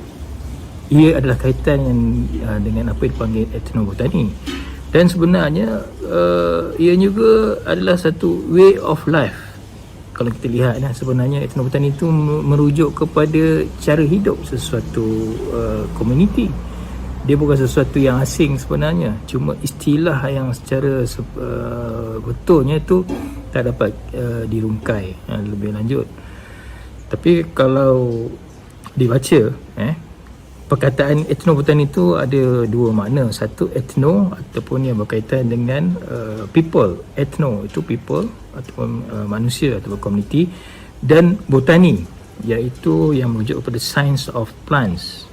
Sains mengenai pokok, apa yang berkaitan dengan pokok. Jadi secara keseluruhannya ethnobotani ini adalah apa dipanggil study of how people of particular cultures and regions make use of the plants in their local environment. Maknanya ini adalah satu bidang yang mentafsirkan kegunaan pokok itu oleh komuniti sesuatu tempat. Jadi itu yang dikatakan ethnobotani.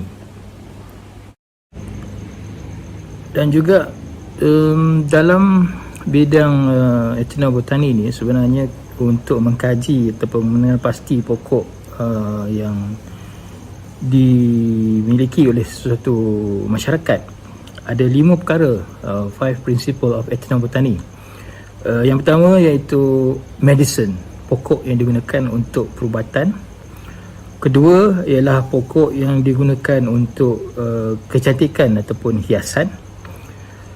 Ketiga, pokok yang digunakan untuk acara ataupun kepercayaan sesuatu masyarakat. Ketiga ialah pokok yang digunakan bagi kegunaan pembinaan sesuatu struktur di dalam penempatan masyarakat tersebut. Dan yang terakhir sekali, yang paling penting sebenarnya ialah pokok yang dijadikan untuk makanan ataupun food, ya. Sebab di sinilah pentingnya pokok-pokok ini untuk digunakan dalam masyarakat berkenaan. Jadi secara mudah jika kita ingin mengenal pasti ethnobotani plant bagi sesuatu masyarakat, kita boleh melihat melalui 5 kegunaan yang terdapat yang saya sebutkan tadi, iaitu medicine, kosmetik, ritual, utility dan juga yang terakhir food. Jadi itulah yang penting ataupun elemen yang penting bila kita mengenal pasti ethnobotani plant bagi masyarakat itu. Dan kalau kita tengok baliklah the overall presentation ni, etnobotani ni adalah satu cara bagaimana kita boleh mengurangkan pelepasan karbon ke atmosfera dengan menggunakan pokok-pokok yang terdapat ataupun pokok-pokok yang telah sedia ada diguna pakai oleh sesuatu komuniti. Ianya bukan sesuatu yang asing. Ianya bukan sesuatu ornamental plants yang kita bawa daripada luar, kita tanam di dalam kawasan perbandaran, tetapi ianya mempunyai apa kita katakan jati diri komuniti itu, yang orang kata belongs to the community, yang ada kaitan, yang ada sinonim dengan sesuatu komuniti di mana pokok itu didapati.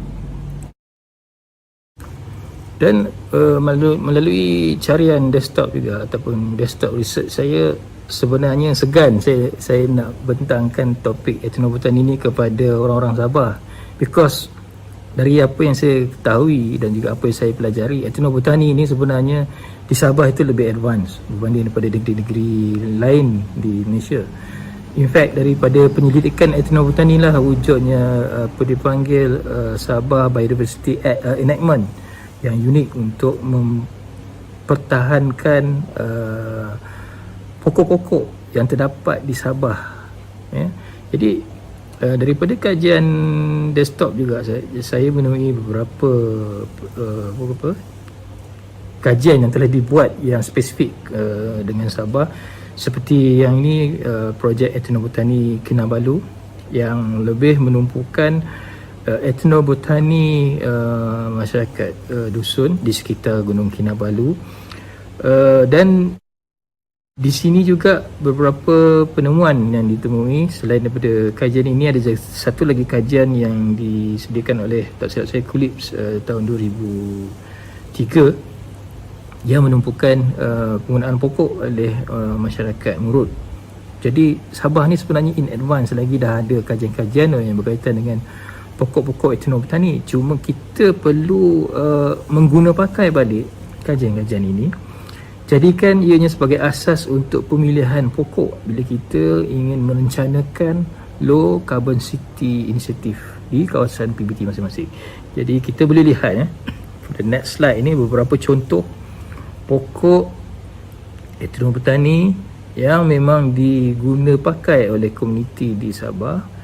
Ini beberapa contoh saja yang saya tunjukkan di dalam slide berikut, supaya pokok-pokok yang kita guna ni ianya boleh memanfaatkan juga balik penduduk-penduduk sekitar pemandaran itu, di mana pokok-pokok itu juga adalah sinonim dengan masyarakat itu, dan pokok-pokok itu juga boleh mengurangkan pelepasan karbon apabila kita orang kata lihat life cycle-nya daripada memperolehi pokok itu daripada kawasan itu sendiri, penanamannya pun di kawasan itu sendiri, dan ianya boleh dimanfaatkan oleh penduduk sama ada dari segi 5 prinsip etnobotani itu, dari segi perubatan, makanan, kecantikan, orang kata untuk kegunaan pembinaan rumah, dan juga kepercayaan ataupun ritual.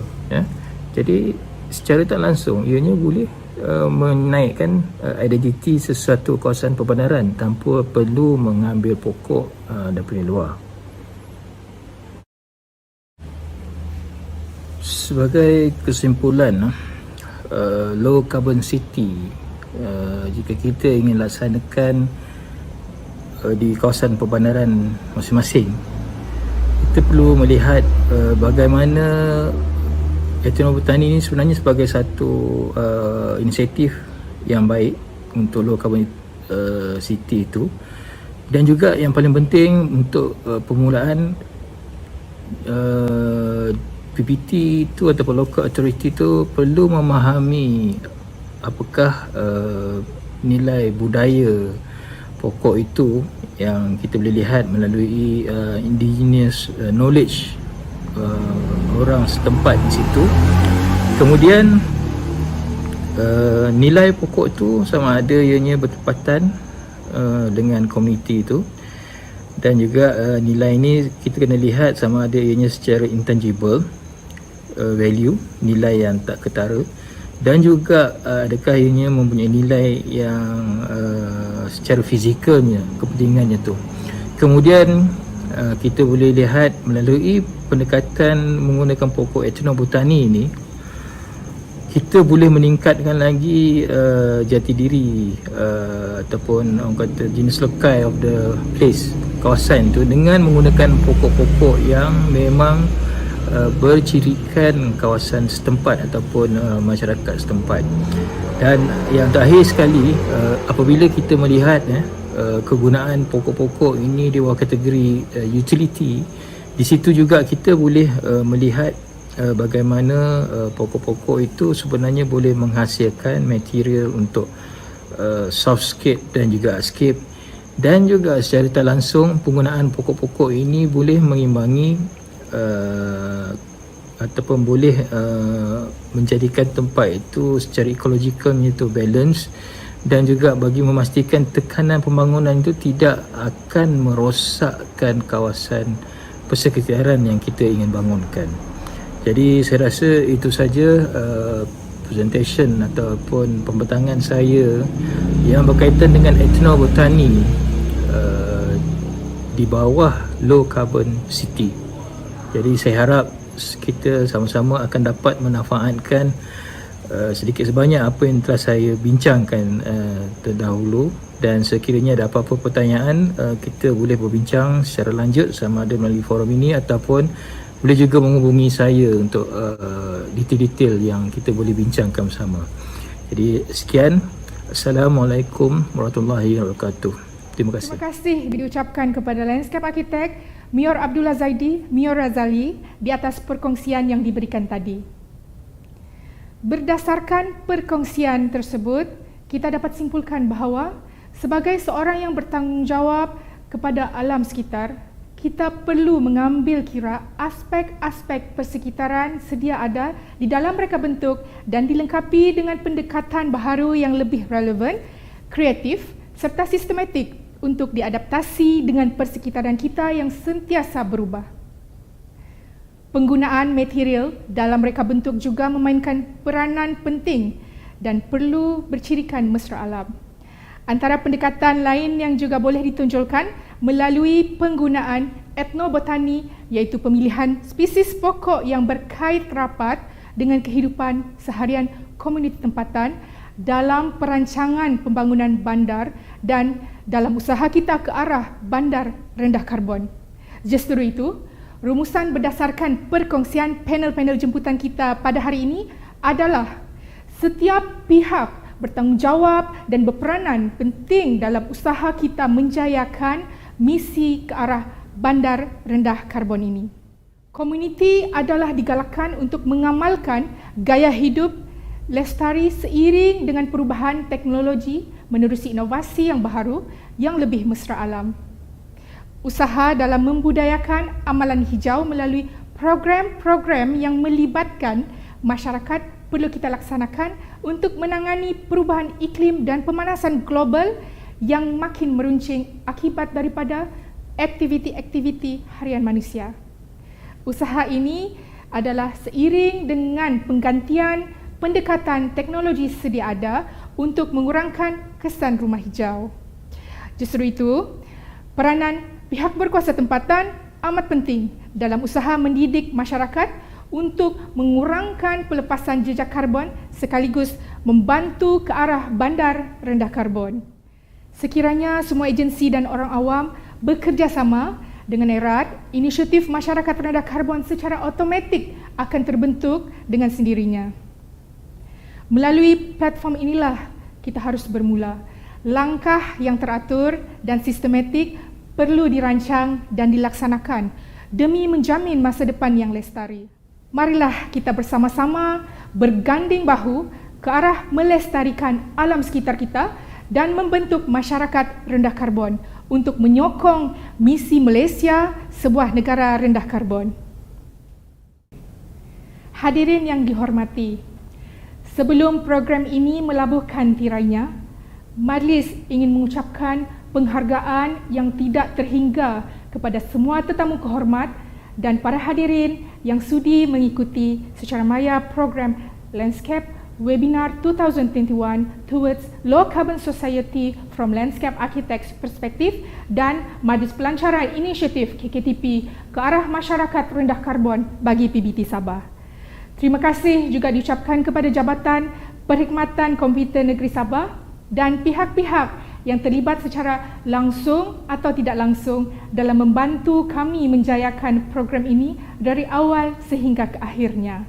Kami juga dengan rendah hati memohon kemaafan atas segala salah dan silap di sepanjang program ini berlangsung.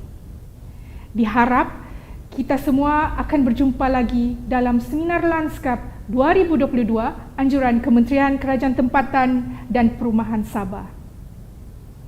Jika pada awal pembukaan tadi saya awali dengan serangkap pantun, izinkan saya akhiri webinar ini juga dengan serangkap pantun. Manis wajah indah berseri, sopan santun budi pekerti. Selesai sudah tugasan diberi, di lain masa bersua lagi. Sekian, terima kasih.